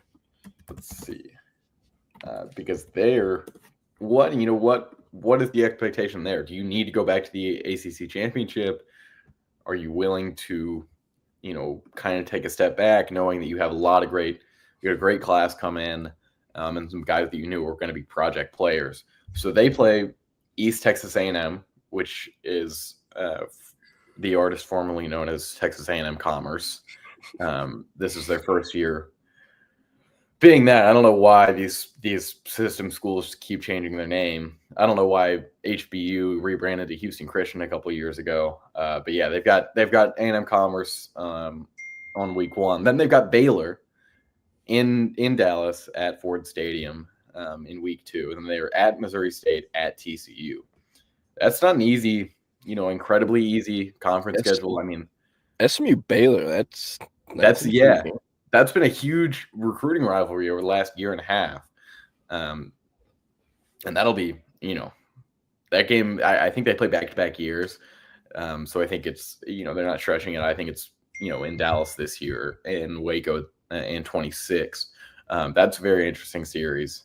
And then doing, your TCU game where you smoked them. There were, 115 points in that game and on being like 66-48 or something like that. I think SMU's hoping that they don't give up 48 again. That was, even for their playoff agenda and how great they did was not, was something that I know people talked about. And I know the committee, I think they even mentioned it one week, like TCU is not a great team. Yes, they do have a great offense, but you have a better defense and should not be giving up 40 plus points to a team like that. So just looking at SMU's schedule in general right here, because I think that's a good conversation for us because it has a lot of recruiting, impact on what Texas does. Because if SMU has another season like what they just had, they will be a major player. It will not be, Texas versus Texas A&M for a lot of these guys that want to stay in state. It will be, SMU taking over for A&M in some of those situations. SMU taking over for Texas in some of those situations. They're going to need to start developing high school players to draft picks. Like, the person who pointed that out to me is literally a recruiting coordinator at one of the top prospect factories in DFW. And when he brought that up, he's like, look, everyone up here still looks at them as little bro, as an AAC program or American, whatever it was that they were in. And it's the truth. People down here in Austin think that. People here in Houston.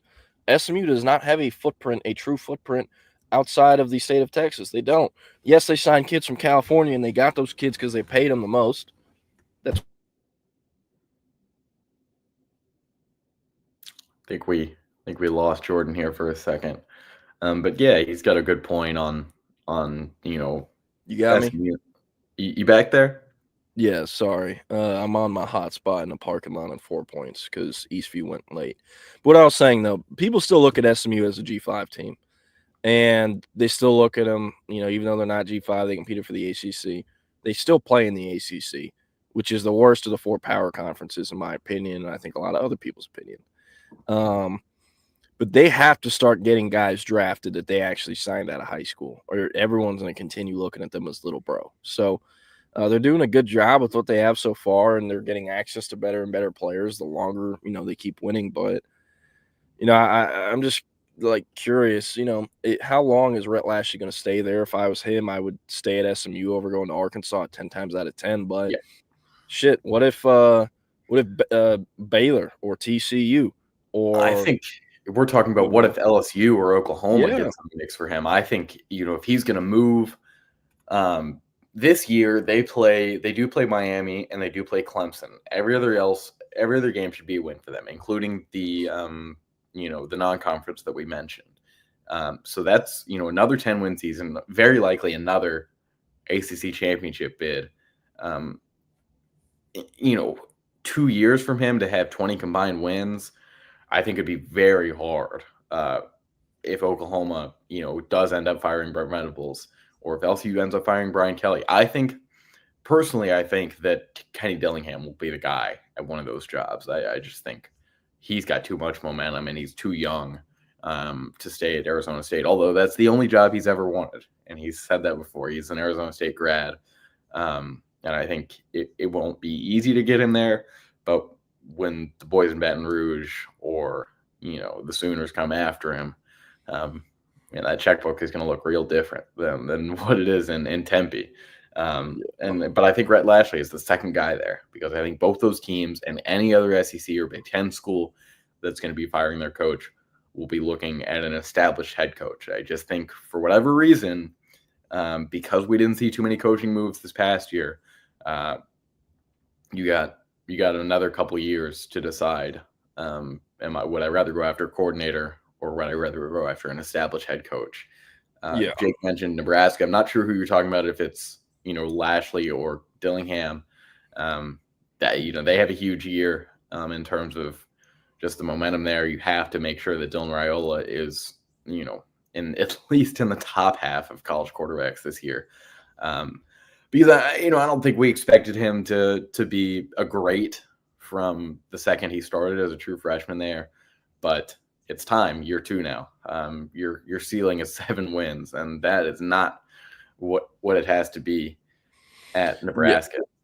Yeah. Real quick, we don't got too much time left. I want to talk about Tyson Ijiwoko. I was at Georgetown Eastview this morning. He did not work out.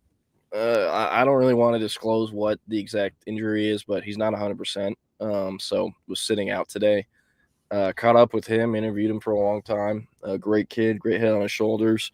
Originally from Seattle area, then lived in Killeen and moved to Georgetown after his freshman year. But he played his freshman season at Killeen Shoemaker. As far as the recruitment goes, Texas Tech commit, been committed there since August. Committed on his 16th birthday. He is young for his grade. He won't turn 18 till after 8 months, till 8 months after he early enrolls. So you love that. Big framey kid with a long wingspan that you could add. Like he could potentially hold north of 240, 250 and still play Mike Backer in college. So really like the kid. Great head on his shoulders. Is not huge in the recruiting process. Just, I wouldn't say he's shy, but, relatively quiet, reserved. So, his phone getting blown up by coaches, not his favorite thing, which, I like that stuff because you almost never get that. But with him, they wanted to commit to Texas Tech because the love they showed, they recruited him super hard, one of his first offers, and he wanted to lock in a spot. It was a really good junior year that ended up getting cut short, from injury. And then picked up a Texas offer, picked up Baylor, a few other schools. OU's looking at him. He's going to visit OU on an unofficial in like a week or two. His 2 OVs set. He's going to see Texas June 13th through 15th, and then Texas Tech the 20th through the 22nd. He's going to unofficially visit both schools. He doesn't have any dates set outside of the Oklahoma visit. But, he lives 20, 25 minutes away from the Texas campus. So, not worried about him getting down there. Texas actually, pushing pretty decently hard right now. I do think Texas would like to flip him before official visits start. They can kind of set the floor with him and then, move on because they're going to need to sign 3 or 4 linebackers this cycle. So the earlier you can start getting them in the boat, I think the better, the easier it makes to spread it out, I guess. But Tech, very realistic that he actually stays there and sticks with that commitment. It's also very realistic he flips to Texas. I think it's going to be one of those 2 things no matter what. I'm under the impression OU is probably going to offer and try to set up an OV, or potentially other schools will. But Texas, in a pretty good spot. Linebacker production, the draft production, the fact that it's, Tech's still an in-state school, but that's a 6-hour drive compared to, 20, 25 minutes. So if I had a gun to my head and had to guess what's going to happen, I would definitely say Texas, and that they eventually figure it out, get them in the class. But, I do think that, so a lot of Texas fans are kind of looking at him like, oh, who's this 3-star Tech commit? Like this is the second highest ranked linebacker in the state behind Aquivis Beck. He's ranked higher than Tank King and Kosiak-Pala. And while Tank King, Kosiak-Pala might be a little further ahead right now, he projects better than they do because the height, weight, speed measurables is better than theirs is in terms of projecting these dudes to the NFL. So currently an 89 3-star. I believe he's actually the highest ranked 3-star we have in the state of Texas right now. But could very well finish in the top 247 or as a 4-star. So, that's why watching film, doing the research yourself and looking it up is important. Also, multi-sport kid, competes track and field, has a shot put that a PR of like 48 or 49 feet. And just, a really good kid, good head on his shoulders, and, wants to major in kinesiology. So I do think Texas, if they stay at the rate they're on, they will eventually flip his commitment. But, when you ask him, have you thought about, when you want a timeline, when would you want to make a decision to either stick with Tech or flip, even if it's not Texas, but potentially flip? He's like, I don't really have a timeline. If it happens, it happens. But I do think I'm going to want to see both schools on an OV first before I ever were to actually, really consider that. So that kind of tells you where his head's at. I have a source in the recruitment who has said he won't make up his mind until after the OV, so that did kind of align with that. But again, Texas is pushing relatively hard right now, so it would not shock me if a flip were to happen before those OVs. But that's pretty much it. Everything I talked about today with Jamarian Carlton, Tyson, Woko, the other kids, will be posted on Horns 24/7 sometime today, if not this weekend. And then I'm headed to San Antonio later today, going to get dinner with an NIL agent, and then 7-on-7 tournament tomorrow. So, stay tuned to the Twitter, Horns 24/7, all that. Nick and I will be back on Monday, and then Turbo and I will be talking recruiting on Tuesday. But to send us out of here, thank you, Jake. Can you believe these jackasses at the top of the corporate ladder let us get to the Friday again? Effing idiots. Feel scared for them. All right, we're going to get out of here. Will, unless you have anything else you want to add? Or Nothing else. Yeah. Awesome. Y'all have a great weekend. Happy Friday, and be safe. Get over to Midday Mashup.